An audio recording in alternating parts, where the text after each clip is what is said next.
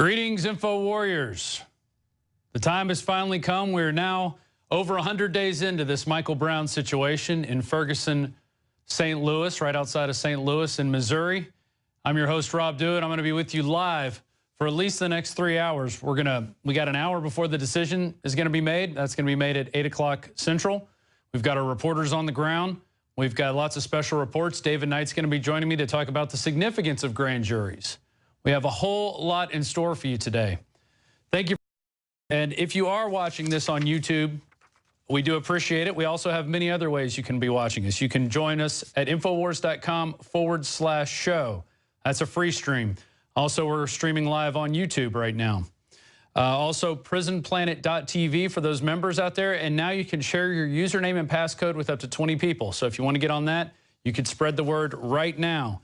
We'll also be streaming on ustream.tv, Real Alex Jones and Alex Jones Live. Those will be feeds directly on the ground for our two reporters, Jakari Jackson and Joe Biggs, and we're going to go to them in a second. And we do appreciate all of you out there who are prisonplanet.tv members. It's your support that helps us get the reporters out there, helps us pay for the crew back here, and especially doing these live presentations, which right now we are live. As I am speaking, it's going through the series of tubes that make up the internet out to you, wherever you may be, across the country, even across the world. And like I said, now we're over 100 days into this Michael Brown situation. What will the grand jury say? The announcement's going to be made. Earlier today, the governor came out and appealed for calm. And one thing that's very interesting, watching all the networks, CNN, Fox, they were all saying the same thing. This is very weird that they're waiting till 8 p.m. to make this announcement. It's already dark there now in Ferguson. In fact, why don't you guys cue up one of the live shots and just show people a preview of what is out there now. The people are gathering at the Ferguson police station. We have people gathering in all corners of the area. There's a shot of Joe Biggs. We're going to go to him in 1 second. If you look on the Drudge Report, there's a lot of articles today about what's going on in Ferguson. So the nation waits Ferguson decision, 8 p.m. tonight. Stores close ahead of announcement. Tensions are rising, and people are turning to churches for safe houses. There's a lot going on. Earlier today, Joe Biggs filed a report where they stopped at a Quick Trip. This is a quick 1-minute report, and we're going to be back right after this as soon as we go to this report. But just showing you that businesses are boarding up. They are expecting the worst, and we go now to that report. I'm Joe Biggs with INFOWARS.com, standing right outside of Ferguson, Missouri on North Hanley Road. Now, this Quick Trip right here, you can see they are starting to board the windows up. They are preparing for the worst. Just a couple hours ago, the grand jury came to the decision, and we're supposed to know at 8 p.m. tonight whether or not Officer Wilson will be indicted on the charges of killing Mike Brown. So continue watching our reports. We're going to be out here tonight live streaming as well. Make sure you're going to the Real Alex Jones Ustream and the Alex Jones Live Ustream. Jakari Jackson and I will be bringing you live updates. Go to the Twitter account, go to our Infowars.com website, and then make sure you check in with the nightly news as well. Once again, I'm Joe Biggs with Infowars.com in Ferguson, Missouri. All right, so businesses are boarding up, just as they said on the Drudge Report and other news outlets out there. And there you have it. Our reporters are out in the field. We've got all kinds of reports they've been filing. They've been there for over a week now. I'm sure they are exhausted from all the work they've put in. And we're going to go to Joe Biggs if he's ready, if he's there. I'm looking over to the side. If you're wondering, we actually have him on the giant screen right next to me where you can see, I think, is this our Ustream guys right here? Yeah, this is our Ustream, and we're using a really expensive piece of equipment called a Teradek to stream it out live to people. But now, Joe, can you hear me out there? Rob, dude, how are you doing tonight? I'm doing good. I'm sure you guys are cold out there. What is the mood? How is the crowd acting at this point? Tensions are high, as you could expect right now. You know, the governor came out earlier today, and basically the way he described everything was everyone's pretty much bracing for the worst. And like you saw earlier, I followed that report about the Quick Trip. That is only maybe 4 or 5 minutes outside of where the last one was burnt. Also, I spoke to an employee who worked at the Justice Center in downtown Clayton today. She was walking to work in regular attire with a bag with work clothes. She was told that they're not allowed to go into work with their uniforms on and or leave, and told to bring supplies because they could be locked up in there for the next few days.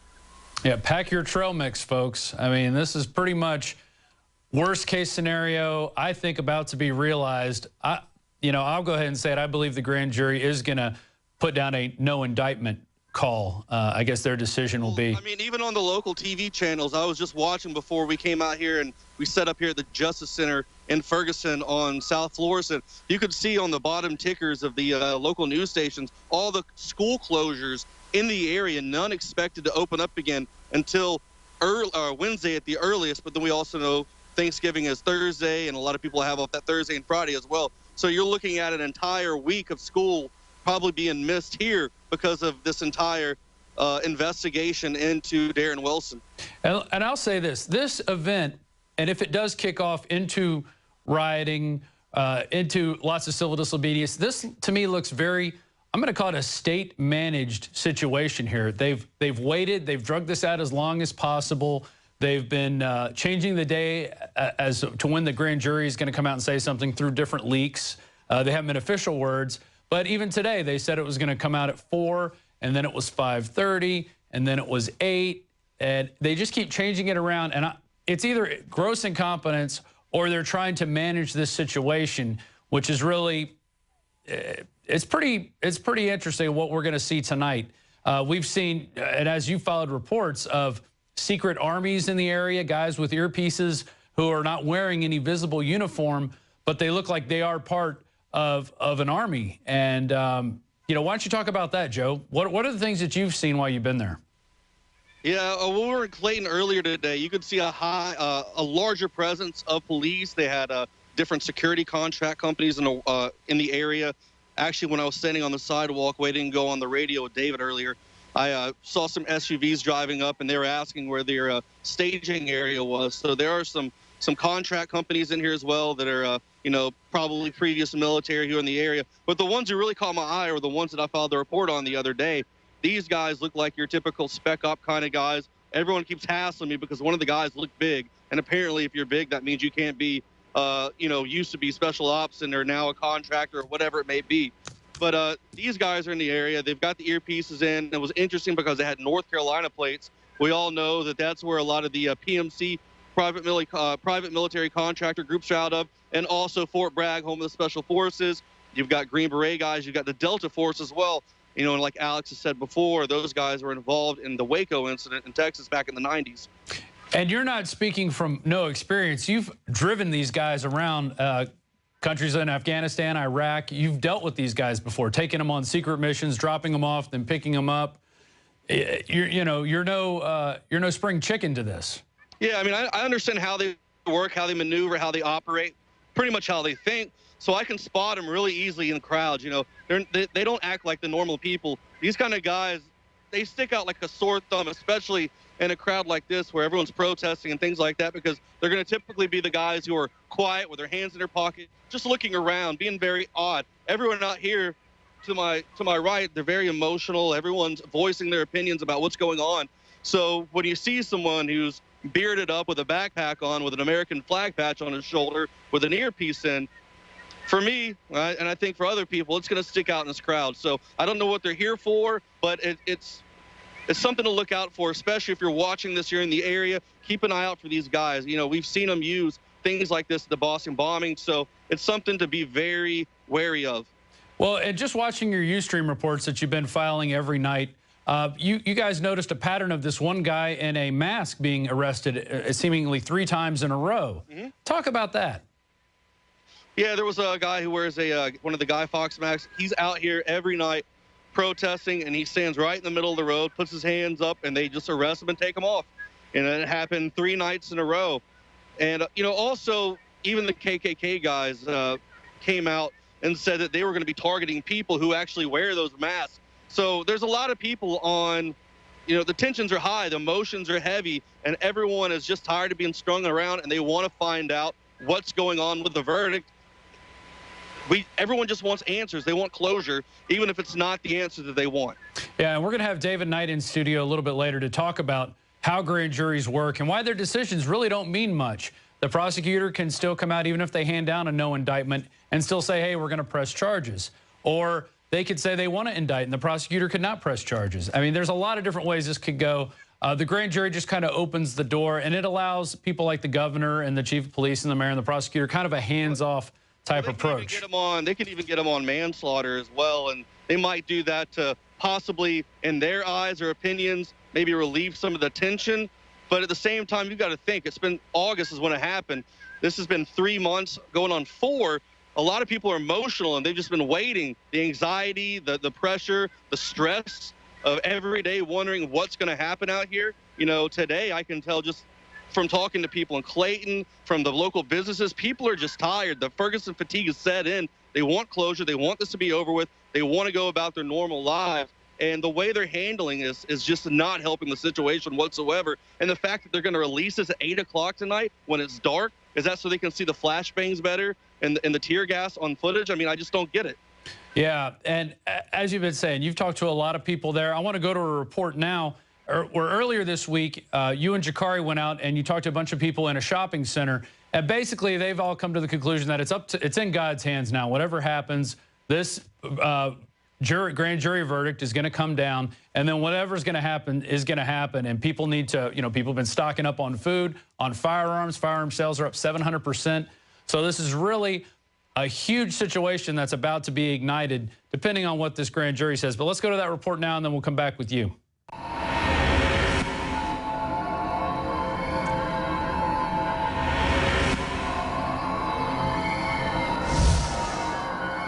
Jakari Jackson reporting for INFOWARS.com. We're once again in Ferguson, Missouri, and we want to talk to the locals and find out what they think about the coming verdict. What's going to happen with Officer Darren Wilson? Will he be indicted? Will he not be indicted? And what do they think is going to happen after that? We've seen a lot of talk, a lot of chatter about potential riots, looting, things of that nature. Thus far, I will say Ferguson, Missouri seems to be rather a ghost town. Let's talk to the people and see what they think about this situation. How you doing? Good. What do you think about the Darren Wilson verdict? What do you think is going to happen? Oh, my God. I have no idea. Well, I'm really not sure. I'm just hope that justice will be served. I think that when you do a crime, you should be punished for it. And we asked people what they think is going to happen with the Darren Wilson verdict. Do you ladies have any opinion on that? No? What do you think is going to happen with this Darren Wilson verdict? Nothing over here. You don't think so? Maybe in Clayton. Man, I just hope it don't be no riots, though. Right. Because we need these businesses out here, to keep it flowing, so. So what do you think? What did you think last time when they had the riots and the looting and all that? It was bad, man, because people couldn't even come outside, go to the stores or work or anything like that. So I just basically tell the young people, man, just fall back and let God take care of this, Not afraid of anything. We know people here, so we're all, pray to the good Lord, too, that everything turns out well. That's good. Yeah. I'm just praying God be with us and God be with St. Louis, you know what I'm saying? And we've seen a lot of stoking of racial division, and most recently the Klan has even threatened to come out here to the city of Ferguson, Missouri. Oh, my God. That is just too much. Are you kidding me? That's what they're saying. Okay, so we got to get geared up then. Overland is actually the Klan headquarters, for what I understand, for St. Louis, and that's not 10 minutes away from us down the highway. Basically, I worked in Westport where the Klan was passing out papers, asking people to join. I mean, to me, a white organization that's trying to recruit members is no different than a black organization trying to recruit members. If you got your beliefs, you hate this race for whatever reason, the black people over here hate that race for whatever reason. It's really a lot of ignorance in Missouri due to lack of education. We were separated. Blacks fear to go into West County, South County, and whites fear to go into North City, and everybody's divided already, and we already know. So basically, the Klan showing themselves is no different than what we're already dealing with anyway, with the separation we have in St. Louis. And we've seen an increase in firearm sales. Some local gun stores are reporting a 300% increase in sales. Nothing about that. I don't know nothing about that. I mean, yeah, everybody armed out here because they scared, and I don't blame them for doing it, because if I had a business or my house, I won't want nobody taking, taking my stuff. You know? So I feel, you know, I give all props to them peoples.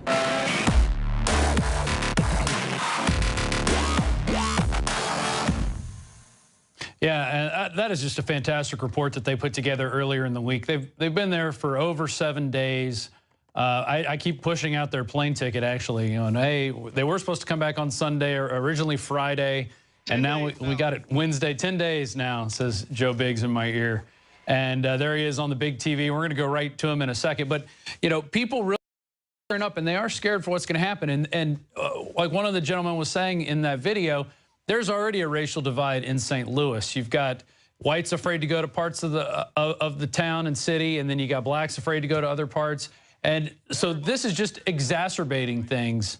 And Joe, have you guys run into any of the new Black Panthers that are supposedly up there? Have you run into any of those types of folks?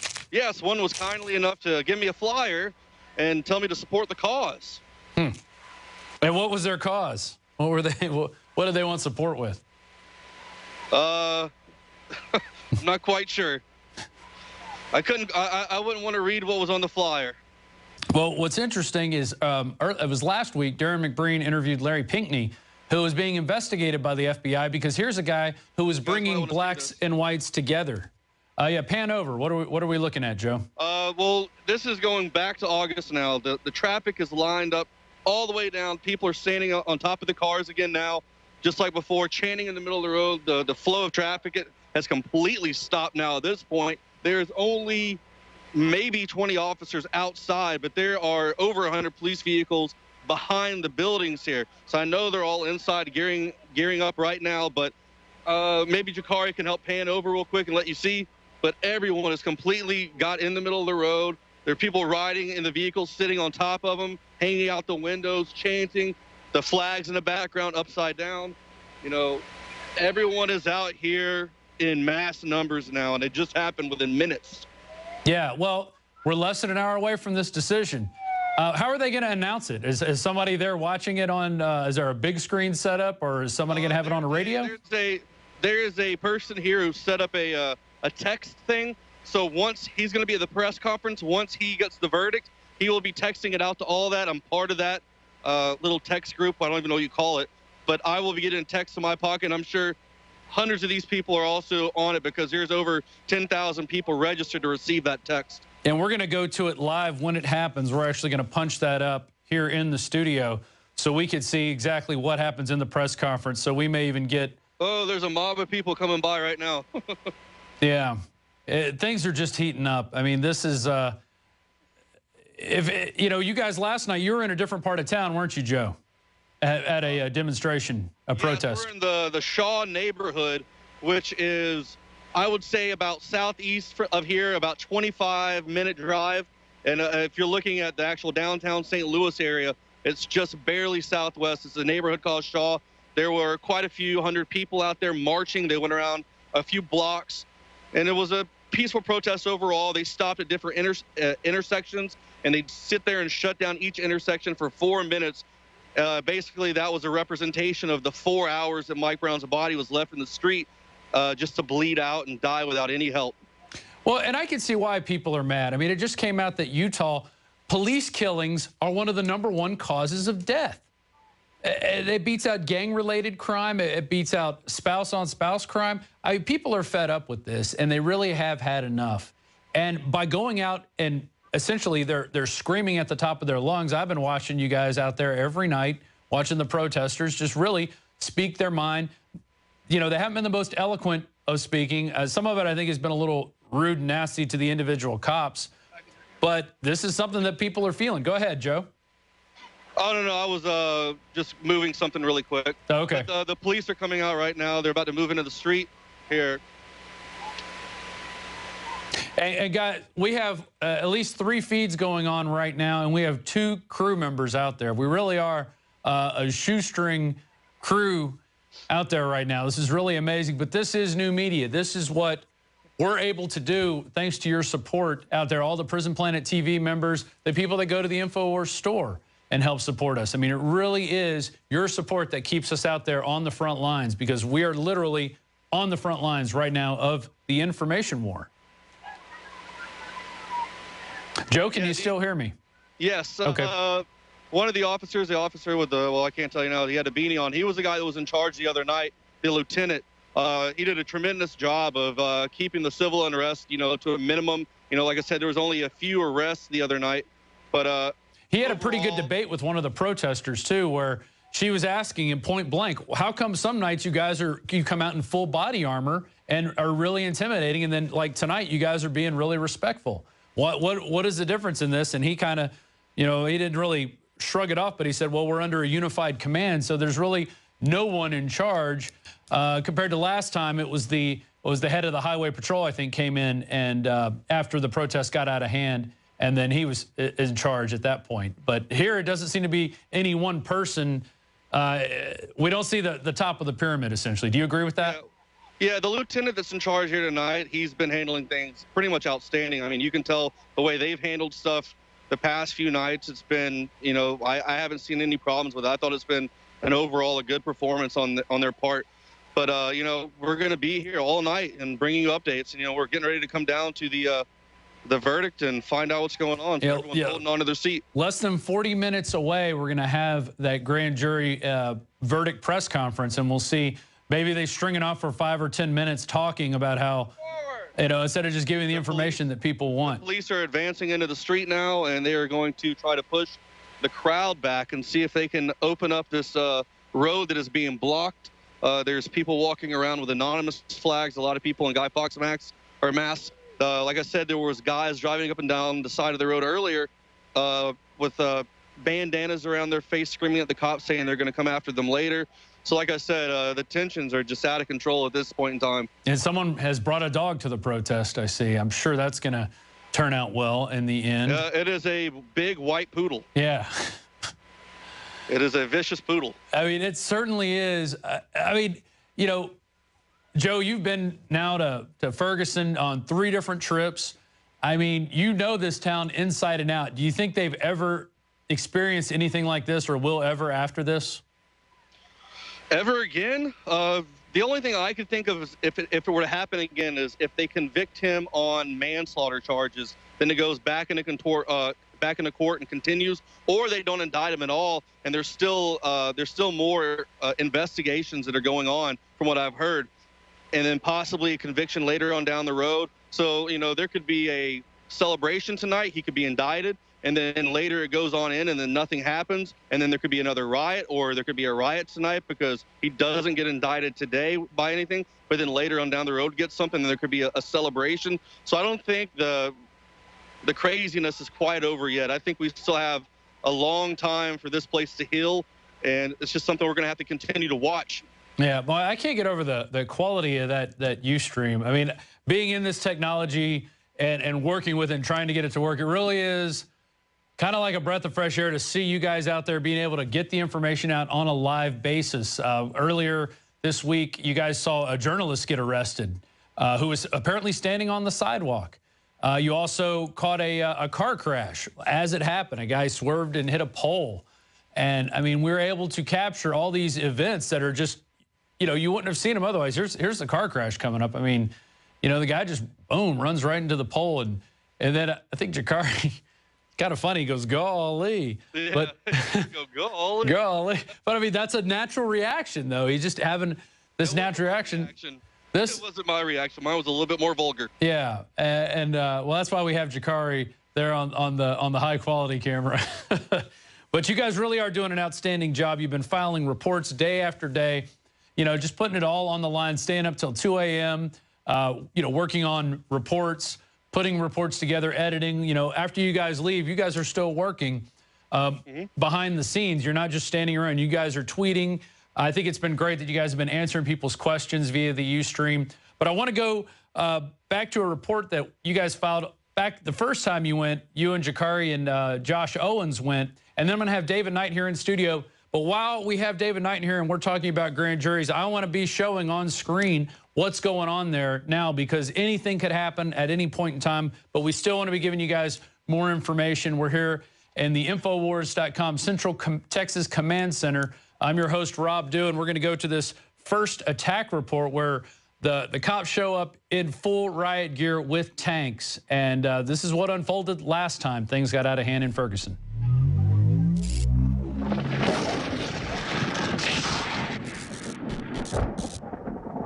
You are no longer peacefully assembling. You must leave, return to your vehicles, return to your homes. You will be subject to arrest if you fail to comply. You cannot be in the street. You are not peacefully assembling anymore. You must leave to your vehicles, leave to your homes immediately.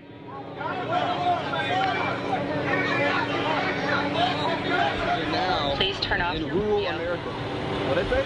I think they say please turn off your video. That's what it sounded like to me. Did they just tell us to turn off, stop filming? I think that's what they said, honestly. It sounded like this now they told us to turn off our recording. Trapping everybody in? They tried to. Front line of the InfoWars, Joe Biggs, Jakari Jackson, Josh Owens, the front line as they advance on it. That is really hurting my ears though.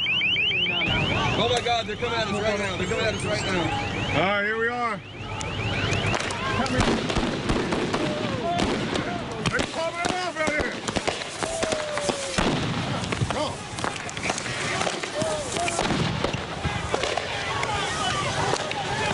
That's a very peaceful solution, officer. All right. Jakari Jackson, INFOWARS.com. They're popping off the smoke. Explosion. Going back. Going back. Back.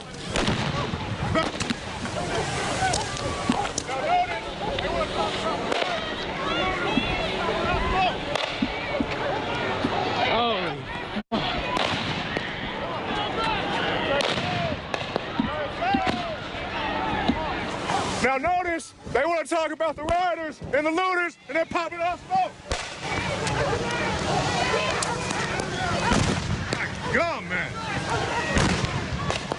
Get cover. Everybody get some cover. Oh.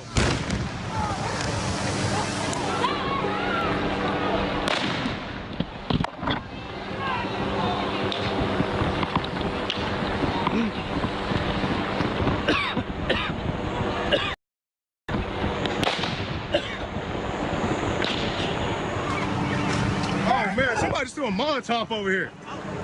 I'm gonna get back from that. Bro, they're the ones burning it down. You ain't gotta do it for them. Whoever did that, man, don't do all that. Don't burn down your own freaking neighborhood. They popping smoke over here. Bro, don't quit. Bro, quit. Stop. Bro, quit. Man. For? Why are you gonna burn down somebody else's house? What is that?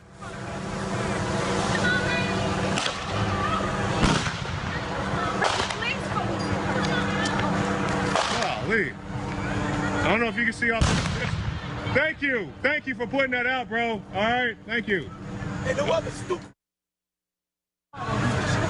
Golly. All right, so somebody lit a fire, but this dude put it out. Good look, bro. Good luck. Because I don't want us to get the wrong image. That's right. Because they burning it down. They don't want to pop in the flashbangs over here. Exactly. Hold up. Okay, once again, Jakari Jackson, InfoWars.com. This will likely be my last broadcast of the night. My phone's about to die, and they're shooting stuff at us. Come on, baby. Come on. Come on. InfoWars.com. The guys are coming in the trucks. They come in the flank.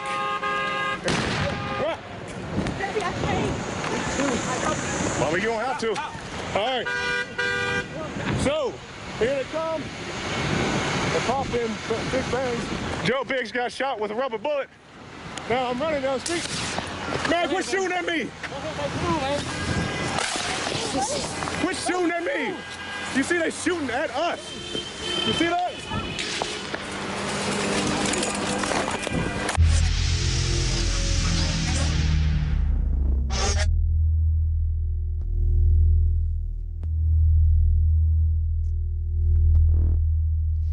So that is not what's going on now. That was a report that they filed, that the crew filed, Josh Owens, Jakari Jackson, and Joe Biggs. They filed in St. Louis and Ferguson the first time they were there, pretty much when nobody was there. There was hardly any media, except for there was a local guy live streaming as well, but really a small media presence. INFOWARS went there, put it on the map, and then all of a sudden, everybody was there joining in on essentially the hysteria and madness that's going on right there. But we were there to document it from the beginning.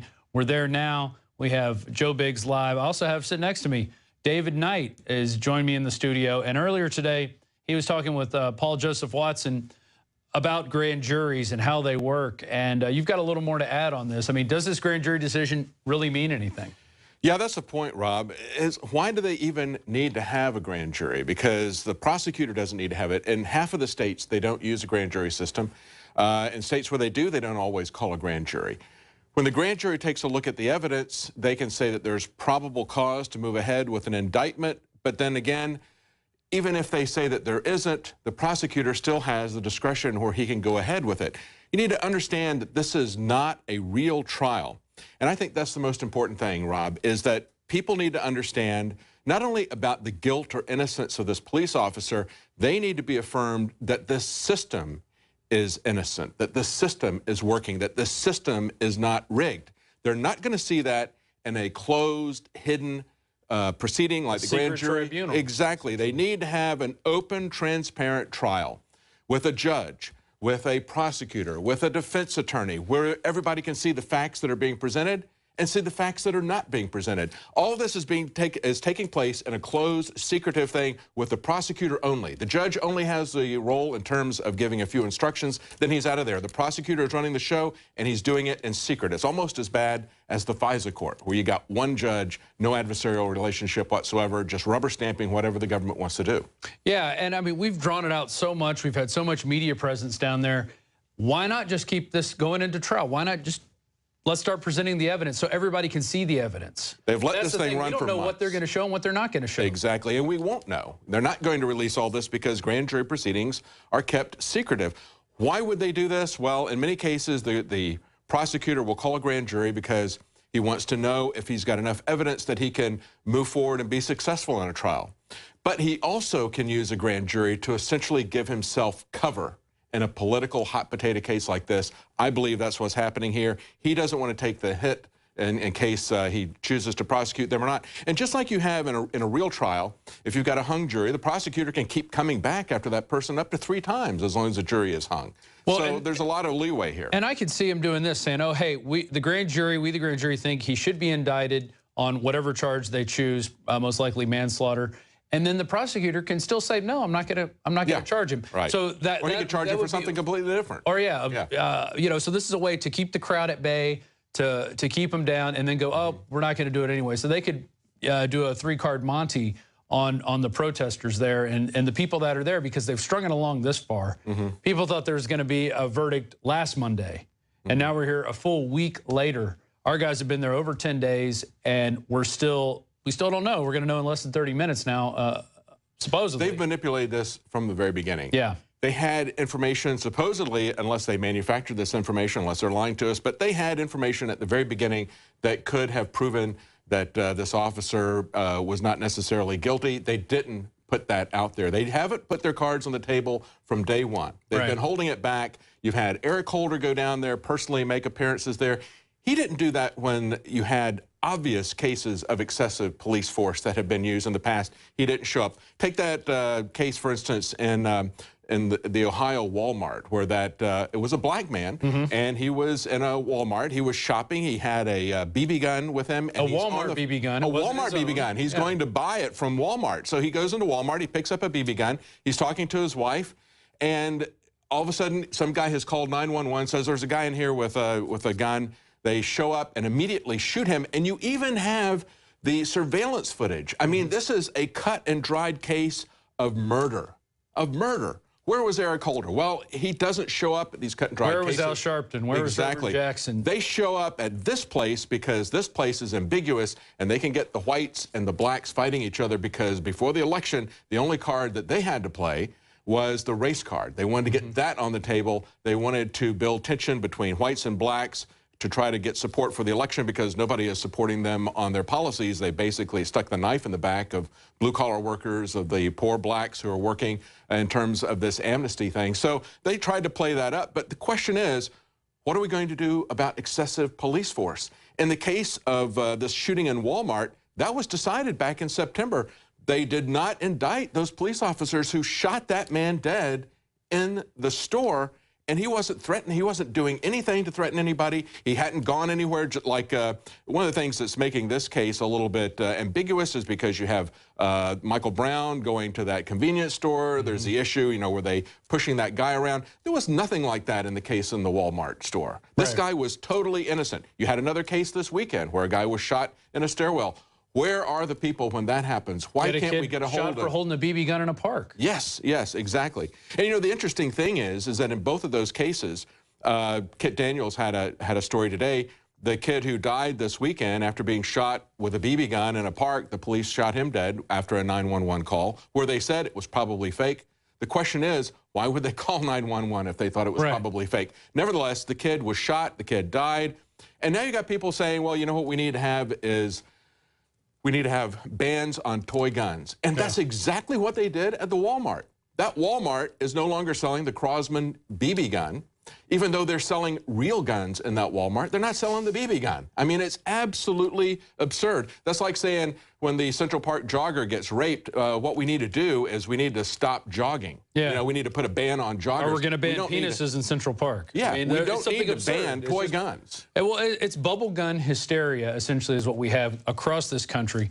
A kid does this. I was covering it last week. He went pew, pew, with a ray gun, a fake ray gun with his finger, and he gets suspended. He's in the lunch line messing around with some friends. Meanwhile, the police who are shooting people dead on the streets, who are shooting first, who are emptying their guns, they're not even doing what Frank Serpico said. He said in his day they would shoot twice, reassess the situation. If they thought that it was justified to shoot. Empty the clip. They empty the clip. They shoot first and they keep shooting until they're out of ammunition, and nothing happens to them. Meanwhile, like she said, if you just point a finger, a kid points a finger at somebody and goes bang, bang, he's in a lot of trouble. But the police never get in trouble, even when they're killing people. Yeah, or killing dogs. I mean, puppycide. That's now part of the vocabulary, puppycide. We got one officer in New York that by himself over a period of 3 years, has killed 25 dogs in Buffalo, not New York City. In Buffalo, he's killed 25. The department's killed over 90 dogs in that same period. It's absolutely out of control, and the question is, what are we going to do to get control of it? Of course,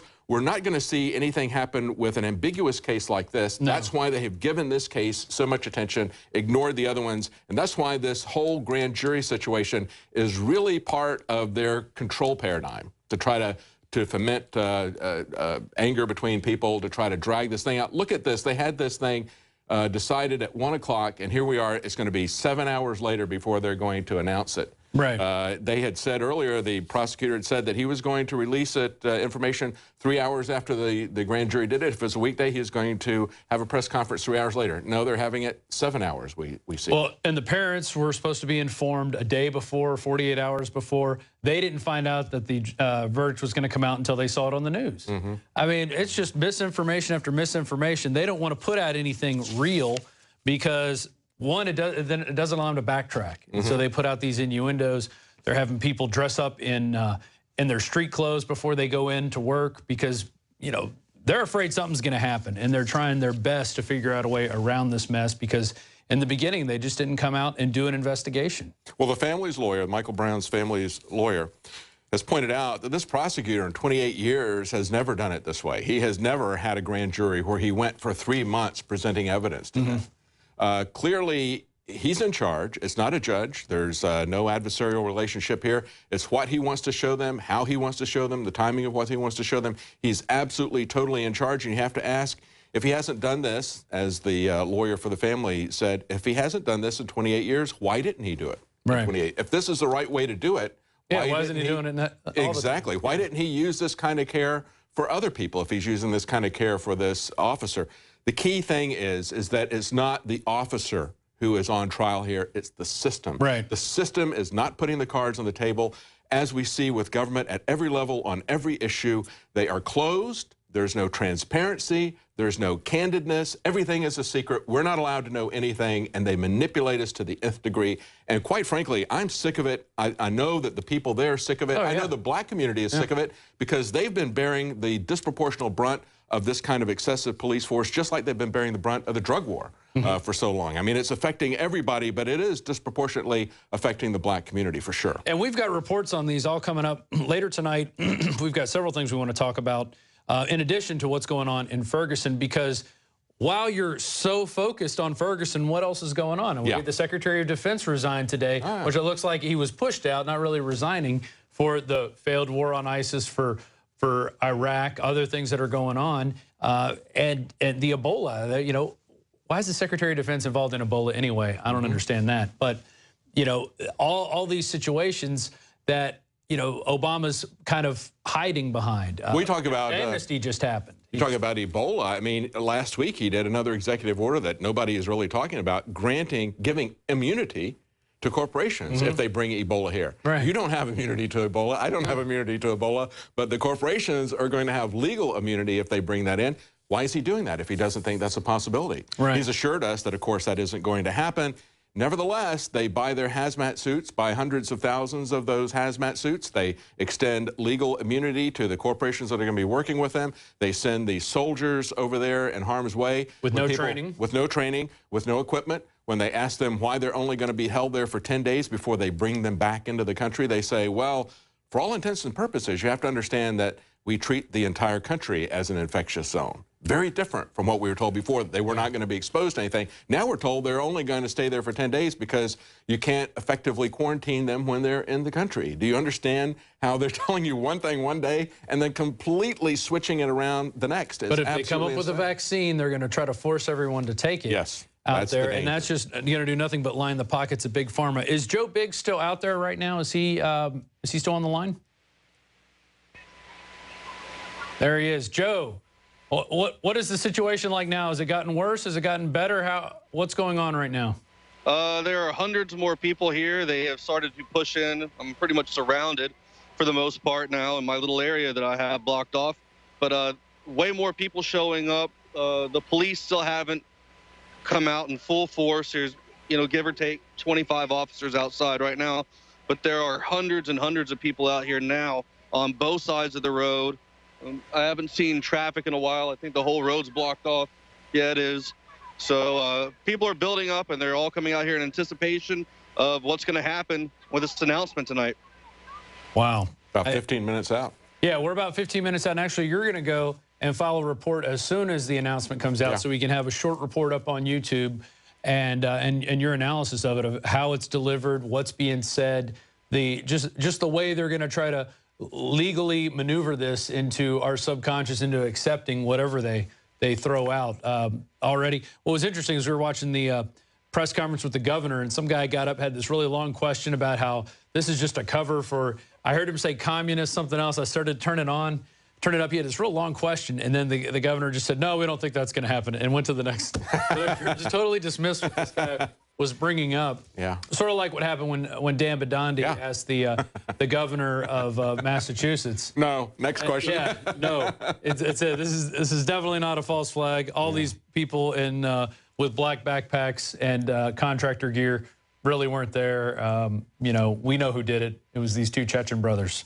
Well, you know, if they come out and they don't give an indictment to him, I don't know what's going to happen here, but I do know that in Ohio, with the case of the 22-year-old father who was shot dead in the Walmart holding a BB gun that he was going to be buying from Walmart, even though they did not return an indictment, we see that there have been constant demonstrations after the fact now. We're now 2 months later, and Anonymous, as I covered earlier today on the radio program, Anonymous is very active there. You've also had people with open carry, because what they're saying in Walmart is like, well, if somebody's going to buy a BB gun now, we will, they'll have to ask us for it, and we will take it up to the front of the store and give it to them. So presumably you could then walk outside and get shot so that you're not going to get shot in the store. I mean, it should not be a crime to be holding a gun. The guy was not doing anything that was threatening anybody with a gun. And the guy who called 911 and lied about that, and then lied to this guy. Yeah, what's happening to him? He lied about that. He got this man killed. There was actually somebody else who died, had a heart attack,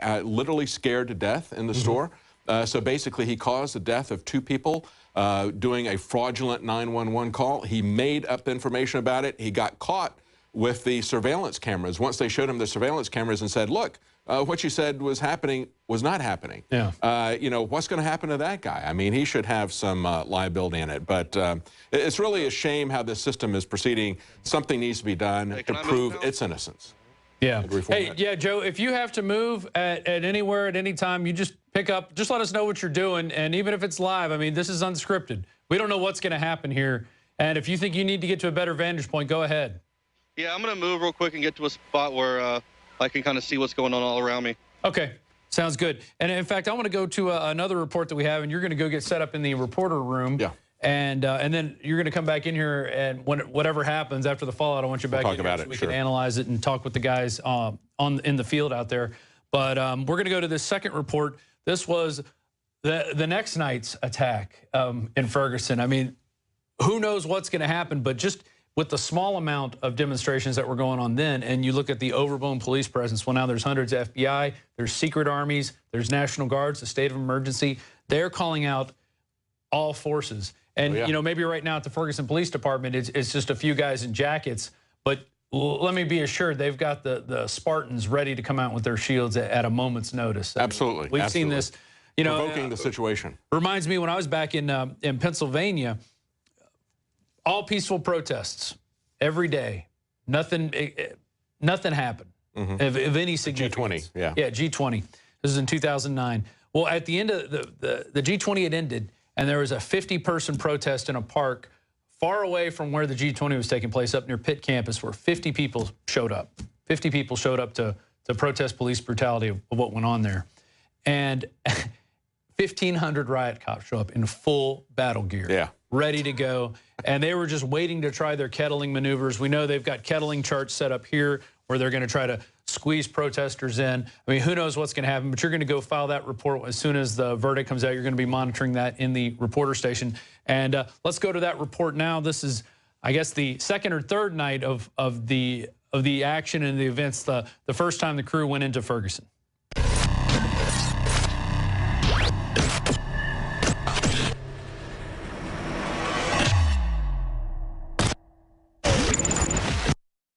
All right, it's Saturday night at 11:57 p.m. In 3 minutes, curfew will be in effect in Ferguson, Missouri. As you can see, a strong police presence behind me. We're in the free speech zone.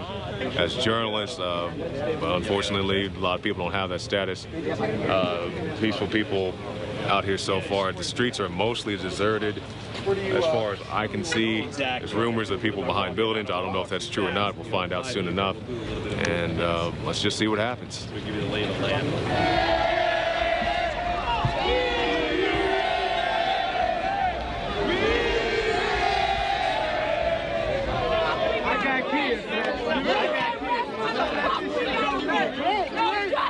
No curfew! No justice! No curfew! No justice! No curfew! No justice! No curfew! No justice! No curfew! No justice! No curfew! Jail right now. This is the police department. You are violating the state-imposed curfew. You must continue to disperse peacefully, or you will be subject to arrest and/or other actions.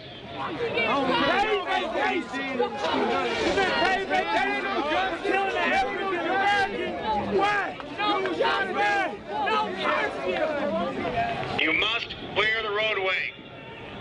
You are violating the state-imposed curfew. You must disperse the area immediately. You are in violation of the state-imposed curfew. You are subject to arrest and his continued actions. You must leave immediately. Oh, here we go. That's going down. Oh, that's going right on us. Watch out. Yes.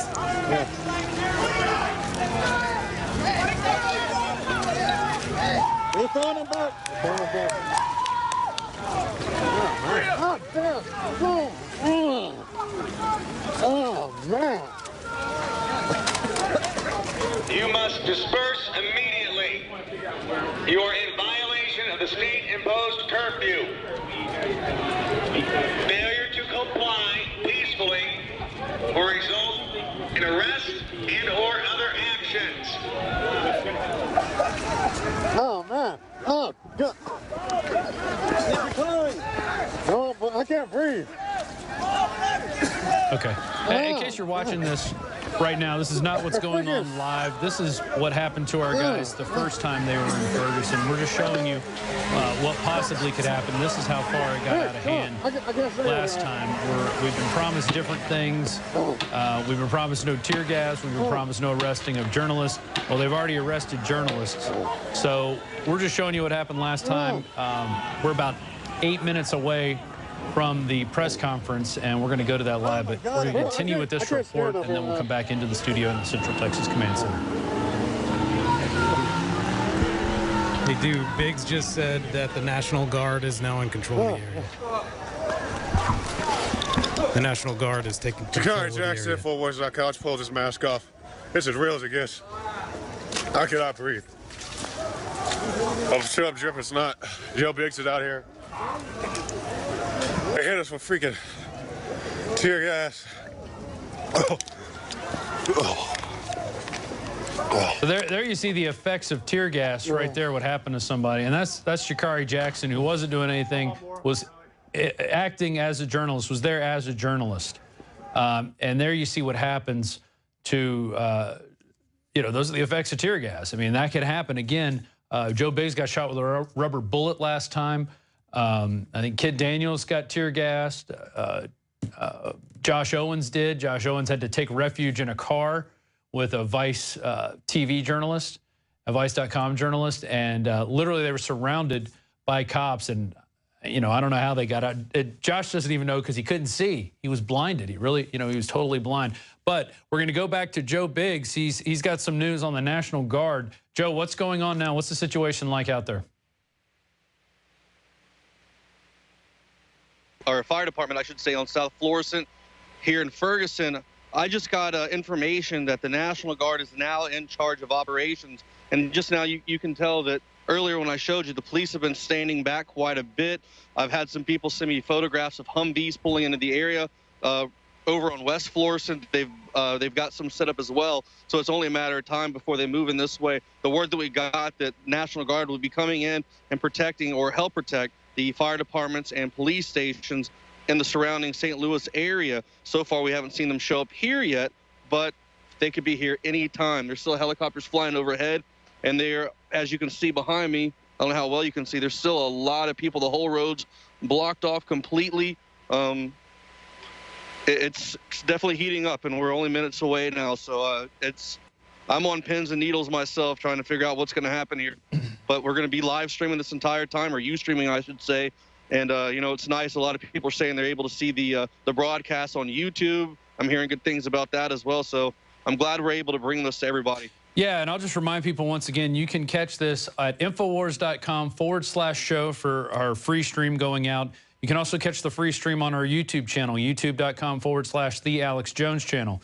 Now, if you're on PrisonPlanet.tv, if you're one of our members, you can share your username and password with up to 20 people. And this is going to happen in perpetuity now. We're not going to go back on that. It used to be 11. Now it's up to 20. So you could call 19 of your friends right now and get them on watching it on Prison Planet TV. Or you could go to YouTube and watch it. Looks like, what do we got? 3,400 people watching right now. Man, that's a lot of people, plus the INFOWARS.com/show. There you can see Joe. He's answered a question from a little bit ago. We're also going to be on Ustream.tv/Real Alex Jones and Alex Jones Live. So we've got plenty of places where we're bringing you the information of what's going to happen. This is really kind of a maiden voyage broadcast for us, coming down to one of these decisions to be able to bring it to you live on the nightly news. Go ahead, Joe. 3 helicopters. There are now 3 helicopters overhead. One that's pretty close, 2 that are staying really far up. But, yeah, everybody's starting to close in. This seems like one of the main spots. I'm not sure what you guys are able to see from Fox or CNN, if they have people in Clayton at all, but this seems like to be the jump-off spot for the verdict to be released, where everybody's going to be either celebrating or not. Yeah, it's amazing to see. to see the stress that these cell networks are going under from everybody streaming. The last few nights, the streams have been crystal clear, not a lot of jitter, but now with everybody in that area, we're getting a lot more jitter, a lot of just difference in what's going on with the signals out there. So you can tell those infrastructure networks are being stressed and pushed to their limit. There's a quick shot of what's going on CNN right now. They're showing an inside shot of the grand jury. There's Anderson CIA Cooper. They've also got, is that Don Lemon probably walking around? He's been out there showing some shots. I saw him today. He showed up earlier today. He was outside. I'm sure he's spewing forth plenty of lies on CNN. Well, that's their job. This is guaranteed you're going to see this as a state-managed situation, whether it becomes a riot. It's only a matter of time before we see another one of these stage actor police officers stage an event where they push Don Lemon or something, or maybe Anderson Cooper, big tappers out here as well. So maybe we'll see one of those staged events again like we did last time. Yeah, and we're about 3 minutes till. If you're looking for some of our older reports, you can go to the Alex Jones channel and watch some of those. We have a playlist of just what the crew has done this past 10 days. And then we've got further reports. If you just do a search on Ferguson and INFOWARS.com, it'll bring up lots of stuff that they've produced in the past. I mean, we really are out there on the front lines trying to get you guys the information. And we've got some amazing stuff we're going to play later once this verdict is announced. We've got 2 reports, one from John Bound, one from Leanne McAdoo. But I don't want to overshadow what's about to be happening. I think you're about to see a historic event where people are all at once in one large location about to receive some information that we haven't really seen since the was announced. I mean, a big case like this where so many people were out, and we saw what happened in those 90s riots. Darren McBreen actually lived through it, not in it, but he was around the area. He could see fires. He was driving down the interstate, and he goes, I remember I looked over and I saw a gas station on fire, and I thought that was funny. And then I saw the one next to it, and then I looked across the highway, and there was another gas station on fire. And that's when it really hit me that something was really going down big time. And it looks like we're at 7:58:30 right now. Thank you for joining us. If you're watching this on YouTube, Prison Planet or Infowars.com/show. We've got the crew in the back. Why don't you give a quick shot of the crew back there in the control room? We've got several of our guys back there. There's CJ, Joe, and Travis, and everyone. We've got Lewis working social media. There's Leanne McAdoo, John Bound, Nico, Marcos Morales, and there's Richard sporting the beard as well. And so we got the full crew in effect. We're here at 8 o'clock. The 3 guys, Richard, Nico, and CJ, have been here since the early morning hours. They've been here running the show while Alex was out. Alex has taken a well-deserved break from all this. He'll be in tomorrow, though, to discuss and analyze all the events. He's been able to watch all this from afar and not be in it. So it'll be really interesting to see his perspective from it. But I really think this is a staged, managed crisis. These guys are a state-managed crisis, I should say. The state is coming in and taking full control of the narrative, or at least they're attempting to. But we're going to be on the ground. We're going to see what's going on. Joe, do you have any final thoughts before we go to this live grand jury decision, I guess, this press conference? Pray for us, please. Yeah, definitely pray. You guys are wearing Infidel body armor. We'll give them a plug. Infidel body armor. You guys have both been wearing it for many nights. You guys have your gas mask. You guys are prepared. Yeah, I'm hoping you don't have to use that tonight. I don't know. I kind of miss the tear gas, you know? Yeah, right. That fresh aroma of just tyranny. We just showed a video of Jakari being affected by the tear gas. He did not look like he was having a good time. How is Jakari? Where's he at right now? He is walking around trying to give you guys some shots to cut away to from time to time while I'm standing over here. He's trying to give you guys a little background footage. But, yeah, he didn't take too well to that tear gas. It was quite funny to watch. I sat there for a few minutes, and I took it about as long as I could. But, you know, this time we're actually prepared from the beginning of the mission all the way to the end. We've got our armor. We've got our phones. We've got our chargers. We've got our gas mask. And we are just ready to broadcast this. And hopefully everybody finds this informative and shares this with everyone else so we can get truth out there about what's really going on. Do you think you've had enough time to prepare being there for 10 days? I don't think there's any way to prepare for the possibilities of what could happen tonight. Yeah. To be quite honest, it's one of those things I'm just like, I feel like I went on combat missions in Afghanistan, just that unknown of what could happen around the next corner, or driving over a pothole and wondering whether or not that'd be the last thing I ever saw before I blew up. So, but other than that, it's peachy. Right. Well, and you know, the weather has played a part in this too. When you guys first got there, it was what, 17 degrees, getting really cold at night. Now it's not as bad, but what's the weather like right now? It's not as windy as it was this afternoon. This afternoon it was, I think it was 31, and it was windy as all get out. I mean, it was horribly frigid. I've actually got on 3 jackets and 3 pairs of pants right now. So I think it's around 30 something, but you know, usually when it gets about 10 o'clock, the temperature starts dropping pretty fast, and by 1 o'clock in the morning, it's just so cold, it's almost unbearable. Wow. 3 pairs of pants. That's amazing. Yep. And some giant winter boots I bought. Yeah. And they're fantastic. Well, the cold definitely makes you prepare. I've been up in Alaska. I've been at Maine in January and December, and let me tell you, there's nothing like frigid cold weather. I've been out in it all. Never in a situation like this though, with this many protesters, this many police, this amount of controlled police state going on around you. That's really an amazing situation, and you've had at least probably what, close to 20 days in this, right? If you count them all up, all your trips. In Ferguson, yeah, I spent 2 weeks, so 14 days. I'm going on 24 now here. Yeah. So almost a month I've spent in Ferguson over the past, you know, few trips here. So it's been interesting.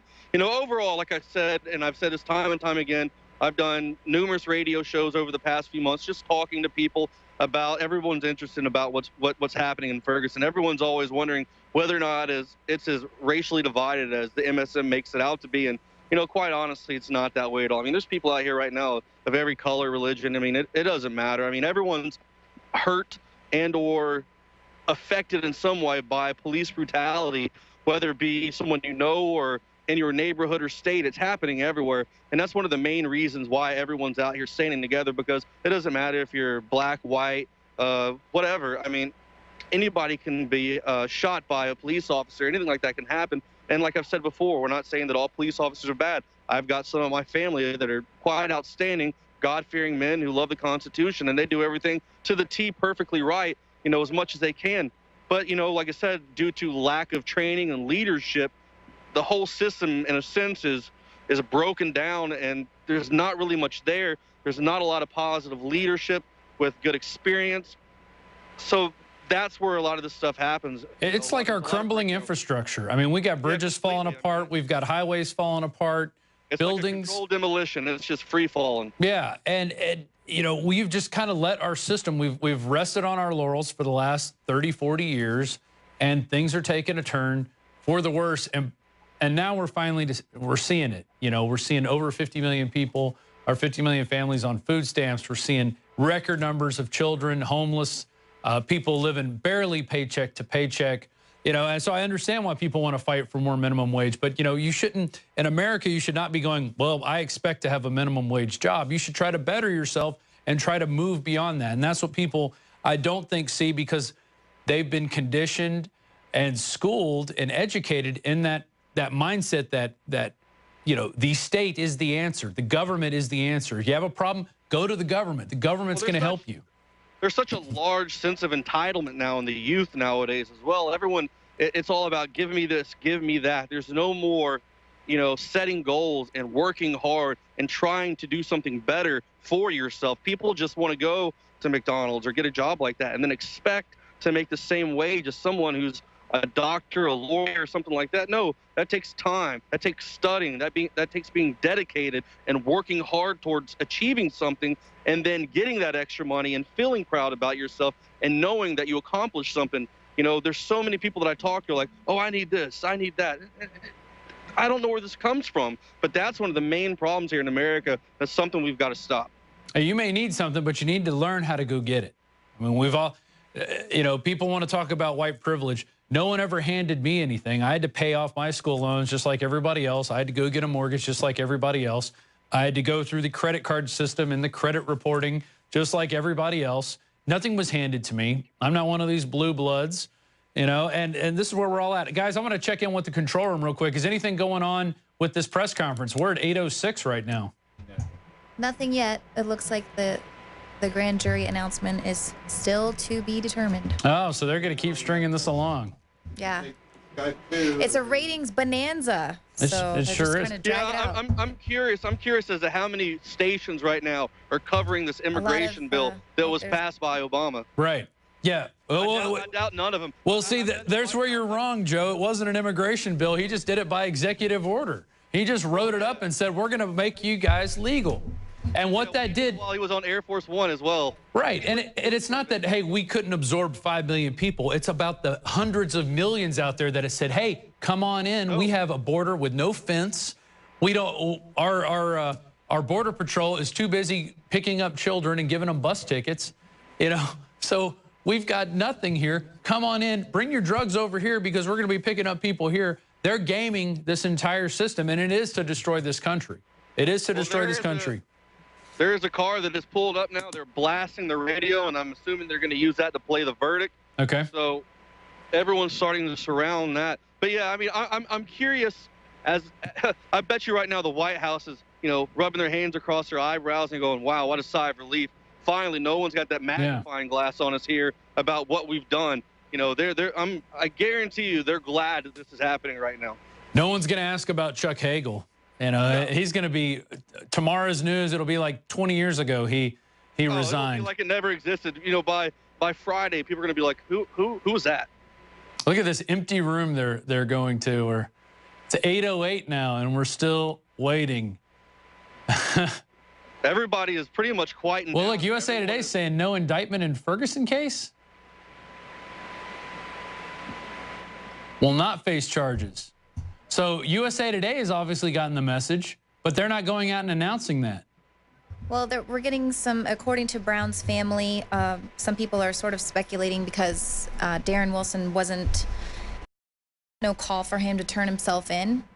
Okay. But now this is breaking that according to the Brown family. So I guess they found out before the rest of the world, which seems like that would have been the appropriate thing to do. So well, and we knew this was going to leak out as soon as it was made to anybody.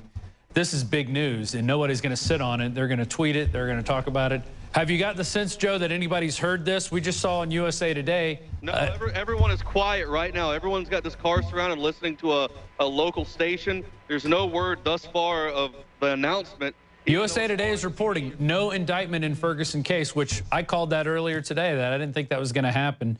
I said that back in August. Right. And even Paul Joseph Watson released a video, The Truth About the Michael Brown Case. He presented his, I think, very well laid out version, which probably has more evidence than what the grand jury has even seen. So that's very interesting. Could you guys print off that article and bring it in to me? That USA Today one, and I'll read it off the air, and I guess we're bringing it to you first before you're hearing it anywhere else, that there will be no grand jury indictment from that end. So the question is, one, how is this crowd going to react to it? I don't think they're going to be too favorable for this decision. And then two, will the prosecutor come back and say, well, we're going to go ahead and charge him anyway? The prosecutor doesn't look like he's doing that because there hasn't been a call for Brown to turn himself in. Or not Brown, Officer Darren Wilson, sorry. But it's very interesting on what's going on now. Joe, it looks like people are still quiet. They have not got the word yet. No, no one's gotten the word here yet, even though it's on TV apparently. Right now, everyone's standing around this car over here, and they're listening. They got the speaker up loud. And no one's come in this room, into this grand jury room, where we have a live CNN feed that we're going to cut to as soon as somebody pops in, I guess, for the official word. But we already know something that we said is going to happen from the beginning. It didn't look like there was enough evidence. But what the people of Ferguson are mad about, they're not just mad about this one murder. They're mad about this on a lot of different levels, and they've been screaming about it since it happened. So over 100 days now of going out in the streets, of yelling. Jakari, yeah.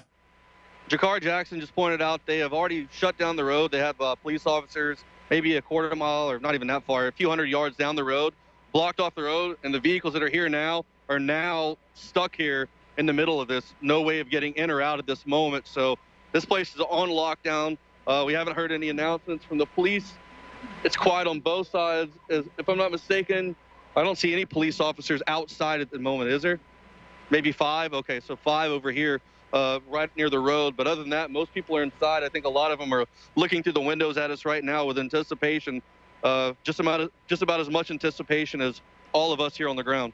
Have you heard any word of what the crowd might do? Anybody saying we're going to do this, we're going to do that? Has it just been quiet on their end? There's someone watching a live stream right now. There's a guy who is apparently brandishing a gun.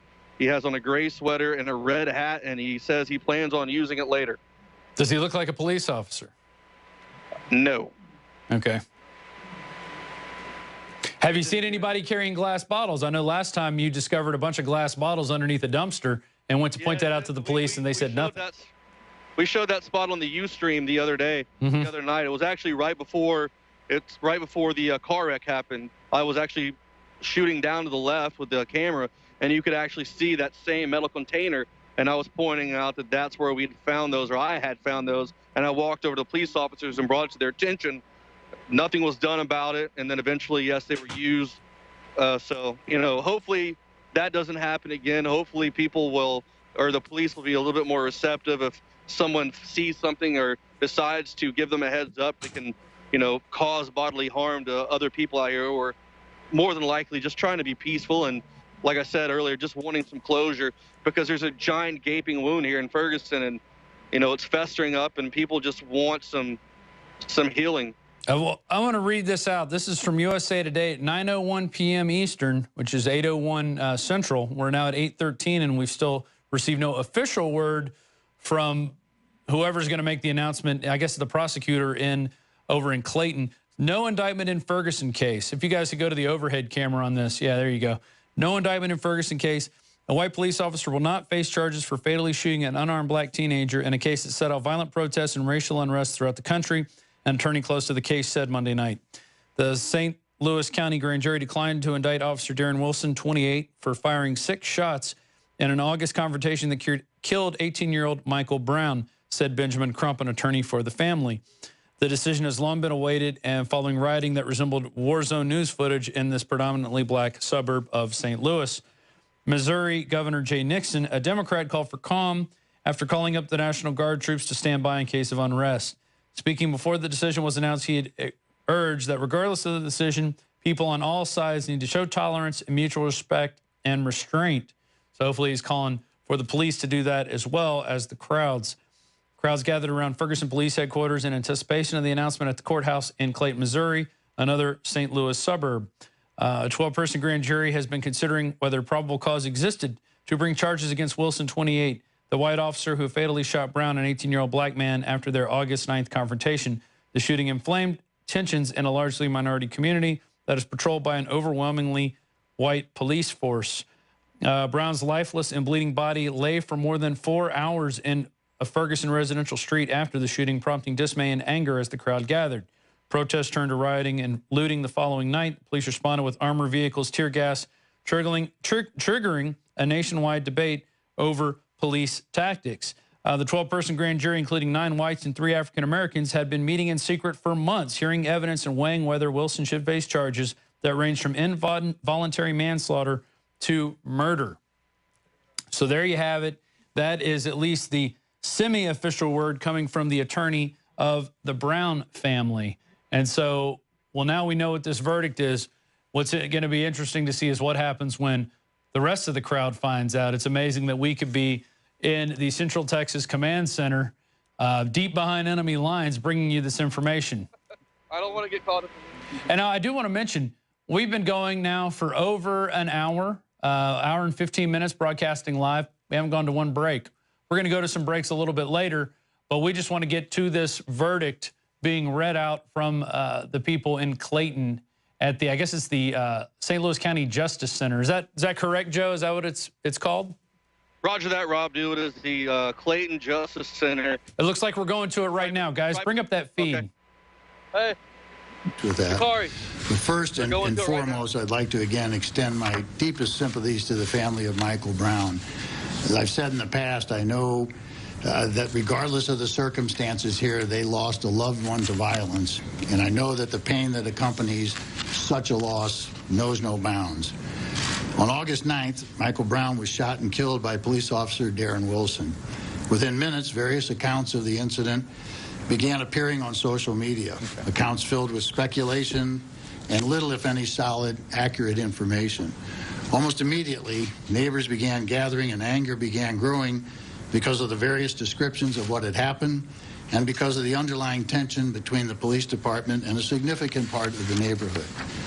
The St. Louis County Police conducted an extensive investigation at the crime scene, at times under very trying circumstances, interrupted at least once by random gunfire. Beginning that day and continuing for the next 3 months, along with the agents of the Federal Bureau of Investigation at the direction of Attorney General Eric Holder, located numerous individuals and gathered additional evidence and information. There it is on Drudge. Fully aware of the unfounded but growing concern in some parts of our community that the investigation and review of this tragic death might not be full and fair, I decided immediately that all of the physical evidence gathered, all people claiming to have witnessed any part or all of the shooting, and any and all other related matters would be presented to the grand jury. Grand juries of 12 members of this community selected by a judge in May of this year, long before this shooting occurred.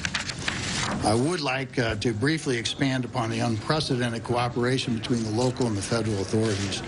When Attorney General Holder first announced the federal investigation just days after the shooting, he pledged that federal investigators would be working with local authorities as closely as possible at every step of the way and would follow the facts wherever they may take us. As General Holder and I both pledged, our separate investigations followed that trail of facts with no preconceived notion of where that journey would take us. Our only goal was that our investigation would be thorough and complete to give the grand jury, the Department of Justice, and ultimately the public all available evidence to make an informed decision. All evidence obtained by federal authorities was immediately shared with St. Louis County investigators. Likewise, all evidence gathered by St. Louis County Police was immediately shared with the federal investigators. Additionally, the Department of Justice conducted its own examination of all the physical evidence and performed its own autopsy. Another autopsy was performed at the request of the Brown family, and all of this information was also shared. Just as importantly, all testimony before the St. Louis County grand jury was immediately provided to the Department of Justice. So although the investigations are separate, both the local and the federal government have all of the same information and evidence. Our investigation and presentation of the evidence to the grand jury in St. Louis County has been completed. The most significant challenge encountered in this investigation has been the 24-hour news cycle and its insatiable appetite for something, for anything, to talk about, following closely behind with the nonstop rumors on social media. I recognize, of course, that the lack of accurate detail surrounding the shooting frustrates the media and the general public and helps breed suspicion among those already distrustful of the system. Yet those closely guarded details, especially about the physical evidence, give law enforcement a yardstick for measuring the truthfulness of witnesses. Eyewitness accounts must always be challenged and compared against the physical evidence. Many witnesses to the shooting of Michael Brown made statements inconsistent with other statements they made and also conflicting with the physical evidence. Some were completely refuted by the physical evidence. As an example, before the results of the private autopsy were released, witnesses on social media, during interviews with the media, and even during questioning by law enforcement, claimed that they saw Officer Wilson stand over Michael Brown and fire many rounds into his back. Others claimed that Officer Wilson shot Mr. Brown in the back as Mr. Brown was running away. However, once the autopsy findings were released showing that Michael Brown had not sustained any wound to the back of his body, no additional witnesses made such a claim, and several witnesses adjusted their stories in subsequent statements. Some even admitted that they did not witness the event at all, but merely repeated what they heard in the neighborhood or others or assumed had happened.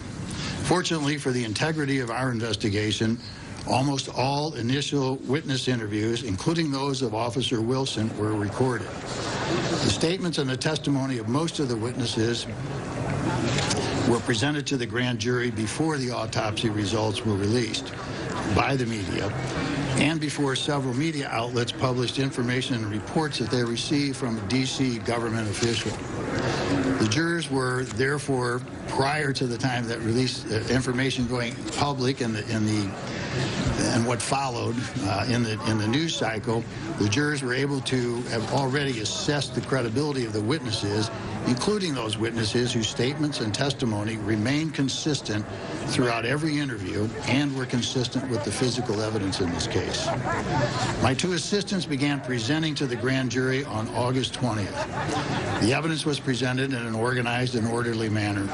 The jurors gave us a schedule of when they could meet. All 12 jurors were present for every session, and all 12 jurors heard every word of testimony and examined every item of evidence. Beginning August 20th and continuing until today, the grand jury worked tirelessly to examine and re-examine all of the testimony of the witnesses and all of the physical evidence. They were extremely engaged in the process, asking questions of every witness, requesting specific witnesses, requesting specific information, and asking for certain physical evidence. They met on 25 separate days in the last 3 months, heard more than 70 hours of testimony from about 60 witnesses, and reviewed hours and hours of recordings of media and law enforcement interviews by many of the witnesses who testified. They heard from 3 medical examiners and experts on blood, DNA, toxicology, firearms, and drug analysis. They examined hundreds of photographs, some of which they asked be taken. They examined various pieces of physical evidence. They were instructed on the law and presented with 5 indictments ranging from murder in the first degree to involuntary manslaughter. Their burden was to determine, based upon all of the evidence, if probable cause exists to believe that a crime was committed and that Darren Wilson is the person who committed that crime. There is no question, of course, that Darren Wilson caused the death of Michael Brown by shooting him, but the inquiry does not end there. The law authorizes a law enforcement officer to use deadly force in certain situations. The law also allows all people to use deadly force to defend themselves in certain situations. So the grand jury considered whether Wilson was the initial aggressor in this case, or whether there was probable cause to believe that Darren Wilson was authorized as a law enforcement officer to use deadly force in this situation, or if he acted in self-defense. I detail this for 2 reasons. First, so that everyone will know that, as promised by me and Attorney General Holder, there was a full investigation and presentation of all evidence and appropriate instruction of law to the jury, to the grand jury. Second, as a caution to those in and out of the media who will pounce on a single sentence or a single witness and decide what should have happened in this case based on that tiny bit of information. The duty of the grand jury is to separate fact from fiction. After a full and impartial and critical examination of all the evidence in the law and decide if that evidence supported the filing of any criminal charges against Darren Wilson. They accepted and completed this monumental responsibility in a conscientious and expeditious manner. It is important to note here and say again that they are the only people who have heard and examined every witness and every piece of evidence. They discussed and debated the evidence among themselves before arriving at their collective decision. After their exhaustive review of the evidence, the grand jury deliberated over 2 days, making their final decision. They determined that no probable cause exists to file any charge against Officer Wilson and returned a no true bill on each of the 5 indictments. The physical and scientific evidence examined by the grand jury, combined with the witness statements supported and substantiated by that physical evidence, tells the accurate and tragic story of what happened. So a very general synopsis of the testimony and the on, physical evidence presented to the grand jury follows. Keep this up, guys. Please note that as I have promised, and then let's go to a shot. If y'all can put me in a split screen with one of our cameras. So the official word has been read out that there will be no indictment after a long explanation from Robert McCullough, who is the prosecutor. And he's given the word. It looks like people are starting to file out. Joe, can you hear me? What's the mood like right now? It looks like people are moving away quickly. Yeah, people are running all over the place. Have you heard any yells or screaming or chanting or anything? Everybody just screamed. Everybody just screamed, and bottles just started flying. Wow. Cars are trying to get out of the area. What's Jakari's? People are screaming and cussing right now, and it's not looking good. Right. And where's Jakari in all this? He's standing right in front of me. Okay. Oh, that's him. Okay.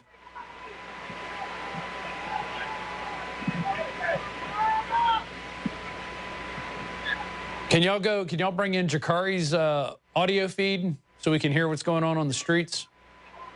It's probably not good for him to get close to anything right now. Okay. He's just got the better audio.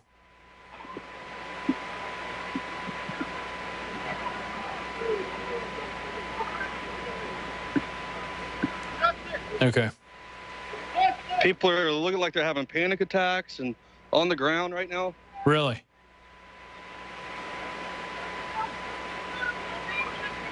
Well, this is live news as it's unfolding. We have our two reporters on the ground there, Jakari Jackson and Joe Biggs. And, cars are speeding off with people hanging out the side. And drove west. There's been, on the police scanner, there's people talking about people in vehicles driving up and down the road with the guns hanging out the side. You can hear glass bottles breaking everywhere right now. Yeah, people are angry. What are those the people with the yellow shirts? Are they observers? Amnesty Now. Okay. Yeah, so those are observers. We saw them last time you guys were there when all the events took place. Have you seen any police presence at this point? Very light, very few. Most of them are staying inside. I saw one guy in full riot gear peek his head out, and then he looked and saw the crowd, and then that didn't last too long. Now people are running towards the police station. Okay, let's pan over and see if we can see what's going on there. Does it look like they're about to vandalize the police station, or? It doesn't look good at all. All the riot police are running up now. Okay. They were standing far back. I couldn't see them. Whoever's got the clearer shot, go to that one. What's Jakari's shot look like? And if y'all could get audio on Jakari, go ahead and try to feed audio into his. Did he get disconnected? Who? Jakari's shot. Ah, okay. People are running up screaming to the police station right now. Well, can you get a little closer without getting in any danger? Officer Wilson. I'll try. At an angle, blocking their path and blocking the flow of traffic. Okay. Y'all can kill the prosecutor's testimony. I think we're done with CNN. So what right now? So we're looking at cop block. Okay, and then where's Biggs at? Looks like he's upside down now. I shouldn't be. No, not you. The other guy. Is anything going on? Are the cops standing out front? Is that what's going on? Tell us what you see, Jeff. Yeah, there's tons of them out there now. Hey, Jakari's recording this on video, right? I'm pretty sure. Make sure he's recording. You never know, in the heat of the moment, he might have forgotten. I don't know where he went. He took off as soon as everybody started running towards the police station. Okay. Well, hey, as soon as Jakari's line comes back, you guys sync back into him as well. Or maybe somebody text him, see if he can restart it. Sometimes it takes that. I'm sure there's a lot of tweets going out now. Hey, we're trying to get Jakari's feed back up. We haven't been able to establish a good connection just yet. Okay. Do we But have I'm sure. We have another, we also have the iPhone Ustreams. Joe, you're still with us on Skype. Do you also have Ustream going, or are you just on your Skype? I just have this one phone. Okay. Here's your car. Somebody just kicked in a window to a business, apparently. Is that what they said? Which one? Someone just kicked in the glass to the Jackson Hewitt Tax Service. It's the, hold on. This phone keeps sliding off. See that white sign right here? Right. That's Jackson Hewitt Tax Service. The window has just been knocked out. Okay. Hey, is Jakari recording right now? Jakari, are you recording with the camera as well? He said yes. Okay. Back over here. If you want to say hello to Jakari. Hey, Jakari. All right. Getting my stuff all together. You can join us on Alex Jones Live. My feed keeps cutting in and out because of the massive bandwidth out here, but I'm doing the best I can. So I thank everybody for joining me on Alex Jones Live, as well as on the InfoWars Nightly News. So this is the verdict being announced. Yeah, you can see the riot cops over there. You guys probably can't see. I'm sorry on the InfoWars Nightly News. But yeah, we're ready to see what's going to happen. They have the cops out here, and they have the streets blocked off. Some people are leaving, but a good amount of people are staying. Yeah.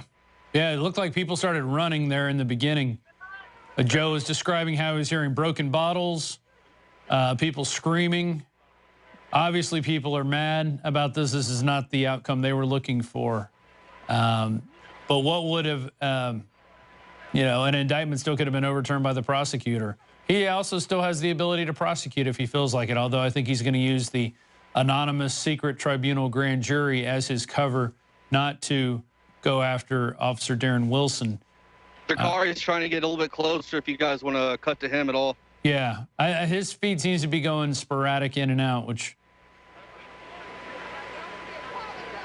Well, in a minute, whenever you guys want me to, I'm going to try to break this tripod down. Okay. Go mobile with a Skype and walk around.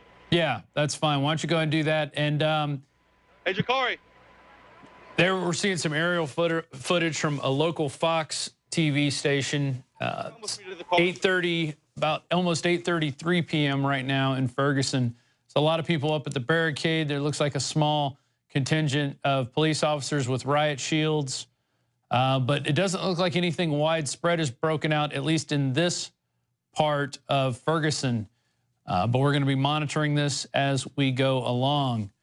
Obviously, we have both our guys on the ground. They're going to be Ustreaming later after we break here from the live portion of the show.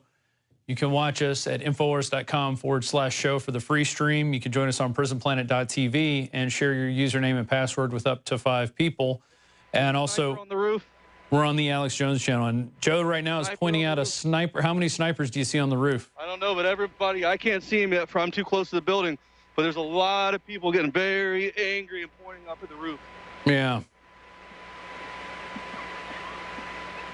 And that's the roof of the fire station right there in Ferguson. What street are you on right now? What street is this? South Florissant. South Florissant. So just, and as in terms of the quick trip where all the protests originally kicked off, how far is that from where you're standing? Maybe 2.5, 3 miles, if that. Okay. Quick 5-minute trip. Yeah. Now, are you guys able to get out in your vehicle, or are you blocked inside the blocked off area? We picked a spot further down. Okay. And if you guys can cut our feed real quick so no one knows where we're at. Yeah. Are you guys going back to your car? Yeah, I'm going to take this tripod and put it up so I can be a little bit more mobile. Okay. And not have as much stuff so I can stay live with you guys on Skype. Sure. Also, if you could run your, someone could run the other phone on Ustream just so we can. We don't have a way to hook all that together. Oh, you don't? Okay. No, I'm going to have to run Skype for now, and then when we're done, I'll go to Ustream. Okay, gotcha. All right, well, we'll check back in with those guys in just a second. We've got more going on here. Man, obviously, this is not the outcome people were looking for, especially the protesters there. But as we pointed out weeks ago, it didn't look like there was enough evidence to indict Darren Wilson. If you guys want to bring up the Alex Jones channel real quick, we can go down to Paul Watson's playlist, and he's got the truth about the Michael Brown killing. I think it's called The Truth of the Michael Brown Killing, but I'm not sure. If y'all could bring that up, we could look at it real quick. It's on the Alex Jones channel. And he really lays out the evidence. Just scroll down to the Paul Joseph Watson playlist. No, just scroll. Keep going. Got a lot of videos on this, hooked up in this channel. There's The Truth About the Michael Brown Shooting. That one right there. So, and there in 8 minutes, he lays out why people are not going to get the outcome that they just saw. And in fact, if you guys can cue that up, can y'all cue that up with audio, or is that something, or did y'all download that? We've dedicated the audio to the live feeds. Okay. So we can do it. We just got to give us a second. Yeah. Okay. Well, in the meantime, going back to this discontent between people, the different races, and we saw that in the report earlier, where the gentleman was saying the people in the north and east parts of town don't go into the south and west parts of town. The black people don't go down there, and the white people don't come up into their areas. This is a segregated area, but as Joe's pointed out, he's been there almost a month, and he's never felt in danger for his life. In fact, he's become friends with a lot of the residents in the area. So and I think this is a lot of this is tribalism. People distrust one another from a different tribe, so you get that. And it's only when you realize, hey, we drink water, we eat food, we like music, that those barriers start to break down.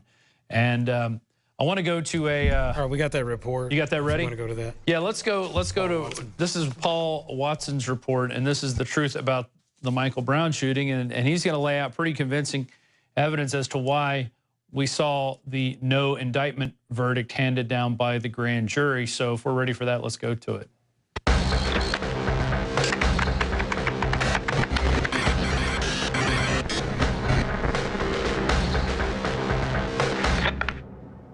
Who are the real racists to emerge out of Ferguson, Missouri, the tragic shooting death of Michael Brown and the subsequent riots?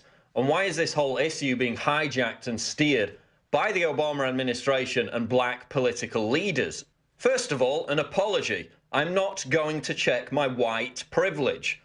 Despite the myriad of glittering opportunities that were afforded to me as a result of my skin colour growing up on a council estate in Northern England, I don't believe that free speech on certain issues should be denied, limited or qualified based on race. Unlike the people who scream white privilege, I'm not a racist. Like Martin Luther King, I believe a person should be judged on the content of their character, not their background or skin colour. What I would point out is the number of articles I have written decrying genuine examples of police brutality being targeted against black people. Now let's get to it. Thousands of Americans, predominantly blacks, but many, many white liberals who have taken the same stance, have concluded that Officer Darren Wilson was guilty of first-degree murder when he shot Michael Brown. And how have they come to this conclusion? Well, it can't be based on the actual evidence behind what happened, which clearly indicates that Wilson acted in self-defense and did not deliberately murder Brown.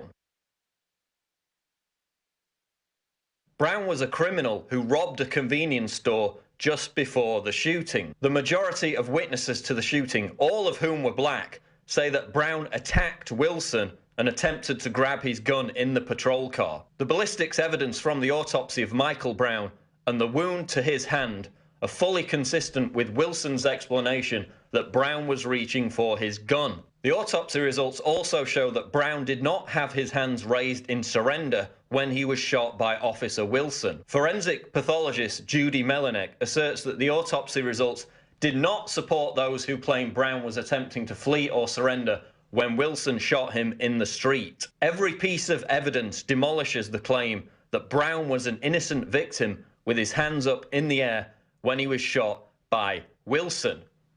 He was not shot because he was black. He was shot because he was assaulting and maybe even attempting to murder Wilson. Given that the evidence clearly shows that Wilson was not guilty of first-degree murder, second-degree murder, or even manslaughter, why have Ferguson protesters and agitators come to this conclusion? And why did they come to this conclusion before any of the evidence was even presented? Well, we know why. Because Michael Brown was black and Officer Wilson was white. And no amount of hard evidence is going to dissuade them from that narrative. They've already determined Wilson's guilt based on the colour of his skin. They've made a racist rush to judgment and then exploited that fallacy in some cases to burn down and loot their own communities. Why won't President Obama come out and say, you know what, Darren Wilson is not guilty, and it's a good thing that he wasn't indicted. It's unfortunate that this young black child was gunned down, but you know whose fault it was? What about his parents? His parents are complaining. They're the ones that raised him. If they had raised him right, he would have had some respect for authority. He wouldn't have robbed this convenience store. He would have listened to the police. He wouldn't have charged the police. Who charges a policeman when they have a gun pointed at you and they're telling you to freeze? Who charges? Who attacks a policeman through his car and starts punching him in the face and tries to take his gun? Not a kid who's raised very well. And in fact, why don't we blame the welfare state, and the poverty in which these kids grow up in, and the war on drugs, and all the things that the government does to create Michael Browns, and all the Michael Browns who are born out of wedlock to women without husbands because of the welfare state. This is not about racism. And Darren Wilson didn't do anything wrong. He was doing his job. But now what are we telling policemen? Hey, you can't protect yourself. You can't shoot a criminal who's trying to kill you, because if they happen to be black, well, then you might end up in jail, or you're going to have to live in hiding for like your whole life, because you're automatically guilty if you're white and you shoot somebody who's black, no matter what the circumstances are. You're a racist and you're a murderer. The grand jury is likely to acquit Officer Darren Wilson based on actual evidence, not the colour of his skin. And even if we don't see more unrest in the aftermath of the verdict, the damage, to a large extent, has already been done. Here's the truth about Ferguson. This is being hijacked by the Obama administration, by the establishment itself, to delegitimize opposition to the genuine problem of police brutality. Why weren't blacks up in arms when Eric Garner, a black man, was choked to death by a white police officer in New York City earlier this summer for the crime of selling cigarettes? Why weren't liberals up in arms when the Albuquerque Police Department gunned down a homeless man, James Boyd, in cold blood? Were there sporadic protests? Well, sure. Was it anything like the sustained unrest that we saw in Ferguson? No way. Despite the fact that, unlike the Michael Brown case, these were flagrant examples of outrageous police brutality. And why is that? Why are the cut and dried cases buried in local media and forgotten about, while the Trayvon Martins and Michael Browns are seized upon as national causes by the mainstream media and by black political leaders? Why is Barack Obama meeting with Ferguson organizers and encouraging them to stay the course? Why is Al Sharpton, the FBI snitch, an alleged cocaine dealer, and Uncle Tom who doesn't give a damn about black people, acting as a conduit for the White House while stirring up resentment in Ferguson?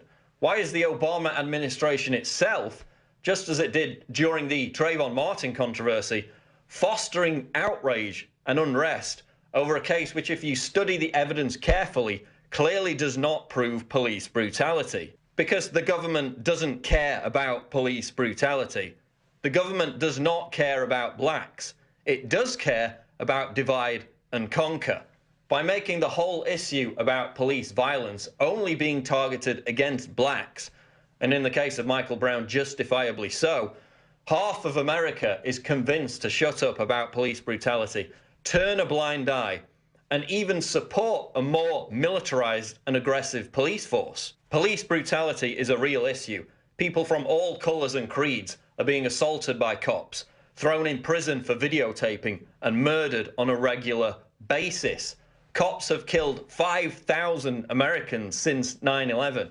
Americans are 8 times more likely to be killed by a police officer than a terrorist. Police departments across the country are being militarized with the aid of Homeland Security grants. The government supports the police state, no matter what president or political party is in office. So when the likes of Barack Obama and Al Sharpton jump on the bandwagon of this cause célèbre, you know that something's amiss. You know that Ferguson is being used to delegitimize and dilute opposition to the genuine problem of police brutality. And that's the truth about Ferguson. Let me know what you think in the comments below. Subscribe to the channel. I'm Paul Joseph Watson reporting for INFOWARS.com. A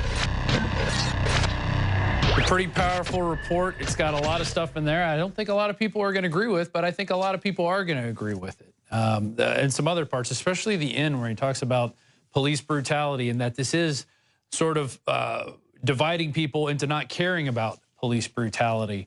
So thank you for joining us. We are now 2 hours and 15 minutes into our live broadcast here in the Central Texas Command Center. I'm your host, Rob Dew. And earlier we had David Knight. We've got Joe Biggs and Jakari Jackson out in the field. Leanne McAdoo's back in the control room. And basically we've had the grand jury verdict. It's no indictment. We kind of expected that for a variety of reasons. And now it looks like Joe's back with us. So we're going to go to him in a second to see what the general mood is out on the street. But yeah, people are from right when he said right when the announcement was made, you could hear people yelling, bottles were being thrown. He got a sense that some stuff was about to kick off. People ran to the police station. The police came out and were standing behind a barricade. Joe, can you hear me now? Are you still there? Roger that. Yeah. So what's going on now? Everybody's pushed up against these barricades. There's some people talking in the crowd, screaming back and forth. The police are out here, as you can see, in their full gear with the shields, face shields on. Maybe 35, 40 officers now that I can see from this angle. There's a squad car pulled up that they'll use more than likely as a bullhorn. There's another large group of police officers down around the side under the season's greetings. So for everyone watching right now, happy holidays from Ferguson. Yeah.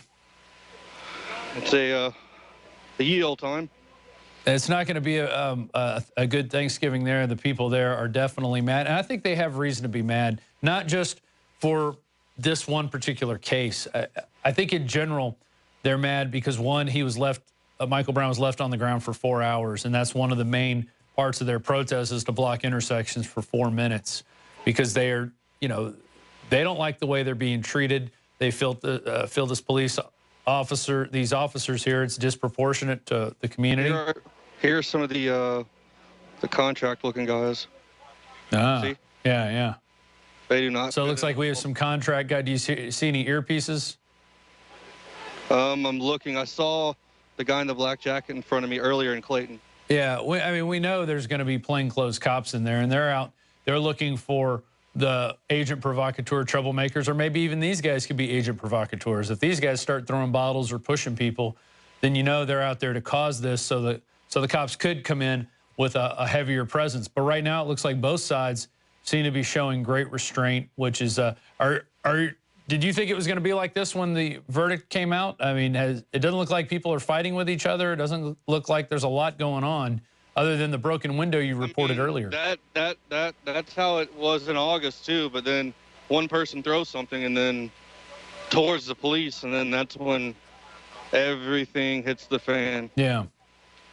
Now, where's mistake? Do what? Go ahead. What were you going to say? And I was going to say it should say peaceful up until the point where you do get one of those provocateurs that decide to throw something, and then it's just going to be not good. I bet those guys don't like being on camera, the guys in front of you. Yeah, he covered his face up. Yeah. Wow. It's a pretty incredible scene, though. It's not, you know, people did not immediately go crazy. It looked like they're still there and they're still angry. That's Jakari Jackson's feed right there, which of course, now we seem to be having trouble with our expensive streaming equipment, which only seems to work when there's 2 cell phones in the area. You get 3 cell phones in the area, it clouds up the network. There's a shot of Jakari Jackson right there. And say hello, Jakari. Stay warm. And so does he have the... I hear you guys, but if you guys are just now joining us, I'm on the Alex Jones live stream on Ustream, so you guys can watch this simulcast on Ustream. This is the raw feed. What you guys are seeing is the InfoWars Nightly News. If you want to see the live stream, the raw, you can go to the Alex Jones Live. I'm paying very close attention to what the officers are doing over here to my right. There's also, you guys probably didn't see, but if you look on my live stream, the last one I had up, on that corner right up there, Joe Biggs, there was a spotter on that corner. I'm sure you guys can't see him with the iPhone. I'm sure he's still up there. But he was looking down with his binoculars into the crowd. Many people out here. A few people left immediately after the Darren Wilson verdict, but there are people that remain. So we have a good amount of riot police in the area. And, yeah. So that's the situation right now. Everybody's been pretty peaceful. Immediately after the verdict was announced, there was a guy who threw a bottle at the firehouse over here. So there's a lot of things going on. What's your number of people out there now? How many people do you think are out there, protesters and police? All right, so, yeah, everybody's pointing out the helicopters, all the other things going on. Once again, I'm streaming onto this camera as well. 500 people? Okay. Yeah. I would say there's maybe 500-600 people standing out here in the streets, and then you've got 35-40 officers now. I know they have way more than that because there's at least 100 vehicles in the back parked. Yeah, and you guys were showing this from earlier reports from your Ustreams where there'd be 20 or so police officers out front, and then all of a sudden they would get reinforced by a larger contingent, or they would go back and get replaced by another group. These guys are working on shifts, and they are getting paid with taxpayer money right now. So this is all being, one way or another, the New World Order is, paying people to be out there and control. Well, they're all inside right now. The fire department, they just peeked their head out, and people started cursing at the door. So they're all sitting in there right now watching. I know they have a lot of their computer screens up watching all of our live feeds. A police officer the other day recognized me from watching the feed and said, "Oh, I watch you." I was like, oh, okay. I'm watching you, Joe Biggs, literally. Yeah, that's what they do. Are there any other spots that you think might kick off tonight with any other protests? I'm sure there could be stuff on West Florissant in the area. From back in August, it's become quite a famous area. Possibly the Clayton area as well. That might not be till tomorrow, though. A lot of these people are going to go back and... Oh, hold on. What are they saying right now? The police just came over the thing. They said anybody in the road is now part of unlawful assembly. Oh, there's gunshots. What? People are shooting. People shooting in the parking lot right now. Everyone's running. Well, there's gunshots everywhere. All right, well, you guys stay low. All right, guys, we've had gunshots reported on Florissant Street right in front of the police headquarters. Everyone's screaming and running. I heard about 3 or 4 shots. We are right on the front lines of the InfoWar now. We got Jakari Jackson and Joe Biggs. It doesn't look like everybody's scattered. It still looks like there's a big group of people, but we did just see a bunch run. Yeah, most of the people from the road did. Right after the police officer came over the radio, he told everyone to disperse because it was unlawful assembly. Then you heard the gunshots. Did it sound like it was a shot coming from the protest area or from the police area? The parking lot across the road where we've been streaming at the past few days. Our undercover friends, they still look like they're standing down undercover? They're staying. Oh, someone just threw a bottle in towards the police area. I just saw that. It just flew over. It just went right over towards the squad car. That was crazy. But we're getting it live as it happens, folks. We're now 2 hours into this almost, and we still haven't taken a break. We might take a break here in a little bit. We have a couple special reports. Leanne McAdoo did one today talking about what's going on with the drug culture and the gangster rap culture and how they're intertwined with the prison industrial complex and how they're intertwined with big media and how a lot of the media companies are also invested in the prison industrial complex. So they need to get more people into that system. And what's one way to do that is to glorify drug dealing and violence to young kids to get them into that lifestyle, which then, well, puts them into the prison. The gangster rap to prison pipeline, as Rick Ross stated. And she's got a report on that coming up. Interestingly enough, guys, I have on my sheet there a link. I just want to bring this up real quick. There's a channel called, I can't even see the name of it. It's Underground World. It's WSHH. What is that, World? Does anybody know what website that is? World Star Hip Hop, yeah. They posted our Rick Ross piece that we put together. Over the fence into the police officer side right now. All right, well, it looks like it's kicking off again. Why don't y'all put me back on split screen and go back to Joe. So you're seeing more bottles being thrown at the police? Yeah, I didn't hear anything break, so more than likely it's just going to be a regular water Plastic water bottles, yeah. Yeah. But everyone's kind of moving around quickly, trying to find out what's going on. It's like a tense standoff going on at this point. But we don't see the tanks. We don't see any tear gas at this point, which is good. I think the cops are doing the right thing by showing restraint. Don't jinx us. Yeah, well, at least you have gas masks this time. It looks like a bunch of the police officers are falling back for some reason and going back further. I don't know what's going to happen now. There's still a line being held, but quite a bit just went into the back parking lot area and left. I don't know where they're going.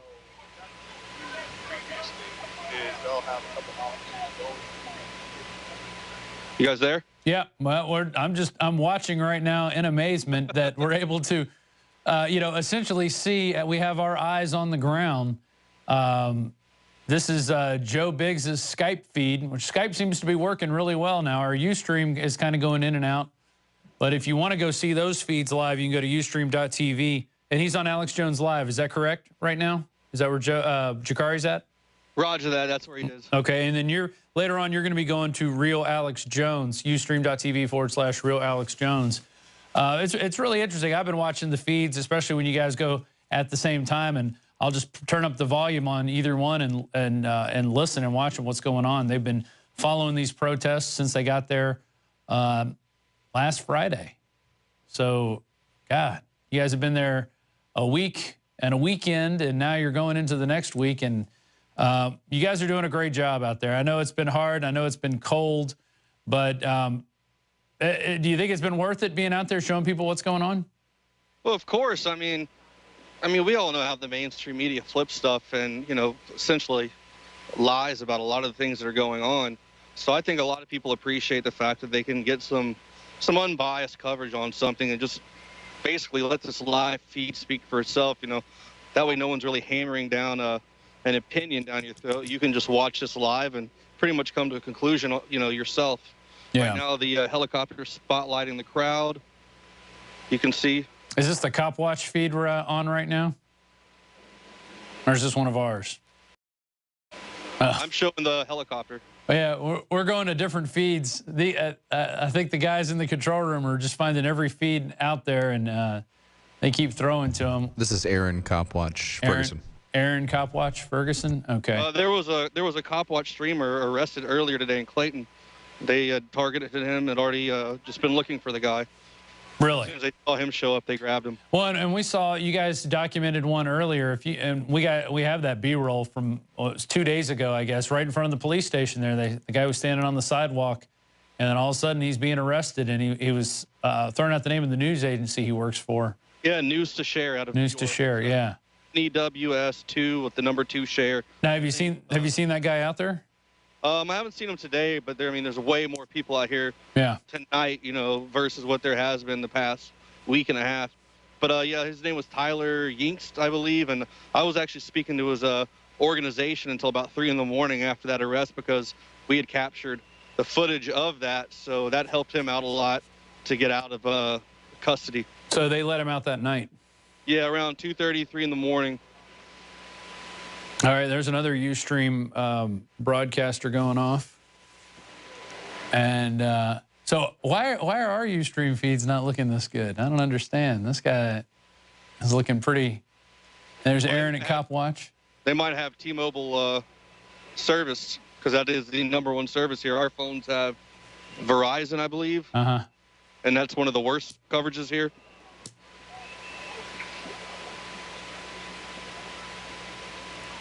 So, Joe, are you still back at the police station? I guess we're on your feed right now. I'm directly in between the police station and the fire department. Okay. You can see. And it looks like there's a standoff, but it doesn't look like anybody's, the protesters are not advancing towards the police. They're staying behind the line. There's a cluster right there of the SWAT officers, and they are staying in a tight group. They're basically a cube right now. They have the shields in the front, and it looks like if someone tries to bust down the barrier, the metal barrier over here, that they will advance and try to essentially block that area off so protesters can advance on the officers behind that wall.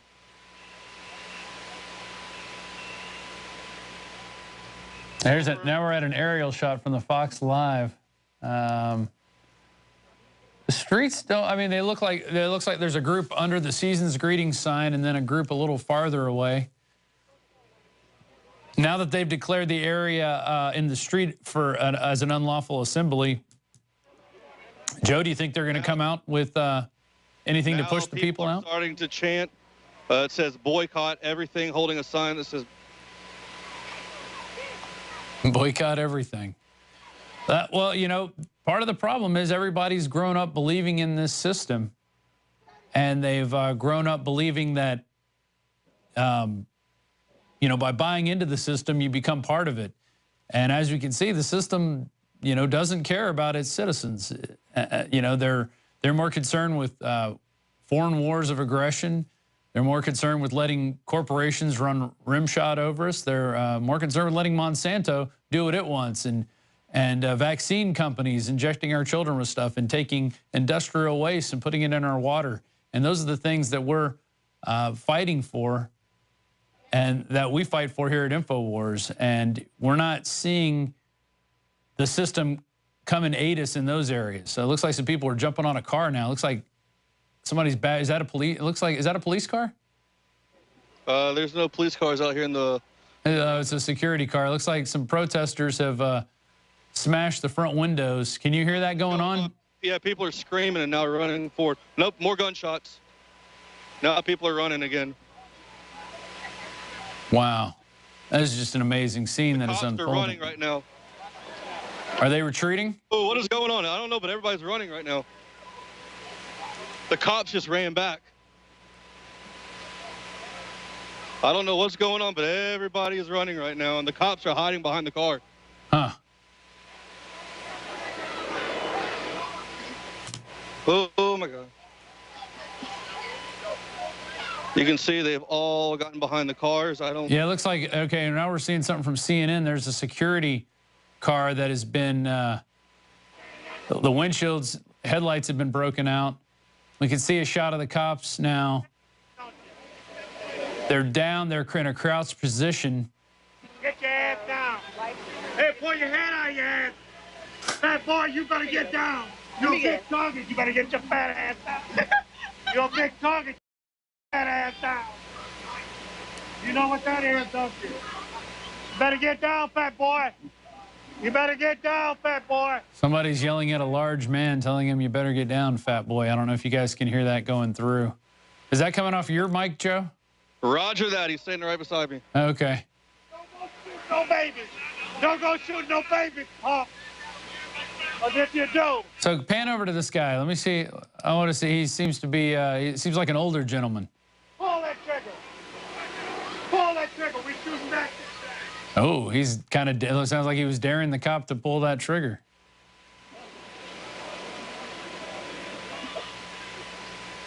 But the cops seem to be standing down. They're behind the cars right now. Yeah. Which, you know, compared to the response they gave last time, which was overt force and even to the point of firing tear gas and rubber bullets at Al Jazeera media, you know, we're not seeing that now.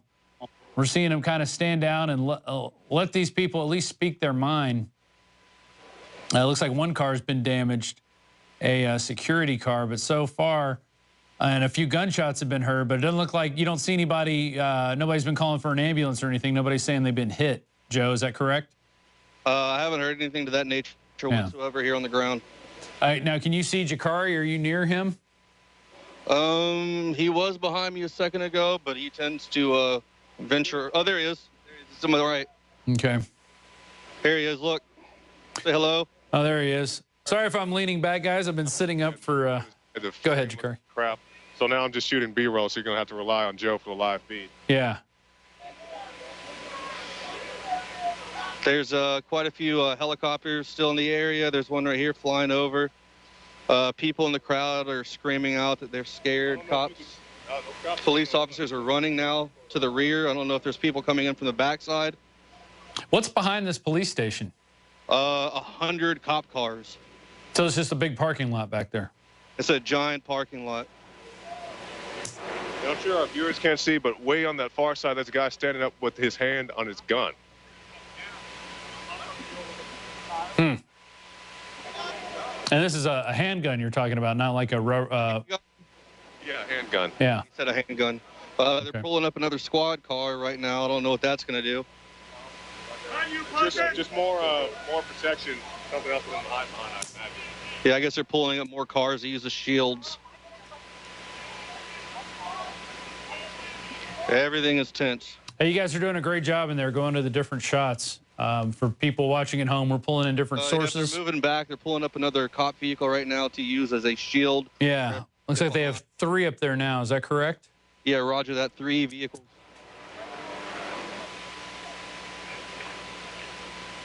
Very tense situation right now. Neither side has made it seems to be an overtly aggressive move. We saw some protesters in the car earlier. INFOWARS.com. Yeah. Yeah, we're live, people. It's 9:07. We've gone 2+ hours into this, and I wouldn't mind going to a 5-minute break and playing a report, but you think you're ready for a quick break to kind of regroup and assess the situation? Yeah, I'd like to put my hand down for a minute where I'm not holding this and get a drink of water. Sure. Okay. Why don't you get a drink of water, guys? Tell Jakari in a little bit to try his good Ustream again, see if we can get a bit better signal. And Joe, how's his did he totally cut that stream out and he's on his phone? Is that the way it's working? Not you, Joe Biggs, but Joe. He's just filming right now. I'm getting B-roll. Okay. I'd like him to try it back in a little while and see if we can get a better shot. But yeah, Rob, the Teradek, there's so many cell phone signals out there that are eating up absolutely all of the bandwidth on both of his devices that he has just abandoned them. I know, I hear you. And then I look at these other amazing views we've gone to from everybody else's Ustreams. They've seemed to have figured out how to do this. But we're learning as we go here. So it's the phone carrier. Well, I think we have all the dongles for all the phone carriers. I think we beat that. Yes, we do. We have for all the phone carriers, but maybe he just needs a cell tower in his backpack. We can just walk around. Maybe that would work. Yeah. All right. Well, let's go to. Hey, Leanne, you want to introduce your piece? Get on a mic. I want you to introduce it here in a second. We'll go to a break after this, and then we'll pick up and see what's going on with Joe and Jakari down on the ground in Ferguson. Right now, it looks like cops are lining up a bunch of cars to form a protective barrier, and the police are massing behind that. From this World Star Hip Hop, is that what it is? World Star Hip Hop. They posted our Rick Ross piece that we put up. It's on the Alex Jones channel now, talking about the CIA drug connection and how that relates to the prison pipeline into the prison industrial complex. Well, it's received nearly 400,000 views, 382,000. On our channel, it's got about 60,000. So it's amazing to see somebody else grab something on another venue, and that's how big the web is. You cannot contain the web. If they stop our channel, we can still get the information out there. People can still grab it and send it to their friends and talk about this, and it gets the conversation going. This was a big debate that came out in the late 80s, early 90s about the CIA crack cocaine connection with Gary Webb writing the Dark Alliance series. And it's, we're still talking about it today because no one's ever been held accountable in the CIA for this, for bringing these drugs in. It's always like this. We always see, and now we got Obama, I guess, making a statement. Oh, yeah. I'm sure he's satisfied with how this is going to go. This is going to turn into a state-run riot, essentially, and the state is fully in charge of how they disseminate the information. The grand jury came to a decision at 1. They waited until 8 o'clock, 8:15 actually. They put it out there, although USA Today and others had put out the story before that. USA Today, as we read, no indictment in Ferguson case. Something we predicted here on all fronts. But we're going to go to a break right now and then regroup with our guys out in the field, see what we can find out. Leanne, are you on a microphone? Can you give your report a proper introduction? Yeah, well, we have the rapper Rick Ross just released his 7th studio album today. And of course, when we had the real Rick Ross in studio here, he was basically explaining how, you know, here we have this rapper who appropriated his name and his image and is basically like putting this lie out there of how he's made so much money selling drugs and it's so amazing to live his this name's not gangster Rick lifestyle. or Ross either. It's not even none at close. all. And you know, he's just made a lot of money off of pretending to be someone else, and he's convincing a lot of young people that they too can become a star if they just get out on the streets and sling drugs. And even though, you know, more people know him now more for talking about how he likes to eat pears, it's helping him with his diet, and he's lost all this weight, and we know he's not out there the neighborhood drug dealer. He's still, now his 7th album is going with this. So basically, I'm going to talk about how that is just a big lie, and it's all part of the media machine, and rap and hip-hop music is used to continue to funnel in young people into the system, because you have media companies. There's just, you know, the 6 big ones are heavily invested in the prison industrial complex. So how are they going to keep funneling money into their prisons so they can keep their business booming? Well, they've got to continue convincing young black males and you know, Hispanic males disproportionately there imprisoned. It's really got to sell that lifestyle to them. And there's plenty of white people dealing drugs too. This is not, you know, they're all sides are dealing. Everybody's dealing drugs, including the very white CIA. Yes, is bringing in a lot of drugs and via black operations in Afghanistan and down in South and Central America. And we're even working with the Mexican gangs and drug dealers there. We're giving them guns. Hey, Rob, I hate to interrupt you guys, but Joe Biggs has got some important stuff going on right now. If we could go to a shot of him. Yeah, go to it. Out here, I can hear the loudspeakers. Yeah, the big vehicles are here now. You can hear them saying stop throwing objects or they're going to start arresting people. They're getting loud. So just when you thought you could go on a break, it picked up again, right, Joe? Oh, yeah. They got the vehicles out here. It's back to August again. You're going to have your arm in a cast by the end of this. Stop throwing objects at the police immediately, or you will be subject to arrest. Oh, and you've got a good sound control mic, and that came through perfectly, so that's got to be really loud. About 200. Oh, I just heard gunshots again. You can hear. Stop throwing rocks at the police immediately, or you will be subject to arrest. Have you seen any rocks thrown? They're throwing stuff at the I Love Ferguson store because apparently that is a Darren Wilson supporter store. Oh, yeah. And we'll leave it at that. They're not going to get much love today. First, immediately, if you are in the middle of the street, you are unlawfully assembled, you will... Oh, there's gunshots. More gunshots. Yeah, I heard that one. And we've got a mic that specially controls the sound. It's not an omnidirectional, although you might want to try to plug in a shotgun mic so you can actually aim it at areas. They just threw a bottle into this building right in front of me. Yeah. Through the window.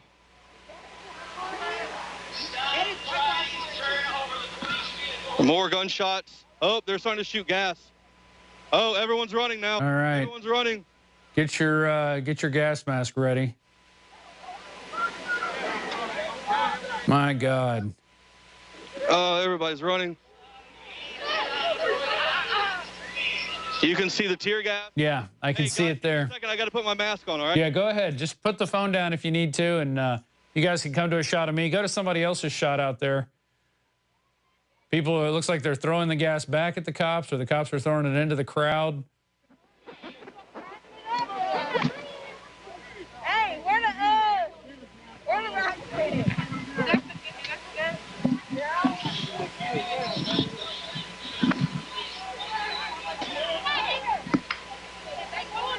Yeah, this was bound to happen. I thought it was gonna. That's pretty interesting. Showing that with you got the president there talking about real issues. Like, how about all the immigrants that you've just allowed into our country by keeping our border wide open? How about all the guns you've been giving to the Mexican cartel so they can deal drugs? There's a brave soul just picked up that tear gas canister and threw it back. Tear gas is here now. It's everywhere. They're shooting all around us. Joe, can you still hear me? Yes. Okay. These masks are awesome. Oh my God, the stuff in front of me is on fire. Everything's on fire. Get a shot of that. Yeah. You know, this tear gas is flammable. People don't realize that. This is how they killed the people in Waco, pumping tear gas in and then shooting flames inside to burn those people alive. This is a favorite tactic of the government, is to, and they'll probably blame this on the protesters, even though it was done by tear gas. I'm glad you're able to remain calm right now. Woo! Well, I'm several hundred miles away. I'm just watching it on TV, Joe. It's pretty surreal watching this. I'm completely engulfed in tear gas right now. I'd like to thank you guys for purchasing this tear gas The masks, yeah, those are Israeli gas masks. I think one thing the Israelis do really well is make really good tear gas gas masks in general. So there are a little fires kicked off. Amazing, after all this rain, and you still have a fire burning up grass. Is that what that is? Grass out in front right there? Yeah. Yeah. You can hear they're advancing right now. The military vehicles are advancing. It looks like 3 MRAPs.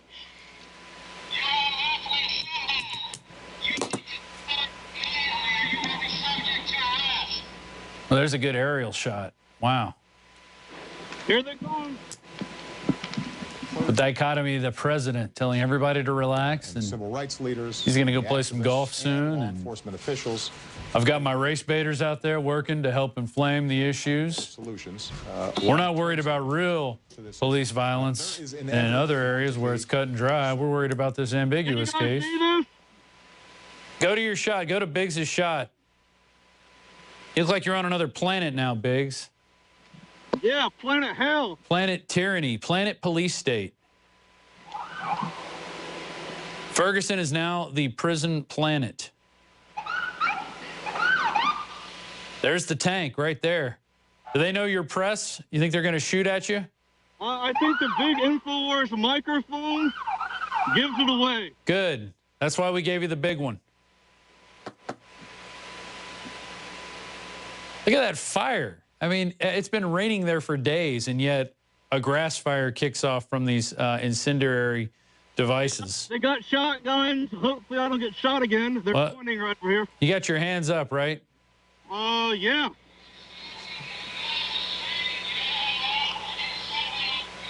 Now, which way are they going? Are they going back into... They're going back towards the police station and the fire department. They are assaulting down South Larson in the direction of that. It looks like most people are scattered because they don't have these amazing gas masks. Yeah. It looks like they're shining the light at you, assessing you right now. Do they know you mean no harm, right? Hope they don't think you started that fire. No, I wouldn't stand beside it if I did. You're just trying to get a little warmth.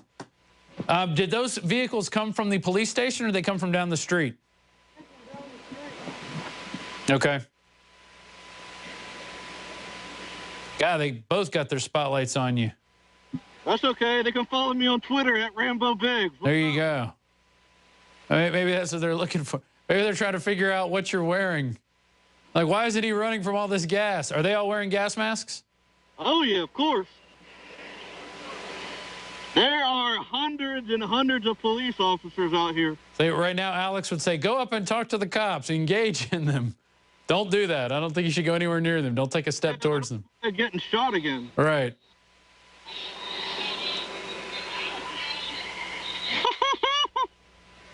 I'm actually anxious to see what Alex is going to think about all this tomorrow. He'll be back live 11 a.m. to 2 p.m. Central.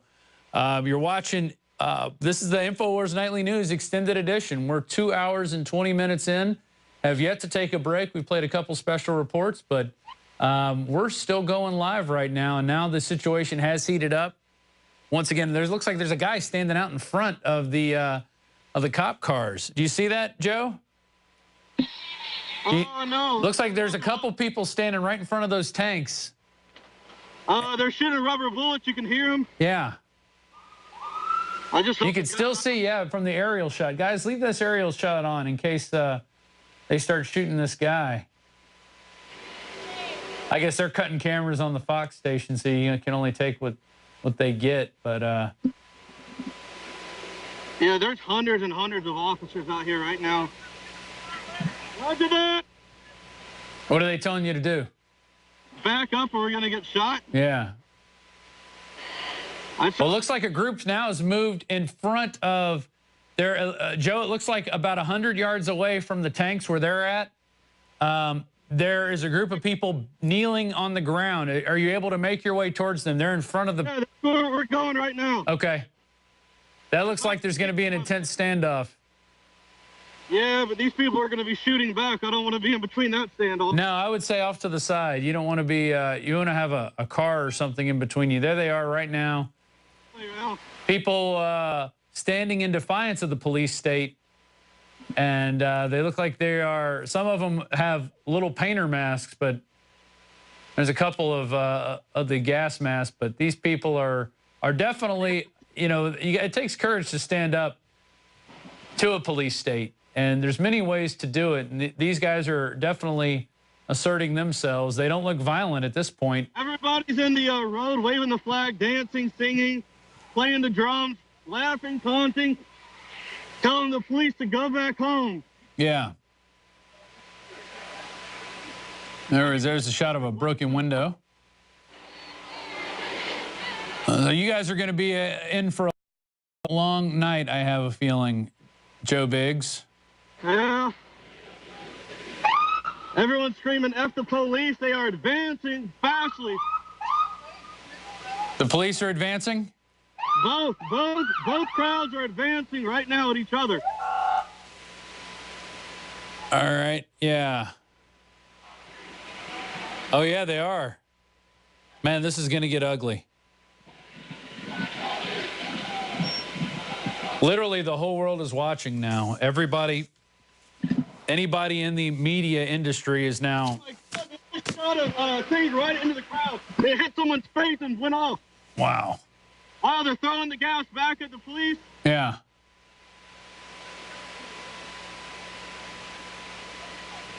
This is exactly what happened the last time you guys were there in your first trip. This is the same thing is now kicked off. The police showed restraint for about, let's see, about an hour. About an hour, and about 10 minutes ago, they started throwing gas into the crowd. Are those rubber bullets? No, they're shooting tons of gas and flashbangs. Oh! Keep your head down. Joe, if at any time you feel that it's too dangerous, you know, you do not need to, I do not want you getting in harm's way. Hey, do you know where Jakari is? Do you see him? Jakari. He's right in front of me. Okay, good. You guys try to stay together. That's the best thing you could do at this point. Look at that. No, you're good. InfoWars gas masks in action, folks. And that's, once again, thanks to your support, we're able to send our reporters out there and see what's going on. You can see people scattering now. We're on a overhead shot from CNN. There is gas everywhere. This looks like a Hollywood production. I don't think this could be scripted any better than... Brought to you by the Obama... Look at that. This is some amazing footage. There's tons of... Someone threw a chair or a table, looks like. The glass is busted out here. Yeah. More glass busted out everywhere. This is the Mexican restaurant. The Quiznos is busted out. And see, you know, taking this out on small business owners isn't going to change anything. You know, I think when they were directing their protest at the police station, that's where, you know, that's where the issue is. It's not with small business owners. Quiznos isn't necessarily a small business, but it could be franchised out. But a Mexican restaurant, 9 times out of 10, those are small businesses. People are shooting now. I heard gunshots. Is it handguns or do you hear rifles? Sound like a handgun. Yeah. Shikari.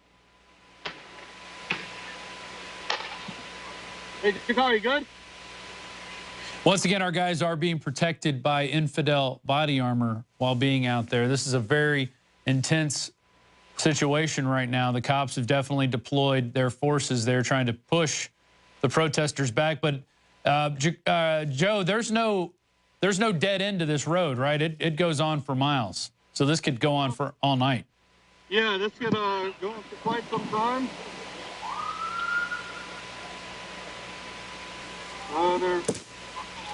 Control room, how are you guys feeling in there? Y'all ready to go to at least 10 o'clock, right? Yeah, we all feel excellent. Yeah, we're here as long as they're there. Oh, we're going. There's a medic walking down the sidewalk asking if we're okay.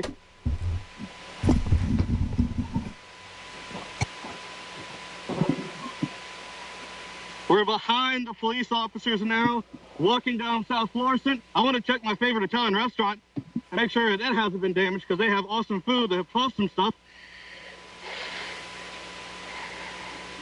It looks like that's okay. So you're behind the police line now? They let you behind the police line? Yeah, we're behind it now. We're walking up on the right side of the road. INFOWARS.com, Joe Biggs, Bakari Jackson. We're doing the stuff that a lot of reporters are too scared to do. Yeah, it does take courage to go out there, and you know, you haven't seen any action like this in these past 10 days.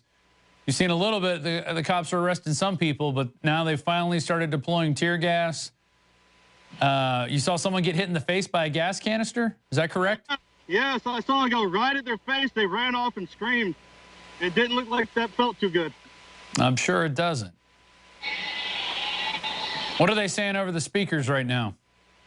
It's pointed towards the front. There's cops running over here now. So you're back over by the police station in the barricade from earlier today? Yes.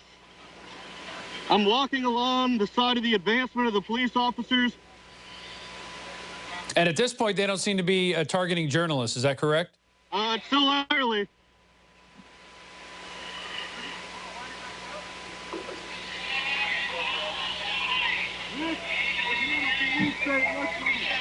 Is there still gas in the air?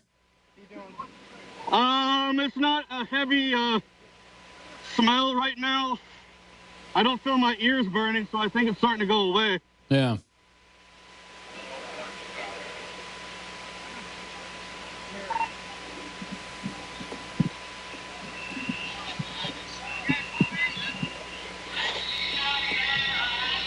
Let's see if our vehicle's good. Wow. Joey, is that just on YouTube? Yes, that's just on YouTube. All right, so we got over 10,000 people watching us just on YouTube. Our Ustream seem to be down at the moment, and how many are watching? Do we know how many are watching on /show? Is that something our audio We're guy? tabulating that right now. Okay, our CJ.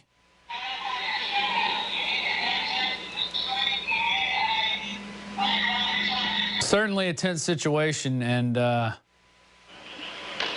Joe, are you guys regrouping, or what are you doing right now? You guys don't see us? I can see you, yeah. I mean, are you walking away from the action, or are you walking towards the action? Is what? What do you think I do? I'm now going in front of the police. I wouldn't do that. I know, that's why I'm here.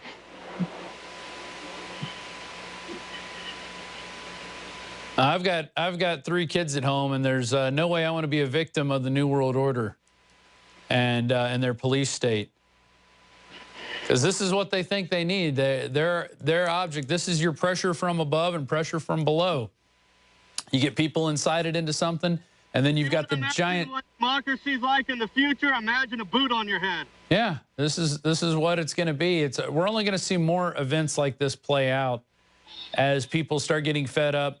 And this is, I guess this is part of a fallout of social media. Social media is able to spread this stuff a lot quicker. People are able to communicate a lot better. There's a shot of Rambo Biggs with his gas mask on. And just info warrior to the fullest. And, well, he hasn't even been with us a year yet, have you, Joe? How long have you been with us? Since April. April, yeah. So you've seen a lot in a short time. Oh, yeah. So this is what you were fighting for. Yeah, that sucks, doesn't it? Yeah, this is the freedoms that that you were fighting for in Afghanistan and Iraq that, you know, George Bush tried to eloquently put it. And well, we're deep in the midst of it now. Joe, what do you think? You think we should go to a break for a little bit? You could regroup and catch your breath, get some water? Yeah, that sounds pretty good. And we'll check in with you. Is your car still with you? He's right in front of me. Okay, good. All right, well, you guys take a quick break. We're going to go to a report from Leanne McAdoo and then go to a quick break from what's going on. Obviously, if anything happens, we'll cut in and start showing you the footage. But I'm your host, Rob Dew. We are now over 2 hours and 32 minutes into our live broadcast. I've been sitting here in the Central Texas Command Center. If you guys get the wide shot, and it is only me in here. There's no teleprompter. There are 3 TVs in front of me, but they just show feeds. We've got the big feed on the wall here from Biggs' camera. As you can see, the cops are still in their full riot gear. We've seen some people, it looks like now people have their gas masks off. But we're going to go to a quick break, and we will be back. And we're going to go to at least 10 o'clock, maybe even longer. We'll see how the situation plays out.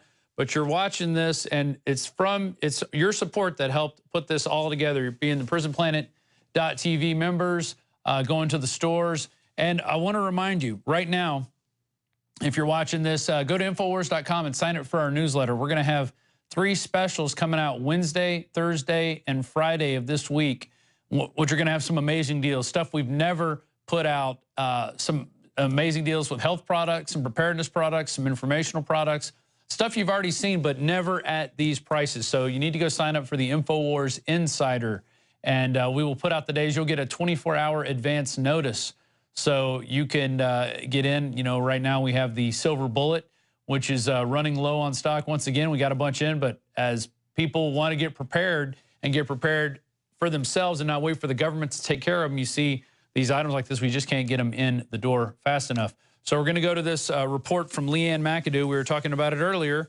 and then we jump back into Rambo Biggs getting fired upon with tear gas. We saw that standoff between the protesters and police and the tanks, and we thank you for joining us. I'm your host, Rob Dew, and we'll be right back after this break.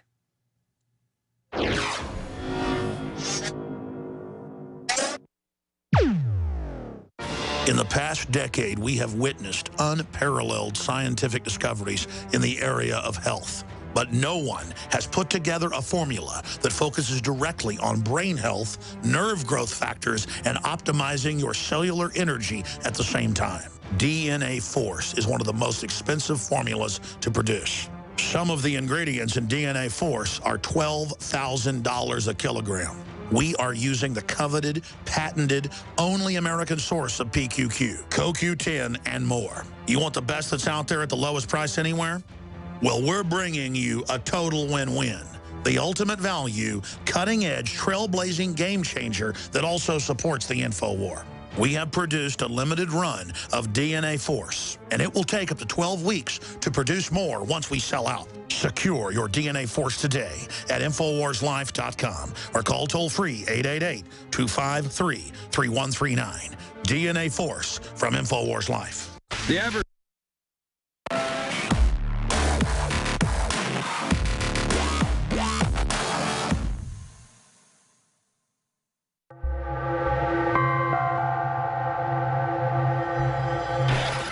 Self-proclaimed hood billionaire Rick Ross dropped his 7th studio album today. I'm your neighborhood drug dealer.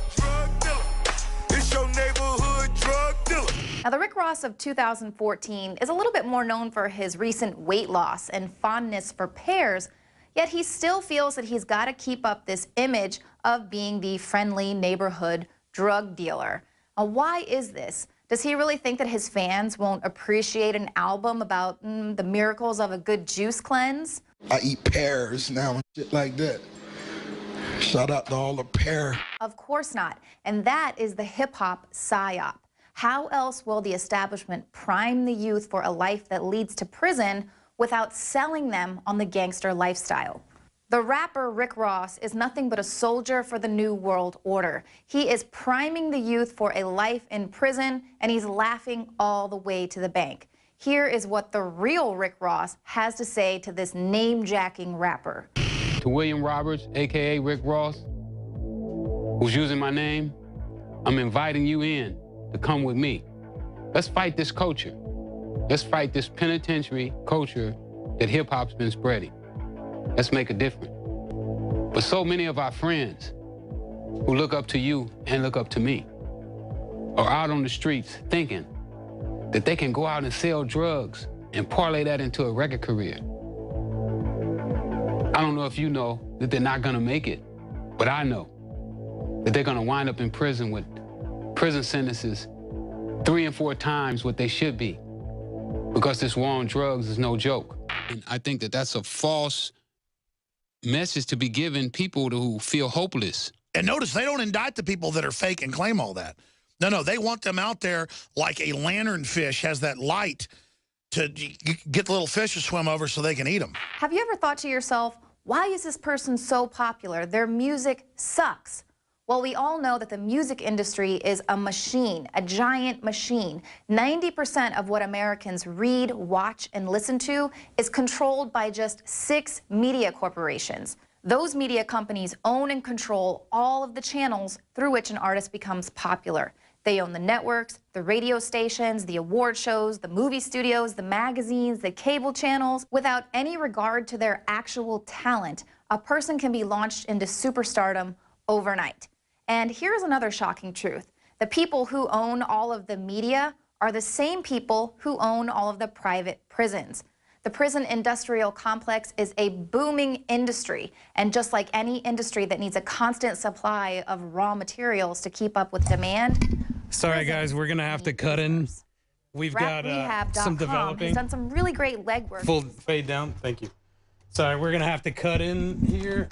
We've got some developing news here, actions happening.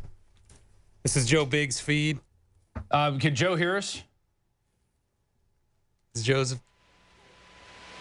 Joe, we heard you said they were bringing dogs out. Have you seen dogs? Now we can.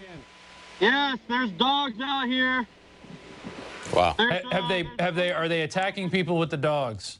There's probably like 800 officers out here. The wind is starting to pick up, so this window is busted out at the fire department. Yeah. So you're standing in front of the fire department now. Okay. Where are more of the protesters at? Are they left the area? They're across the street over here, off the road over here. Yeah, keep your mic in front of you. I know it's hard to do. They're straight ahead, over this way. Yeah. So the protest, they've effectively scattered the protest. There was a shot, I think that was Jake Tapper. I'm joined now with David Knight. David, you've analyzed what the prosecutor, what's his, Robert? McCullough, yeah. Yeah, I listened to the announcement, and you know, one of the things that he said, which is something that we hear over and over again, don't listen to anybody but us, essentially. Oh, right. You know, what he said was social media has gotten into this process, and he goes, they, quote, breed suspicion of those who are already disrespectful of the system. Oh. That's exactly the problem, and that is the problem with this hearing, this procedure, the way that this prosecutor, Robert McCullough, proceeded. What he did was he held an extended grand jury, which is unprecedented, to go for 3 months, a little bit over 3 months. Typically, it's a pro forma process. They don't need a whole lot of information there, and usually they would have a public trial, a real trial, not something that's going to be done secretly, hidden from the public, and that's really the issue. You know, don't listen to anybody else. Social media is a problem. Right. Oh, someone's shooting at us. Whoa. Though something is going on. Yeah, I just heard Joe say somebody's shooting at him. Yeah. Well, you know, David, you're going to be on camera 4 over here. Yeah, the problem is that he's talking about the process. He talked a great deal, Rob, about the process, how they had presented evidence, but then it brings up the question, if this is a prosecutor who is basically not interested in prosecuting, what is the quality of evidence that's being introduced? Is it evidence that would withstand scrutiny in an adversarial relationship? But this is a prosecutor who, again, doesn't want an indictment. Are they getting the truth? Are they getting the whole truth? Are they getting nothing but the truth? And we don't know what evidence they've been given because it is a secret process. It's the foxes guarding the hen house. And what we have people doing now, what we're seeing is people destroying property. This is only going to raise property taxes. Oh, yeah. People, the business owners there, the residents there, the people who live in that area. And it hardens people who are predisposed to one side or the other. Right. Basically, what they're doing is they're pitting black against white. They're pitting businesses against these people here. The businesses are going to say, we need more police protection. We need to double down on this. Look, these guys are rascals. They have... Boy, it looked like there was somebody there about to light something. Maybe that was a photographer messing with his camera. Yeah. As Paul Joseph Watson pointed out in his report, they have scrupulously avoided the clear-cut cases of excessive police abuse. It was only 2 months ago that they did not return an indictment on officers who were shown on store footage in Walmart shooting down a man with a toy BB gun in one hand that he was going to buy from Walmart and a phone in the other. No indictment in that case. That is an outrage. That's what people should be outraged about. More than this, there are some ambiguities certainly in this case, and I'm not saying that Officer Wilson was not innocent. The way they played this thing out, however, was, I believe, calculated to get this kind of result. It's in their interest to pit different groups against each other. It was in their interest to do this and stretch it out before the election. It didn't work then, but it looks like it's working now. Yeah, you rile a lot of people up, and then you come in with the giant police state, and people go, oh, this is what we need. Because look, now they stopped it. Yeah. But this is only going to continue. And then there's never a real examination as, do we need this many police officers? Do we need this much police force? Why are we training cops on a shoot-first mentality, on an empty-the-clip mentality? You've done. And let's say that, yeah, this shoot-first to kill. Absolutely, the shoot-first mentality is not something that we're coming up with. That's what a police instructor at the New Mexico Police Academy said. He said in this new curriculum that they were putting in earlier this year, he said, this is a shoot-first curriculum. I will not teach it. They said, fine, go. And of course, in New Mexico, that's one of the places where it's the most egregious, especially Albuquerque. The police force has a higher per capita number of shootings than anywhere else in the country by a large margin, higher than New York City, anywhere. And of course, in that area, they just, even though they're supposedly under investigation by the federal government, we know the federal government's the ones that are pushing this kind of rules of engagement. Supposedly they're investigating them. At the same time, they've just came up with a new curriculum that they're going to offer to the Albuquerque Police Department called Killology.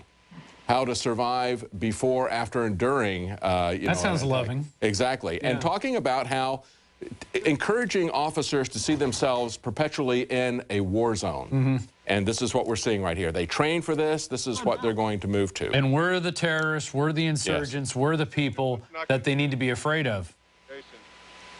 You guys are doing some editing magic in there. Are we back on, is this Joe's feed on the on Skype? Okay.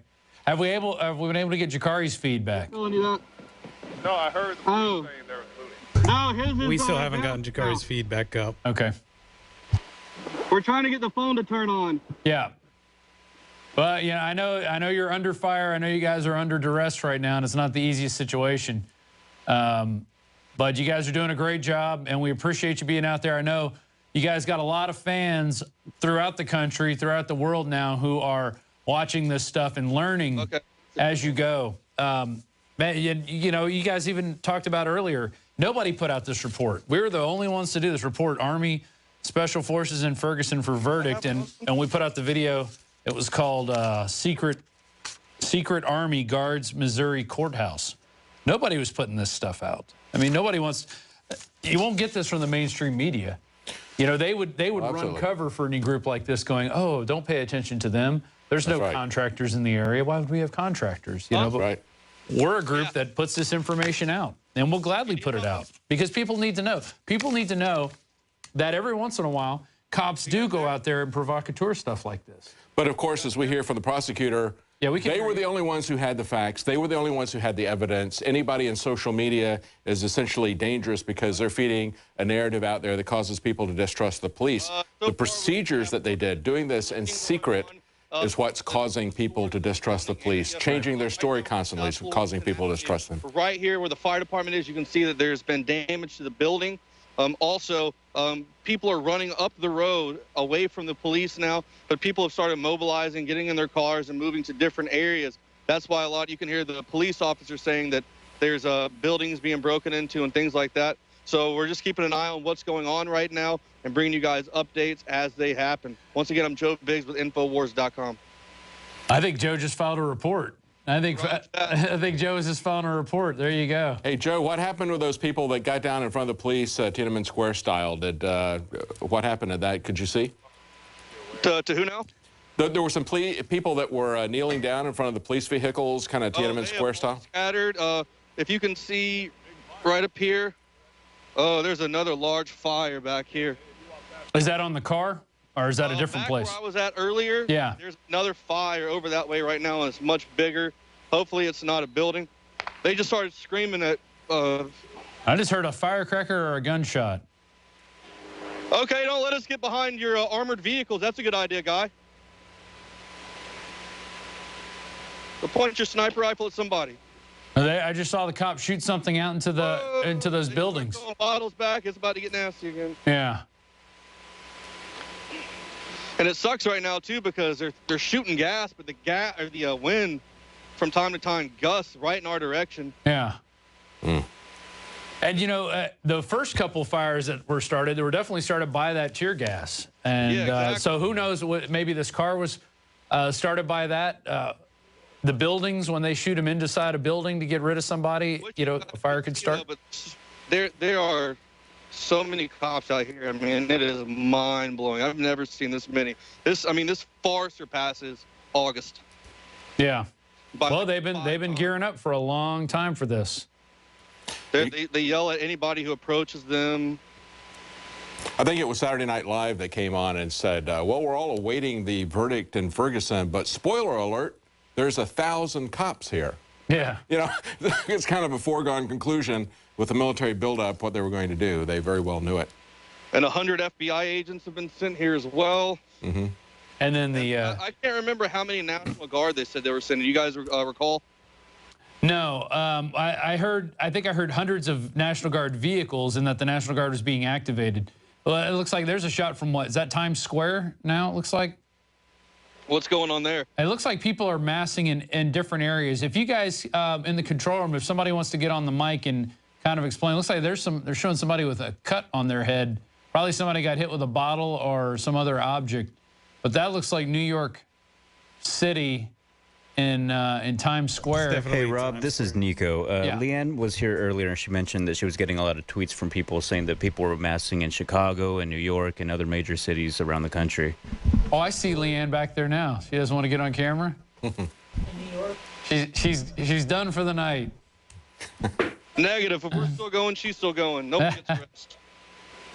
Well, all I can say is I wish this was one of the clear-cut cases that people were rallying behind. What's that, David? I said I wish this was one of the clear-cut cases. For example, the one in the Walmart in Ohio. That fellow's name was John Crawford, a 22-year-old father who was not engaged in anything criminal. And, of course, we had someone killed just this weekend in a stairwell in a project in New York. And the police commissioner has already come out, said he was not carrying a weapon. He was not doing anything illegal. They just shot him in the chest and did not even call an ambulance. Mm-hmm. I don't know why we can't get people to scream for 100 days in front of the Federal Reserve. Yeah. That, you know, that's something that is tearing us apart. And it's bigger than any police shooting event. It's bigger because all these police are being controlled from above. Yeah. They're being trained into this. They're picking out police officers. But the standards that they pick police now have fallen to historic lows. And so instead of looking at that and going, you know, these are the people printing the money, literally printing the money that the tax-free foundations are taking and doing what they want with. And that's guide policy. No, we're worried about this one small incident. And well, that's a very they've got to connect a lot of dots in order to see that. So I cannot understand that they look at something like this. This has a visceral reaction on people when they see people gunned down, left on the street to bleed out. I think that's a big part of this, that he was left there in the street for 4.5 hours. Guilty or innocent, that's the wrong thing. Exactly. I mean, and that's the other part of it. I mean, I don't think it was a first-degree murder, but I don't think it was also something where he should have gotten off scot-free. And let's understand that the officers who shot this fellow John Crawford in Ohio, in the Ohio Walmart, those guys, nothing happened to them. They're still on the police force. They're still armed. Yeah. And they've seen that they could get away with that. They're letting vehicles drive up this way. Really? They're letting vehicles pass into the area? Yeah, they don't have the road blocked off anymore. That's crazy. I just now had a chance to actually take my eyes away from the main action and look back here. They have removed the police cars from blocking this road off, and essentially vehicles, if someone wanted to get in here and just drive straight into here and do something, I mean, it's a free-for-all. I mean, they could do whatever they want. The road's wide open.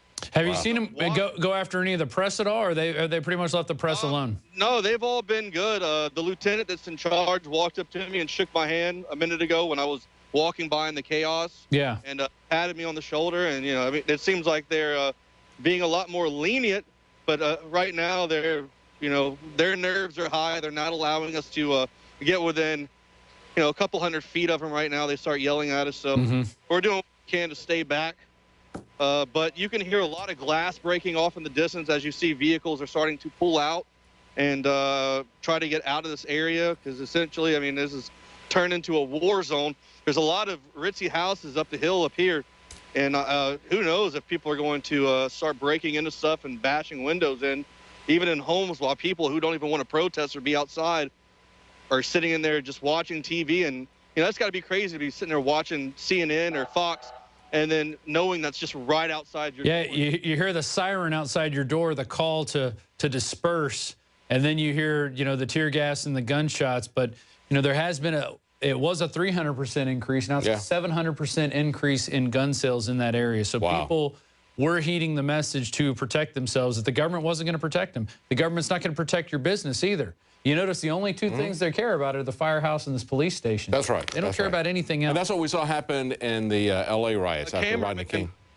Yeah, go ahead, Joe. A cameraman is somehow, it looks like a cameraman has gotten up on this building across the street over here. You see? Yeah, yeah. He's filming from up there. That's got to be one killer shot. Maybe I can get up on the roof. Yeah, I'm going to see if I can scale this building.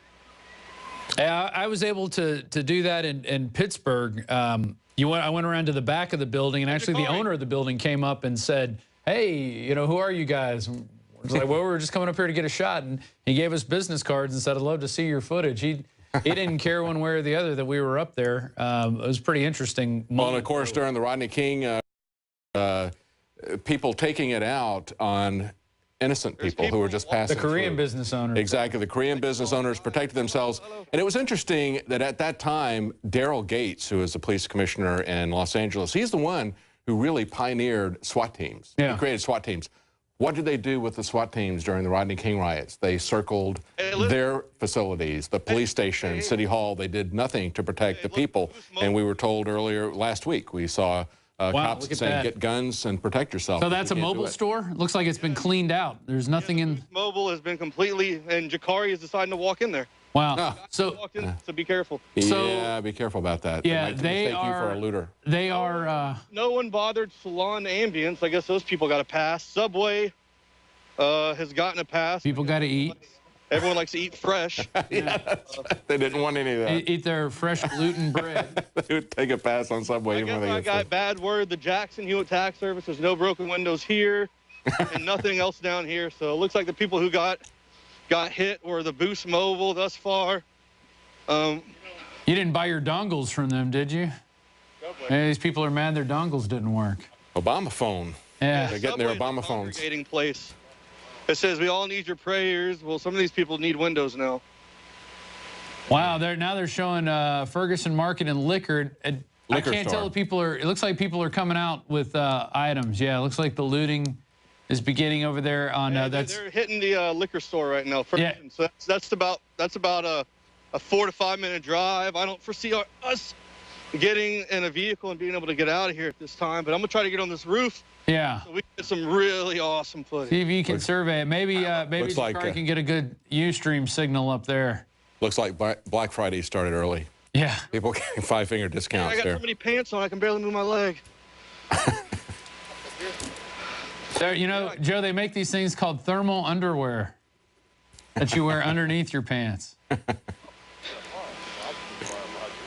you guys see that? Hold on. Yeah. I gotta put the phone away for a second. Yeah, climb up. It looks like you're almost up there.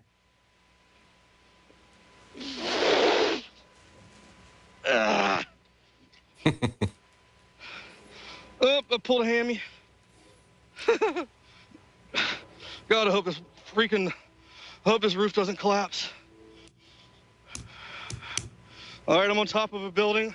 Well, we're seeing Fox Live is showing a bunch of cops, and it doesn't look like anybody's stopping the looting. They just don't want people on the streets. Yeah. Important thing, yeah. Get off the street, go into the businesses. Yeah. Yeah, you can see black smoke rising up over there. Yeah. Is Jakari still with you? Yeah, Jakari's behind me right now. Okay. We're across the street from the fire department and the police station. So those fires are behind the police line, it looks like. Is that correct? Yes, they are now. It looks like either a car's on fire, but it's got to be a car with that kind of smoke. It's not your car, is it? You're not over that way. I don't want to confirm nor deny which direction my car is. All right. But yeah, there's say that we're safe. Okay. We see a feed, Joe, from Fox News. It's a car that's burning. I can't tell. Can you tell if that's a civilian car? Not yet. The first one one of the we militarized saw. cars. Oh, okay, yeah. It is a police car. They got me saying civilian as well because they're acting like it's a war police zone. on it. It was definitely okay, it's a police car. Yeah. The MRAPs are starting to reverse. Yeah, they're turning around and going towards. This place is burning out. Woo. And, you know, people said they weren't going to riot in the Ferguson area. They were, if the rioting was going to take place, they had targeted areas. Joe, how are you monitoring other areas? Are you getting tweets? Are you monitoring police scanners? Or how are you doing? I'm holding the Skype with one hand and the microphone with another, so I haven't looked at my phone since we started this. Okay. Other than about 5 minutes before the whether or not he was. Whoa! Looks like the car just hit the gas can. The tank just exploded. Aim back. Oh yeah. Wow. They're way bigger now. You can, wow. That's a police car, they said. Yeah. Wow, this is crazy. I can't believe this is America. We're watching this live, and you know, we're approaching 10 o'clock. I guess we should keep going, huh? I mean, it looks like it's now just burning. Tyranny doesn't sleep, and neither shall we. Oh, they waited so long. They drew this out when they could have released this information when they had some daylight, and I think they like the sparklers that rain off of those tear gas canisters. So yeah, they weren't gonna focus. Well, there's a lot of steps along the way we can look at, and we saw it at the time it was happening. We knew that they were not doing things with all their cards on the table. They were taking a very long time to do everything. They wanted this to happen. But the problem is social media. That's right. The problem isn't the way they held their secret tribunal. Yeah. The problem isn't the way all these police forces have been armored up from the Pentagon. That's not. Well, we always see government investigating itself. We see them doing it in secret. Yeah. We see them exonerating themselves. Surprise, surprise. That's a familiar pattern we see over and over again. Mobilize, and we're going to see if we can hit up West Florissant Avenue. Yeah. There's a lot of looting's going on. So we're going to scale back down from this building. Okay. And see what else is going on as well. Do you want us to stay connected while we drive? Or can I disconnect for about 5 minutes? Yeah, disconnect. David seems chomping at the bit. And so I'm going to let him roll with this for a little bit. We've got a report we can go to that Biggs filed. We didn't finish the Leanne McAdoo report. Did she post it yet on the Alex Jones channel? All right, guys. We'll be calling you back in 5 minutes, all right? Got it, Biggs. Okay. We'll be waiting for you. She put it up. Okay, what's the name of that so people can go see it if they want to watch the whole thing? Yeah. Well, go to the Alex Jones channel. Pull that up. And I definitely want to go to the report about the secret army that is there being mounted. It just shows, it's just another example of all the different types of secret things that are going on with our government, not just, you know, hey, we're going to have the National Guard out here. Hey, we're having 100 FBI agents. Hey, Homeland Security is coming in. Oh, we also have these contractors that have nothing on them. So you don't even know who they are. That's right. You don't even know what branch of the government they're representing. They're probably from the Asymmetric Warfare Center. Yeah. Probably. Yeah, they had North Carolina plates. Yeah. Yeah. And you guys, you and Biggs went to, what fort was that? Fort A.P. Hill? Fort A.P. Hill. That was in Virginia. Of course, there's a Camp Lejeune in North Carolina. That's a Marine camp.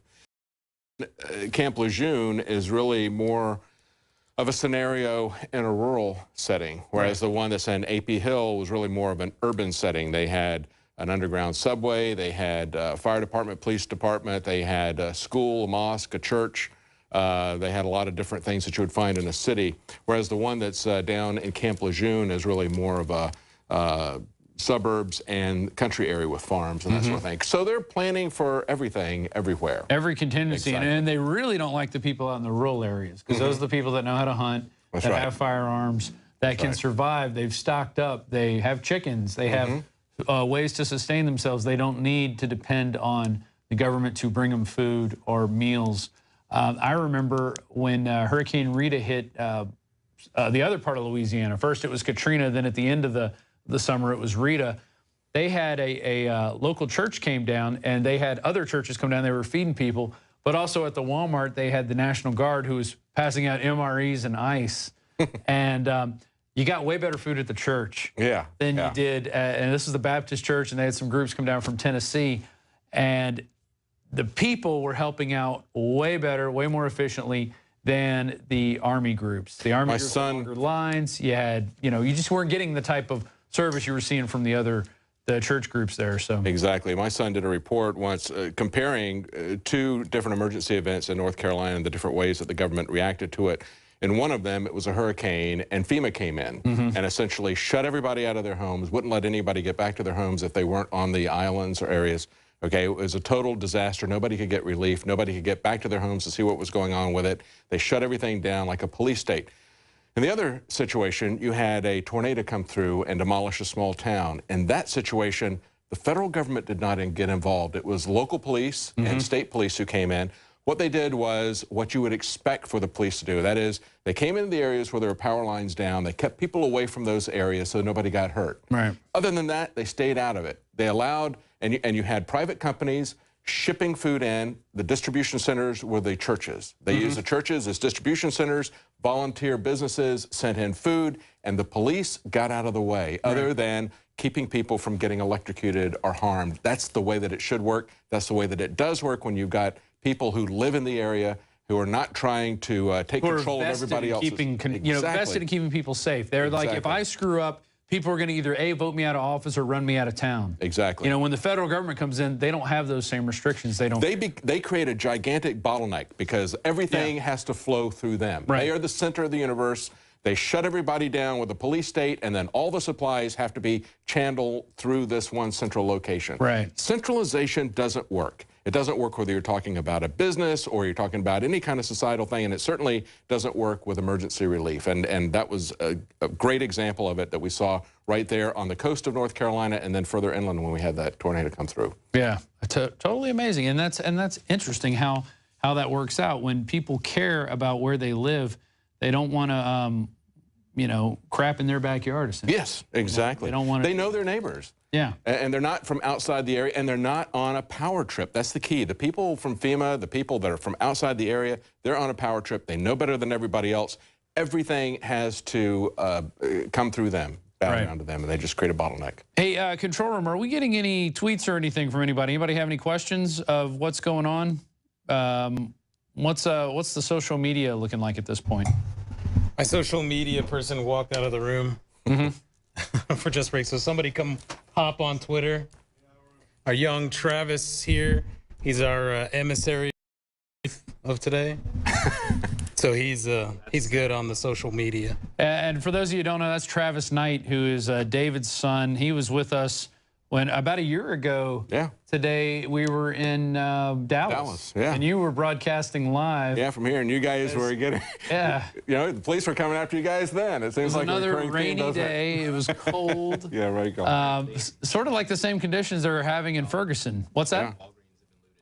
Are you guys talking, or is that just a? I was just saying, apparently a Family Dollar, a BP gas station, and Walgreens have been looted, and police been attacked with bricks and bottles. Wow. And where is that coming from? Twitter. Also, the all-seeing St. Twitter Louis eye. PD is saying they are not shooting tear gas. Oh, it there is you go. smoke. Oh, it's just smoke. There you go. And the protests are growing across the country now. In L.A., they're actually starting to become violent in L.A. and New York, so we need to start focusing on that. It's amazing how this has touched a nerve all over, and it's not one of these, you know, it's one of these ambiguous cases that they're able to blow out of proportion, talk about it in the media over and over again, endless amounts of speculation. Well, the thing is, Rob, we cover this here all the time. Every week it's another one of these cases. Every couple days it's another one of these cases. Just this weekend, as you point out, you had a 12-year-old boy died after being shot. He had a BB gun. Holding a BB gun in a playground. And then we have that amazing case in New York City of the man who was killed. His last name was Gurley, as he was just walking with his girlfriend up the staircase. We see this happening over and over again. There is never, and see, this is the thing. You can argue about the details of this case here in Ferguson with Officer Darren Wilson, but the thing is that there is never an officer that is indicted for these. They're always given a pass. The problem is the system is corrupt. Everybody knows it. That's why there's anger across the country, because this is not the Ferguson Police Department alone. This is across the country. People are fed up with it because there is never any justice done. And you had a caller call in today and said, if a cop does this, they should be held to an even higher standard. Absolutely, because they're doing it under color of law. Because they've been trained to work in these situations. They've been trained to work. They're supposed to be professionals. That's right. And why is it so hard to ask, you know, so the rest of the world's going to hell in a handbasket. Why can't we hold ourselves to a higher standard? Why do we have to let ourselves go down to the standard of, you know, third world countries? This is not predominantly and solely a black problem either. Look at how many homeless people have been shot down in the streets. We had the guy famously shot down in the hills just outside of Albuquerque. But then there was that case in, I think it was Michigan, where you had 8 officers shoot a homeless man from a distance 49 times, essentially emptying their guns, all of them, setting up a firing squad. You had Kelly Thomas beaten to death over a very long period of time by the police. They all got away with it. His dad was a police officer. He was outraged at the way they closed ranks behind that. What is going on? What do we do about that? That's the anger. That's the fundamental problem. And it is not something that is just one socioeconomic group, one race. It is a pervasive problem across this country. That's why people are getting angry about this. Something needs to be done. I hate to see people just striking out blindly, throwing bricks and rocks and burning buildings, but there is a lot of anger because nothing is being done. No justice. Yeah, it's literally getting me hot, and I don't know if we could let some of this Ferguson air in here right now. If someone could come check the temperature and maybe drop it down a few degrees. Maybe it's just all the watching the fires on TV and this police state go out of control, but it really is something else. Do you want to keep going, or do you want to go? We got this report that Joe Biggs filed earlier in the week about the secret army guarding the Missouri courthouse. We can go to that one. Sure, it's up to you. And maybe take a break, and then we'll connect with the guys and see what's going on. And I guess we'll go for another hour till 11, and then the guys are going to be on Ustream, and we'll be back here tomorrow. Tirelessly doing this. I'm your host, Rob Dew. We're now 3 hours in live. We took, I guess, half a break. Yeah. I was literally getting water, literally, for all you out there keeping track of how many times we say literally. And they said, we got to cut in. They're bringing in dogs. There's more smoke. There's fire everywhere. It's happening. And so we don't get a break around here. Yeah. Just welcome my friend to the show that never ends. Exactly. Exactly. We'll keep going. How many people do we have on YouTube right now? Has anybody got a number? We'll share that before we go to this report.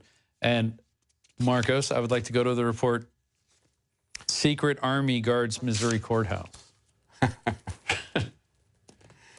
All right. Any count on YouTube?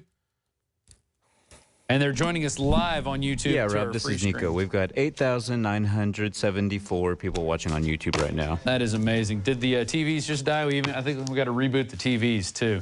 We're on a black. Now, we've outlasted the TVs because they go about 30 minutes or 3 hours, and then they need a little cool down period. There it is, 8,900 people. And there's some. I guess the Vines are going to be happening and the Twitters. We're going to do a little investigating to see where we can find the other hot pockets of stuff going on. We're going to have Joe Biggs and Jakari Jackson joining you once again. And but we are going to take another short break. We've been going for over 3 hours and barely got into one report, couldn't even finish it. And but once again, you can go to Alex Jones' channel on YouTube and find all those reports that we've been filing in the past, currently. It's chaos going down in Ferguson right now, but this is state managed from the top. Don't forget it. And we'll be right back after this quick break.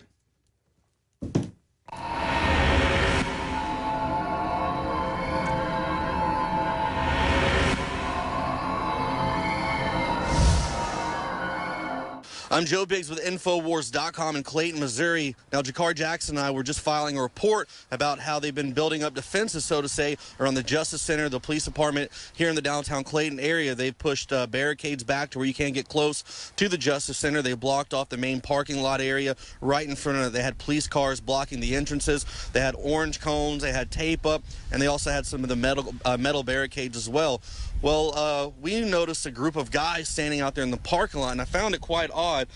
There were guys in khaki pants wearing the American flag patches. They had the black and white checkered scarves around their neck, like you would see a lot of Iraqi local nationals, Afghani local nationals as wear, a traditional headwear that you would see overseas, and that's something a lot of spec op guys wear as well. I watched the men approach their vehicle after their meeting, and a lot of guys got in the back of the Suburban and inside. They packed up, but when the trunk went down, I saw they had North Carolina plates. Well, in North Carolina, we have Fort Bragg, which is home of the Special Forces, and also Delta Force. These guys look like spec op guys, Delta Force guys. I mean, very built. They all had the beards. They had the American flag. They had the earpieces in. They were all looking around, very suspicious of all the activity in the area. I know everybody remembers the Waco incident that happened back in the 1990s, and these guys resemble a lot of what that is. These guys pulled out. They left in a 3-vehicle convoy. So it's very odd. You know, we know what happened with the Boston bombing, so this is suspicious. You know, just yesterday they're talking about arresting a couple of the new Black Panther Party members of a suspected pipe bombing plot. So tensions are high in this area, and it's something we've got to keep an eye on out here. People on the ground, if you live in this area, just be aware of your surroundings. Watch the people you see. See if anyone's really staring at you or taking photographs. Just be aware of everything that's going on, because I don't know what's going to happen. Everyone out here seems to be preparing for all-out war. The National Guard's coming in mass numbers. The FBI has sent out another 100 agents, so it is crazy right now. Continue watching our reports at INFOWARS.com, Real Alex Jones YouTube, and the Alex Jones Twitter. Once again, I'm Joe Biggs with INFOWARS.com.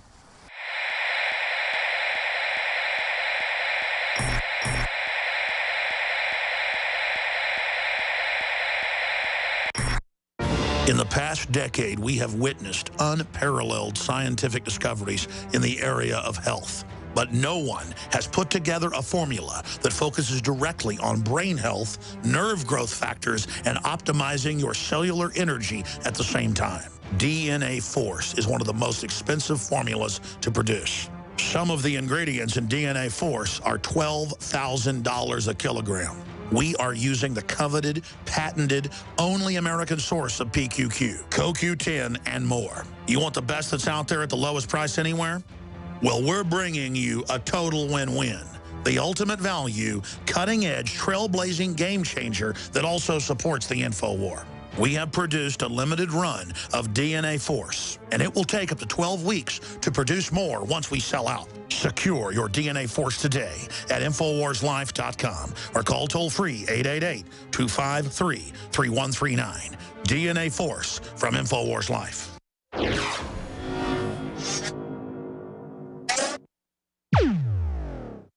In the past decade, we have witnessed unparalleled scientific discoveries in the area of health.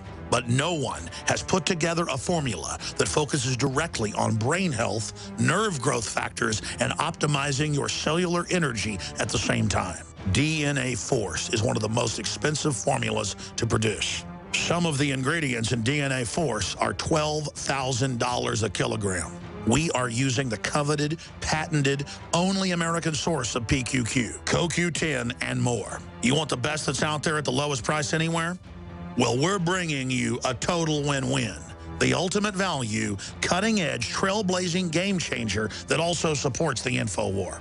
We have produced a limited run of DNA Force, and it will take up to 12 weeks to produce more once we sell out. Secure your DNA Force today at InfoWarsLife.com or call toll-free 888-253-3139. DNA Force from InfoWars Life. The average person's life is filled with unexpected challenges. Unlock the energy it takes to defeat these daily beasts with Super Male Female Vitality, specifically designed to assist the body in regulating proper hormone balance to create superior vitality in males and females. Supercharge and conquer your world at InfoWarsLife.com or call 1-888-253-3139. For all of recorded history, civilizations around Florissant Avenue. I'm right beside the McDonald's from back in August, and this is the building directly beside it. The entire building is burning down. Smoke is shooting from the top of the roof everywhere through here. There's a number of firefighters right here stacked up. They've sent some people in. They're in there currently trying to get this fire extinguished. It doesn't look like it is. It's spread all the way throughout the whole building. There's smoke coming out of the top everywhere. At any second, one of these doors could blow off. Who knows what's in this building, if they have any oxygen tanks, any kind of explosive stuff. There's a guy with a chainsaw now. He is sawing his way into the building, trying to get in here. You can hear people. I don't know if there's anybody stuck inside or not, but this is intense stuff right here. Amazing footage, Joe. Can you tell what kind of building that is? Jakari's up front if you guys want to cut to him. Wow. But this is where the firefighters are. There's firefighters cutting through the building right now. Is that Jakari in front of you there? No, this is Antonio French, I believe. The alderman here. He's the owner of the building? No, alderman. Okay. You know, what building is this? Do you know? Sam's Meat Market. Leanne said it's Sam's Meat Market. No, that's further down. Oh, okay. Someone said they thought it was Sam's Meat Market. It's way further. Yeah, it's Beauty Town. It's the 911 salon or Metro PCS. So what you're watching right now is a live feed from our reporters in Ferguson. We see there's a fire that is going out of control in that building. We just saw some firemen that were breaking down the door, cutting their way into that building, trying to get to the fire. Go ahead, Joe. They were using the chainsaw to cut it open. The smoke is just billowing out. I mean, it is so thick. This whole town looks like a complete and total war zone. I mean, it's like pure madness, chaos. Look at the McDonald's here. They have completely trashed and broken every single thing. Wow. You know, everyone promised and said there would be no looting out here whatsoever, that the people were tired of this, and this is not what you're seeing at all. The entire town it's been demolished to rubble. I mean, this is just sad. Well, I think you have two different groups of people. You've got people who probably have been out there day after day after day protesting, hoping that that's going to change the government, change the way the police deal with people. And then you've got a whole nother group of people who probably weren't involved in those protests. They were just waiting for their moment of opportunity to go looting and to smash and break things. It's probably two different groups of people. Here is the, oh my God, that smoke is horrible. Here is the liquor store. I'm going to walk up to it. It looks like it has been, there's a bunch of police that have shown up over here in the parking lot. They have busted. Make sure you have your gas mask on, because some of that stuff coming out of those fires could be more toxic than what the police were shooting at you. All right, yeah, I will. We just, there was a feed up, an article link off of Drudge, Joe. You thought you might be interested. The CNN crew and Cuomo got gassed. You can watch them crying. They're telling people that they're not shooting tear gas, but certainly the CNN crew got tear gas. There's evidence of that video footage. Yeah, well, I'm glad that finally caught up to them, because last time they wanted to say there was nothing out here. Yeah, yeah. All right, I'm putting my mask on. I'm going to walk by this cloud of smoke and see what I can find further down the road. Yeah, yeah. Yeah, keep that gas mask on, because the stuff that's coming out of those, you don't know what's burning and coming at you. It could be very toxic gas. It's a huge cloud of smoke. That's why we got this tear gas mask on. That's not tear gas. That's smoke. Yeah, I know, but Jakari, you might... Hey, they're all saying that the smoke coming out of there is going to be worse, because the more... You don't know what's going to be coming in terms of toxic fumes, so you ought to keep your gas mask on. All right, we're going to walk by in front and see what's going on. All right, get those masks on. Tell Jakari to get his mask on. Yeah, we got it on. All right, cool. This is intense, man. This is... What is this world coming to? Well, you know, Joe, when we walked through Fort AP Hill, didn't you feel like it was going to come to this? Yeah, it was scary. I just can't believe it's here. Yeah, I know. I know. It's sad, isn't it? Yeah, it is. Just a complete and total collapse. Wow. It's amazing footage you're getting there. Again, this is our reporters, Joe Biggs and Jakari Jackson in Ferguson. This is outbreaks of a lot of fires. Most of the smoke that you're seeing here now is from burning buildings. It's going rampant from building to building. Our reporters are walking through the area. They have their gas masks on because there's no telling what is in this smoke as these buildings are burning. We don't know what kind of substances they'd be exposed to. And of course, the firemen wear gas masks for that precise reason. Wow.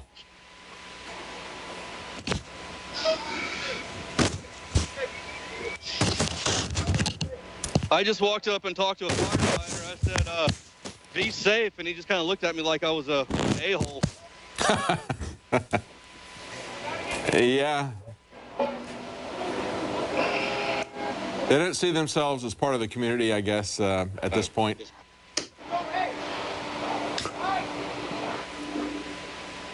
There's more firefighters have shown up to help extinguish this fire. This building is completely... It's tomorrow is just going to look so crazy when we get out here in the daylight. Oh, yeah. So sad. I mean, you're going to see the good, hard-working people. Whoa. They are trying to cut their way back into the building. Wow. They say about firefighters. Most people are running out of burning buildings, and they're running into them. That's right. Yep, very, very dangerous work.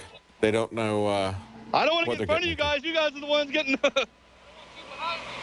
Oh, okay. Well, I'm not going to do anything to you. Come on, man. 10 years military, buddy. 82nd Airborne, Roger. Who are you talking to, Joe? Is that firemen or police? Yeah. Militarized police? Yeah, the guy's looking at me like I'm all crazy. Yeah. He's telling me I got to get in front of him. I'm like, negative. I want to get behind there. Well, I'm going to do a quick plug. While I was feeling a little rundown, doing over 3 hours live TV, and I went and grabbed my Secret 12. It's on my desk, and I'm going to take it now, and I'll probably be up till 3 a.m. now watching everything that's going on. And, yeah. You know what I'm taking to stay awake right now? What's that? Tear gas. Yeah. Tear gas will keep you awake, won't it? There's no secret about this. No. Wow, that is totally... And now, what part... But I did take Super Male Vitality today, and that's definitely giving me an extra pep in my step, I should say. It's letting you wear 3 pairs of pants and body armor. 3 pairs of pants, 3 sweaters, body armor. I'm hopping fences. Relationship to the police station right now, Joe? Well, that's on South Florissant. We're now on West Florissant. It looks like there's another building on fire as well. There's no one here at this. Wow, there are fires everywhere. Wow. That place is gonna be a burned out Hulk tomorrow. Yeah, it's turning into a. It's gonna be burnt to the ground. God, and there's just not enough firefighters to go out there and put these fires out. Don't these people realize? Oh, look at that. Man, that's a Fox feed. We got an aerial Fox feed. I guess it's from a helicopter. I mean, it looks like it's this pretty high building up. is literally engulfed. Sorry for saying the word literally again for those of you down at home. No metaphors here. I just had a protester come up to me, and he saw the INFOWARS thing on my microphone. He goes, "Oh, good, I don't screw with you guys." Wow. So it looks like they are targeting people out here. But this building is on fire. This is Sam's Meat Market. There's a home on fire down the street. It looks like, or is that the, oh, the car wash might be on fire again. So once they mobilize the police into one area, then it looks like people, these provocateurs, I guess the real terrorists went out there and just started burning places to the ground, which is not going to solve anything. No. You're angry at the cops. You're going to burn down somebody's house or somebody's business? Well, as I told Joe Biggs, I don't think that the people that have been out there faithfully demonstrating and protesting the police action, I don't think that's the same crowd of people that are out there tonight burning things and looting things. It's what, Joe? This is the rental storage place. This is right beside where the car accident was the other day. This is a pay-to-rent place. Oh, yeah. Yeah, self-storage. Yeah, self-storage. Hey, this is Bound, just jumping in. Yeah, Bound, go ahead. Yeah, that commotion we saw in New York City, that was the New York PD police commissioner being hit with fake blood by protesters. Okay. Fake blood, really? Fake blood, yes. Oh, so he wasn't even really bleeding. And what is happening in New York? Well, we had this weekend, we had an innocent man, and the police commissioner came out and said he was not carrying a weapon, he was not suspected of doing it, he was not committing any crime. Hey, be careful. He was shot dead, shot in the chest by a couple of policemen. 8 times, who were, right? One of them was a rookie cop? Is that the rookie cop? No, I don't think they shot multiple times. They just shot him in the chest. They walked into the stairwell as this man, Mr. Gurley, and his girlfriend were walking up the stairwell. They shot him in the chest and then did not call the police. And the police commissioner came out, did not make any excuses about that. Of course, there isn't any excuse to make about that. But it's interesting that the same police commissioner is also involved in an action that's been going for a couple of months. There was a policy analyst who was with the city council who accused this police commissioner of groupering the data about police excessive force. And they went back and forth on this. The policy analyst was not getting anywhere with him. He went to his friends in the press to make it public, and they fired him. So now he's got a whistleblower lawsuit going against them that triggered this last weekend as well. At the same time, this man was shot in the stairwell. So, of course, that police commissioner really didn't have a choice other than to come out and say, yes, he wasn't doing anything wrong. He didn't say that his police officer, however, did anything wrong. That was an interesting omission. So tonight we hear from John Bound that they just, a lot of people threw fake blood on this police commissioner. And also we'll see tomorrow that Cuomo, the reporter from CNN, was hit by tear gas. Apparently he didn't have a gas mask. Yeah, I was just telling Joe that, you know, that the police have been saying that they're not shooting tear gas, right? They said they're just shooting smoke, and yet video evidence that the CNN crew provided for us. Yeah. One service that CNN did for us there. We just heard gunshots. It looks like there's, all in all, 3 or 4 buildings on fire now. Wow. And you know, car, and traffic is still rolling through the area. Yeah, this is Canfield. Yeah. That's the light pole that the car hit the other day. Straight up that road is the Mike Brown Memorial. That's where he lived with his parents. God. And here is where my hand is now. That's where the Quick Trip was. It's no longer here because of that. So this whole place is going to look like Detroit. And is this the office building for that storage place, the yellow building in front of you? Yes. Okay. Probably a guy lives there, the caretaker of the area. Usually those people live on site.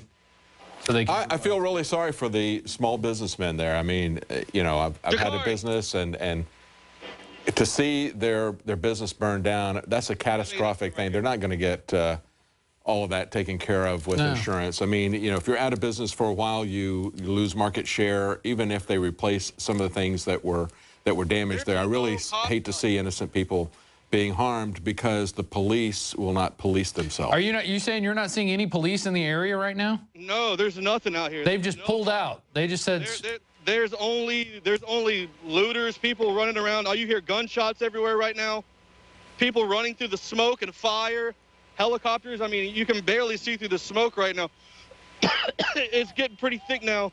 People are driving, hanging out the side of the windows, screaming and yelling. This is total madness. This is what the New World Order wants. They love events like this. Out of the roof, it looks like this building's going to fall or collapse from the top down. Wow. The fire's starting to shoot out of the look. Yeah. Oh, yeah. Shooting out of the top now. Well, and of course, that's what happened in the LA riots. The police pulled out, and people are shooting off rounds into the air. And, you know, everybody knows they're Gabbardy. Something's got to come down eventually. That's right. Hey, let's go behind this building and see if we can get up on that hill and look down. Or I will. Well, just be careful wherever you go. Yeah. This is Rob Dew and David Knight in studio. Our reporters Joe Biggs and Jakari Jackson are out in, where am I looking at, 1 or 2? I didn't know. 5. Oh, 5. There it is.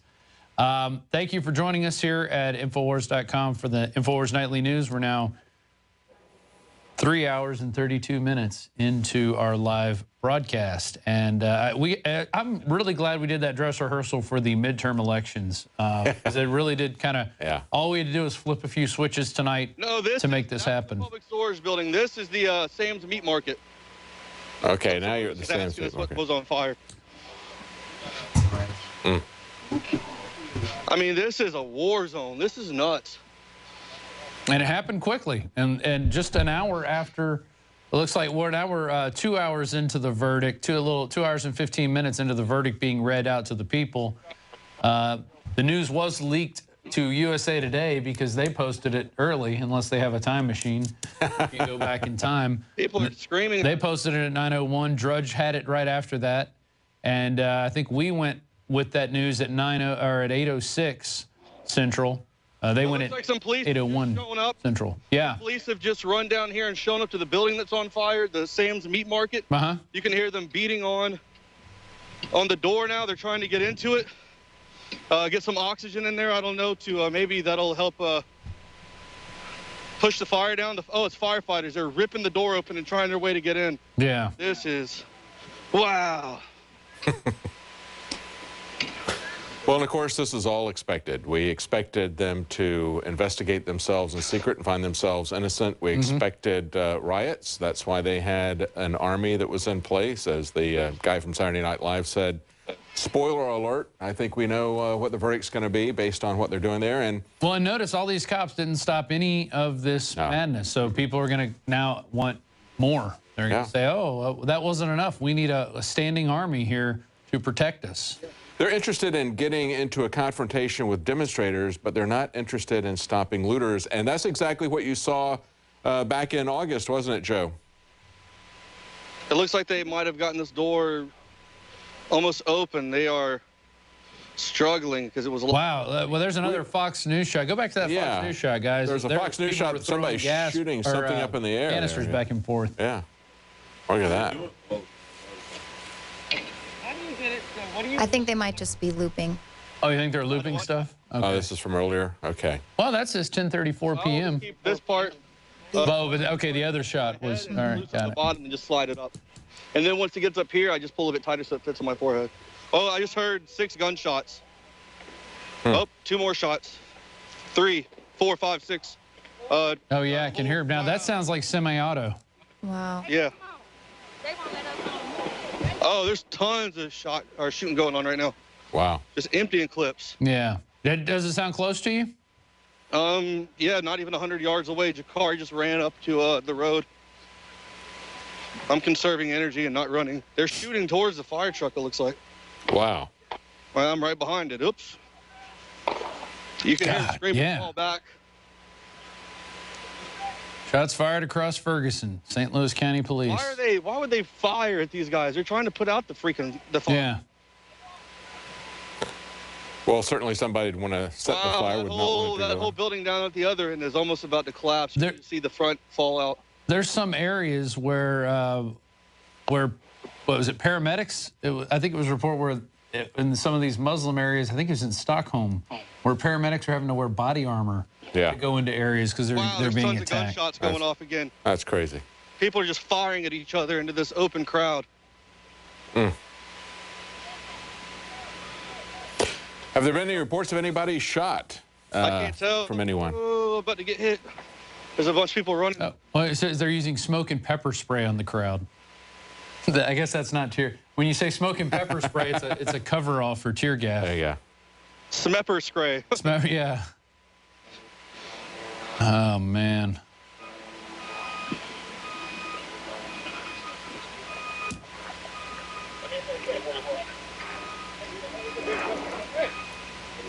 Yeah, they want to let something like this happen because they want to make the case for more military-industrial complex equipment. They're not being allowed to put out the fire. So they're backing out. They're saying, screw it. Yeah, they have no choice. I mean, the building's going to burn. There's nobody in it, I guess.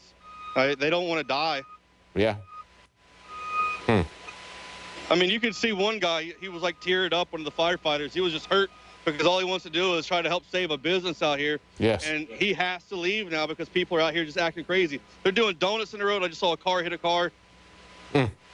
Jeez. Acting crazy. Total anarchy. I don't know if they're shooting at anything specific or maybe just up in the air. I mean, the scary thing is when they shoot up in the air, I've heard of people where there's been, celebrations where people shoot up in the air and that bullet comes down and kills someone innocent. Yeah. Oh, yeah. There's more gunshots. There's 8, 9, 10, 11, 12, 13, 14, 15, 17. Dang. It's going to come down at the same velocity it went up. Oh, 1920. Oh, there's another clip being. Wow. I know, you can hear it now. Okay. I mean, I've been hearing them all night, but yeah, you can hear them. I don't think you need to get any closer. Joe, you know what you may want to do, though? If you have an extra shotgun mic, you could plug in the shotgun mic where your other mic is and see if that gets a more directional signal. Then you can aim the microphone in different areas. We were only given one on this trip, I think. Okay. Yeah, I haven't seen more than one. We don't have another mic, do we? No, Jakar says no. This place is just... God. Did the firefighters even get in there? No, they couldn't. They started getting shot at. They made them pull back. They started shooting towards the vehicle. Wow. They told them they had to pull out. And look at this. This whole place is just burning to the ground. So how far away are you from the... I heard Jakar for the first time ever cuss. Oh, my God. This is a record book. Hey, Joe, how far away are you from the police station and the fire station where you were earlier? The police station would be about a 5-minute drive. I think it's around, maybe 2.5 miles, 3 miles. Really, all you do is you go to where the McDonald's is up here, where I'm pointing. You make a right, and at the end of that road, you make a left, and it takes you right to the police station. There's like one turn. People could be here literally in seconds. Yeah. But at the same time, I'm assuming they don't want to abandon the police building, because if it gets burned down, then I guess they have no place to stage or house themselves and to actually help people if more stuff continues. Well, I imagine that they're doing the same thing they did in the LA riots, and that is circling the wagons around the police department. Well, and they have this target list. The scariest thing to worry about that I'm fearful for is a drive-by, because people are just driving around and screaming. Yeah, they just might want to take a pot shot at you just for the heck of it. Hey, Bound, what are the target lists? Yeah, Nemo's article on the target list. Right. What do you... Well, what do we know that's been hit so far? There are a lot of hospitals on here. There's City Hall. There's a fire department. No, right up the street at the end of the road down here past McDonald's is Emerson Electric. So I don't know what the state of that place is. I haven't made it that far down, but I'll try and see that. There's a substation at the bottom of the hill past the liquor store on the right side of the road as well. So I don't know what's happened with that either, but we'll try to get down there in a minute. I know that was one of the targets that was... We saw people looting one of the liquor stores that on 9101 Florissant. I forget the name of the liquor store, but it had it right up there, but I remember looking at the address. Emerson Electric is the electric company there, the utility company? Yes. Yes, sir. I mean... Yeah, it's on the list. There's no words to explain this. This is just... I mean, I don't even know how clear it is for you guys. I know it's starting to look blurry a little bit. There it goes. But just being here, I mean, this is... Wow. This is something you'll never forget. There's Jakari Action Jackson. He kind of looks like somebody from Brazil. The guys from Brazil with those weird Terry Gilliam movie. Terry Gilliam. Have any of the city offices been hit? Pulled up now. What was that? Have they hit the police station or the fire station or the city hall? You can hear them talking. It just sounds like the guy in the squad car made an announcement. And what did he say? Could you hear? If you don't clear the street, you will be subject to arrest. I can't hear him, and I'm like 25 yards from him. He needs to get a bigger megaphone. Yeah. Are any of the banks on fire? I haven't seen any at all. No, it looks like a lot of places. Whoop! There's a bunch more gunshots, and those were down in the neighborhood where Mike Brown was shot. So far, it looks like the only buildings that have been really hit are the ones on this side of the street where I'm at, but nothing I've seen on the other side so far. What's up? Do what? Okay, cool, man. Hey, I'm glad you made it back to your friends, man. Be safe, all right? Fox News is reporting more looting than what happened in August. Oh yeah, it's already surpassed that. I mean, well, you didn't have fires like that. Yeah. It was funny because when we were driving down here, the guy, this is his first trip ever, like as a journalist. Yeah. He said, "Is this bad?" Is this bad? Leaving the police station. I said, "No, it's not bad. August was worse." And then we pulled up on this scene, and Jakari and I looked at each other, and I was like, no, this is way worse. Well, where are you in relation to that McDonald's? Are you guys right down the street from that? You can see all the lights flashing. That's McDonald's. Yeah, we cut to a Fox News feed, and they showed the McDonald's, and it looks like the beauty salon over there looked like it had been hit. Yeah, the McDonald's is completely there it is, the 9/11 hair salon. Well, appropriately named. This is a very, very large building over here, and it's at the very end that it's on fire. Yeah. As well as the two buildings down this way, the Sam's Meat Market and the rental place. Yeah, it's everywhere you turn, there's a fire. I can hear people saying F the police still. Yeah. And they're starting to come towards the police officers. Well, just be sure you're not in with that group when things start to happen. I'm not trying to F anything. Yeah, and all the schools are closed, of course, in St. Louis. Yeah, I believe that. They were showing that on the ticker earlier. They're saying all the way until Wednesday so far is what they're saying. So, more, that's going to be the entire week then because Thanksgiving's Thursday. Yeah, might as well just call the whole thing off. Yeah, I mean, the whole week they're going to be done. So now we have police mobilizing in this area on the street. They're now lined up from over here to my right, all the way down to here to where there is like an armored.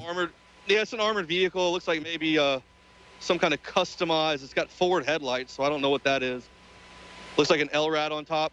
But they are out here in a full line. This guy's on his loudspeaker from time to time. I haven't seen the LRAD in action, though, have you? No. I mean, it doesn't do anything to me. It just reminds me of a Skrillex dubstep song or something. So sounds like something you'd hear at a nightclub. It doesn't really hurt the ears. So what happened? You had the fire department had shown up there trying to put the fire out in that building. There were shots being fired at the fire department. They left, and now we have the police have arrived. Is that correct? Yes, that is correct, Dave and I. There were gunshots. They had to retreat back. They had to pull the fire truck out. And you could see the look on the firefighters. I mean, they were just so upset because they were trying to save the business. Now they have not been able to. They've been pulled back, and now these buildings will burn to the ground. The office building where this rental is, the fire has spread from that building over, it looks like, to the next building. It is an intense fire. Hey, Jakari. They're going to have to get those fires out, or it's going to spread through the entire neighborhood. But, of course, they're going to have the police there to stop the people who are taking pot shots at the firemen. The only thing that's beside this storage unit area, well, there's nothing really on the right side except for maybe a 20-yard break and then a wood line. And then from there, tons of homes. Wow. Well, and, the governor did declare a state of emergency, so I think that might activate something for some of these people if they go through the process. Well, the sad thing is that, Ferguson there is 93% black, and, of course, they fed the narrative that this is simply a racial thing rather than understanding that it's a police thing. But now they're burning their own community there. Yeah. But again, it's probably people outside of that area, again, as opposed to the people who've been demonstrating this last week. we want to just conflate everybody together. And I don't think it's that case. I think it's two separate groups of people. Yeah, it is. I think you have people that live in the area that are really mad, and then you have people that are opportunists that have come for just a little fun. Yep, they get a kick out of that. Roll down. And so I'm looking at Drudge is why I'm looking down right now. Obama begs for calm as rioters set fires in Ferguson. No indictment. Shots going off. Prosecutors, a Democrat. Michael Brown's mother collapses outside station. Looting. Cars vandalized. Gunshots. What's going on? What's going on, Joe? I hear you saying, ooh. There's just tons of gunshots going off right now. Hey, we wanted to let you guys know the 10 freeway in La Brea is backed up from Ferguson protesters walking onto the freeway. So that La Brea is part of La Brea. Okay. La Brea. Hey, we're going to walk behind these buildings so we can get around the police, and we're going to see if anything's happened up here at the electric company. Be careful. So we actually have protesters on the freeway stopping traffic. Is that correct? Yeah, the La Brea, the 10 in LA is completely shut down. We got Oakland protests, thousands of people in New York. So La Brea is in California. Oh yeah. Yes. Okay, so this is this is a freeway in California, Los Angeles. Oakland, Seattle. Are there any more buildings on fire in other cities? Not yet. Yeah, they're definitely escalating. But so far, it's just thousands of people, and the crowds are just getting bigger and bigger and shutting down freeways. Well, it's but about, it looks like the looting and... I guess it's about 8:47 in L.A. now, right? 2-hour difference, so... oh, yeah, they got a lot more time. I just want to try to get up this way. But here we have the U.S. Preventative Services Task Force has come out and said there's no benefits to vitamin D. I mean, there you go. Well, no, and also we got another... I think you might be okay. ABC wants to let everyone know that don't worry, Dancing with the Stars is still going to air. Well, tonight I was worried about that. I mean, Obama says we have a lot of work to into do chaos and on race relations. Oh, well, yeah. And then he went back to sleep. But they're not. But they're not golf going to do game anything tomorrow. about the police. It's just like these situations with both of these people getting killed with BB guns. Yeah. The Walmart stopped selling BB guns, even though they're still selling real guns. Right. And now you hear people, as Kit Daniels pointed out, they want to ban toy guns because this 12-year-old was shot. That's not the problem. It's not the toy guns. It's the rules of engagement of the police. exactly. And now we have this is going to be all Hey, about the see if y'all can interview the barbershop lady. Ask her how long she's been in business. Has her building on fire? How long have you been in business out here? 22 years. Oh, my God. Oh, wow. She said she took her boards down to try to trust in the people here, that no one would rob her store. And as you can see right here, the windows are busted out, and it's just another business. It's just sad. Did she witness the looters? No, she just showed up. She came out here to check to see if anything had happened. I'm so sorry for her. Can you get her on camera? Is she wanting to talk? No, she's trying to... she's assessing the damage, it looks like. And she obviously lives in the area. Yeah, she does. She said she's been here 22 years. God. And she said she purposely brought the boards down because she thought she could, just put her faith in the community that nothing would happen. Well, as you guys... I don't know that it was a community that destroyed her building, though. That's the sad thing about it. Yeah, And, here's a black lady, a small business person, an entrepreneur who has worked hard to build her business for 22 years. All she'll get back from the insurance company is going to be some compensation for what was damaged and stolen, but she's not going to have her income replaced. Right. It looks like the fire department is completely pulled out. They've even left this building to go. I don't know if it's completely out, but it's smoldering. This is right here. We're coming up on the McDonald's. So I guess they've been ordered out of the area completely since they have no way to defend themselves. Whoa. I just saw them explode inside. Yeah. Probably a gas canister or something. Look at that. Is that Jakari's feed? Yeah, well, Jakari's in front of me. Yeah, so it is. You're going to have two. It's called Beauty Town. Yeah. It's no longer beautiful. It's really sad. I can't. Wow. I mean, tomorrow the footage is just going to be, I mean, it's not even going to look the same again ever. You're seeing a lot of people's lives destroyed. I mean, you got to understand how many people save to start businesses like this and work hard, and it's the productive people in the community that are trying to build a business and put something back into the community, and to see the citizens react this way, or whoever it is doing it. I mean, that's just got to hurt someone who's just sacrificed and try to do what they can to help out around this area. It's just, wow. I mean, look, I mean, you can see smoke it's just billowing out of the rooftops all through here. I mean, this building is really, it goes deep far back. And once again, if you weren't on here earlier, we'll walk closer to this McDonald's. I mean, all these windows have been busted out. I can't tell if anybody's gone inside and tried to take anything, but I don't know why you would want to take any food from this place. It's horrible GMO. We have a tweet from Matt Drudge from 5 minutes ago. Yeah, what did he say? He says, Rodney King riots grew larger second day. Tomorrow's most dangerous. Yeah. Obama's handful of disruptors statement to be tested. Pound Ferguson decision. Look well, at that's true. We're certainly seeing the same pattern so far. Wow, is that glass? Police pulling out. Yeah. And for those who are just joining us, earlier, Joe and Jakari saw a building that was burning severely, and as the firemen were trying to put it out, they started drawing gunfire. So they had to leave the area and let it burn. And then the police pulled into the area. So this looks like the work of more than a handful of disruptors. Yeah. You know, did you guys see? Like that. Hold on, let's cross the street over here real quick. We're kind of far behind where the gunshots are going, so I feel a little bit safer finally. For once, I don't feel like I'm about to get shot in the head by some random guy who just wants to pop off some rounds because he thinks he's cool.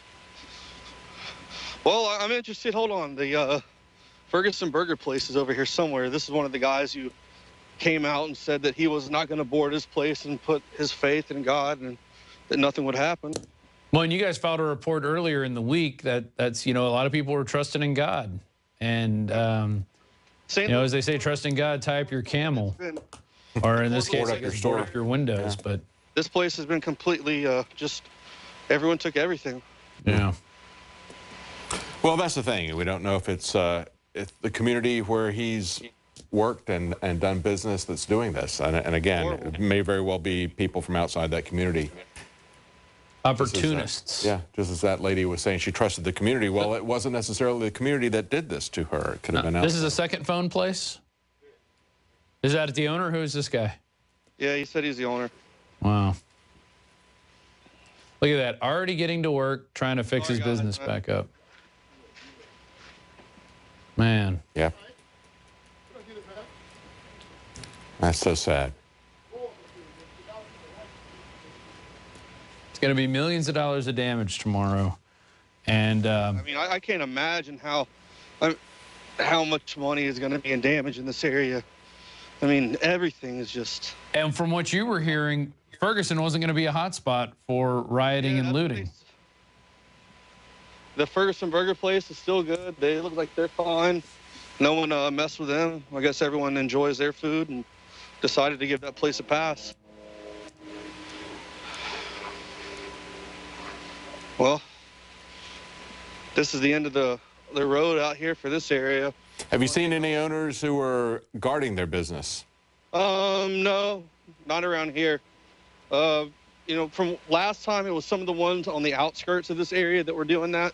A little bit further down towards where the Target is, or the Target, if you want to be fancy. And then down on the other end of West Florissant, where some, that's where that tattoo shop was. If you guys remember, we came down here from that last incident in August where the guys are standing out front garden with their assault rifles, and that's back in that direction. Well, and I imagine if people were out there, the police would probably come over and try to disarm those people. Yeah. Oh, yeah. Immediately. Because, you know, you stand out and guard your business, you know. Well, as Drudge said, the worst day in the LA riots was the second day, and some of these people who haven't had their businesses destroyed yet may think about that. Yeah. They may need to protect their businesses tomorrow or lose them. I just can't believe that they don't have those all those MRAPs up here, but I guess at the same time they're more worried about saving that police station.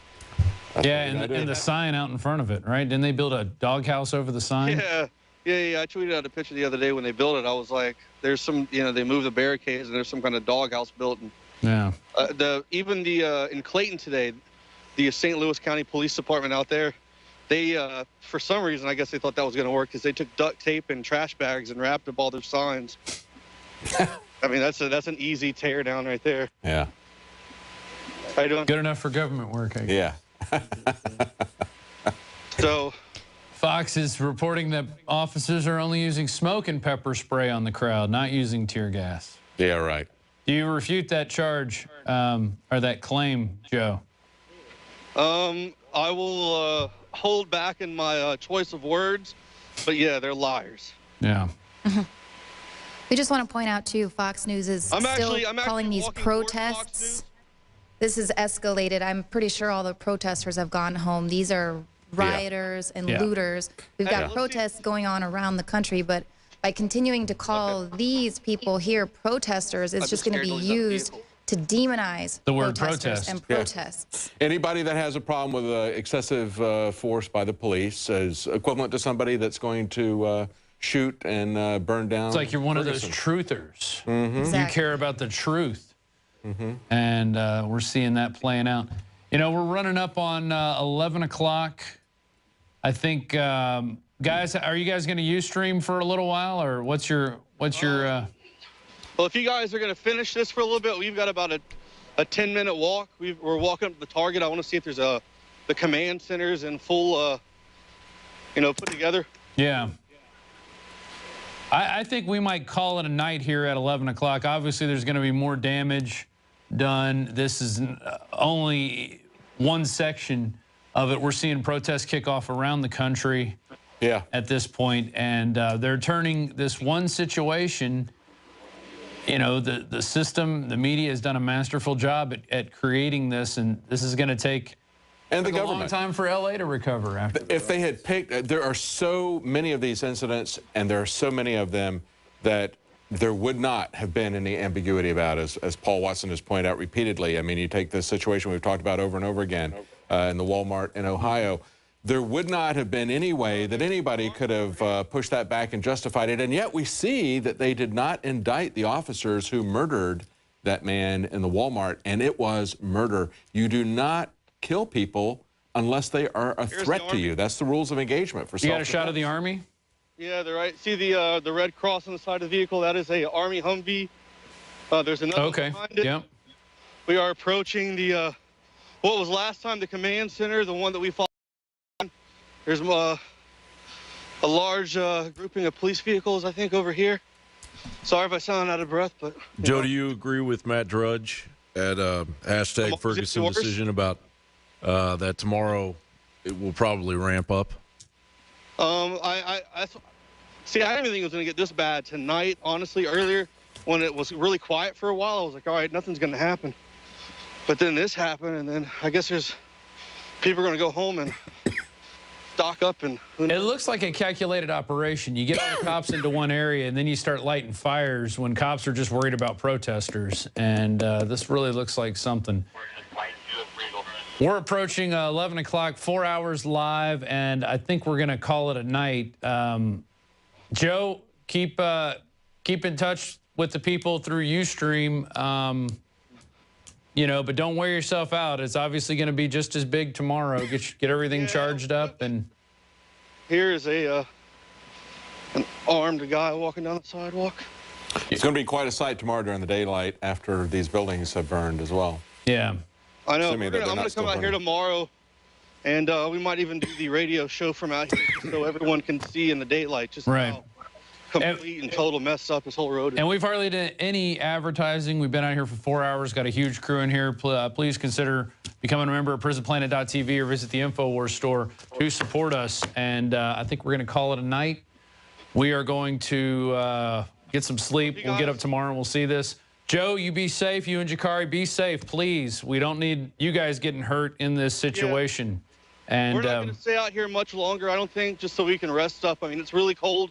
We've been on this cold, and then if we get sick, then we're worthless. So I'm going to say in about an hour we'll cut the cord on this, and then charge some batteries, and then we'll be back with you guys tomorrow live on the Alex Jones Show.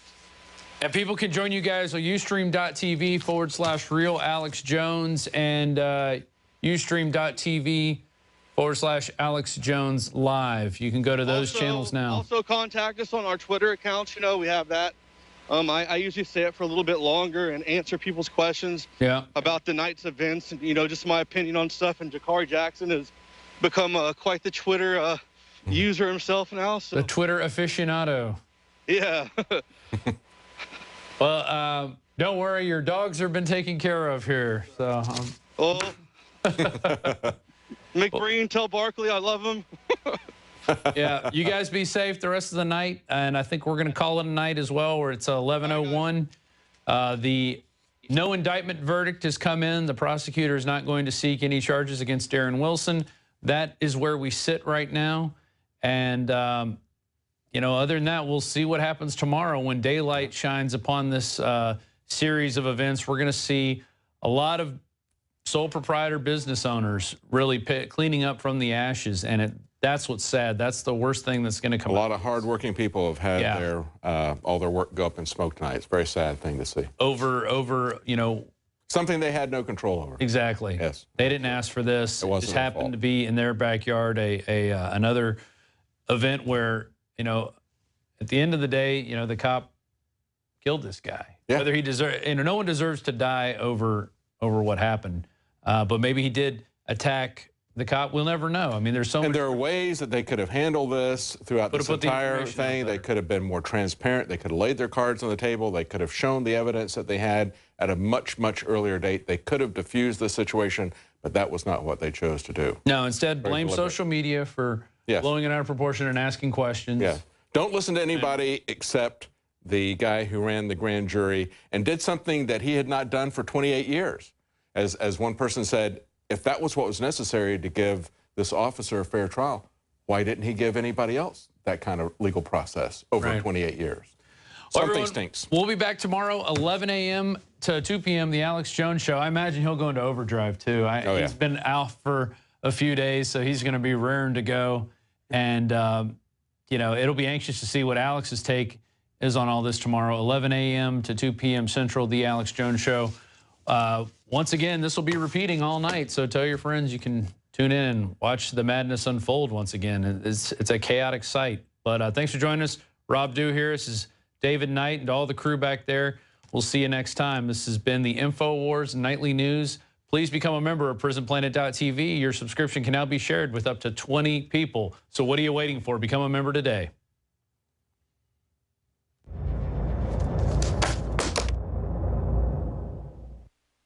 Celebrate the spirit of freedom and liberty upon which our nation was founded at InfoWarsShop.com. Molon Lave is ancient Greek for come and take it. This popular design combines both classic Greek Spartan imagery with modern M16 assault rifles. Now available in women's tees and proudly made in the USA. Celebrate the spirit of 1776 with the George Washington brass belt buckle or this incredibly sharp-looking 1776 hat. Badass. And be sure to check out the new arrivals at InfoWars Life, where you can prepare your body to perform at peak levels with Survival Shield, Nascent Iodine, Super Male Vitality, and Fluoride Shield.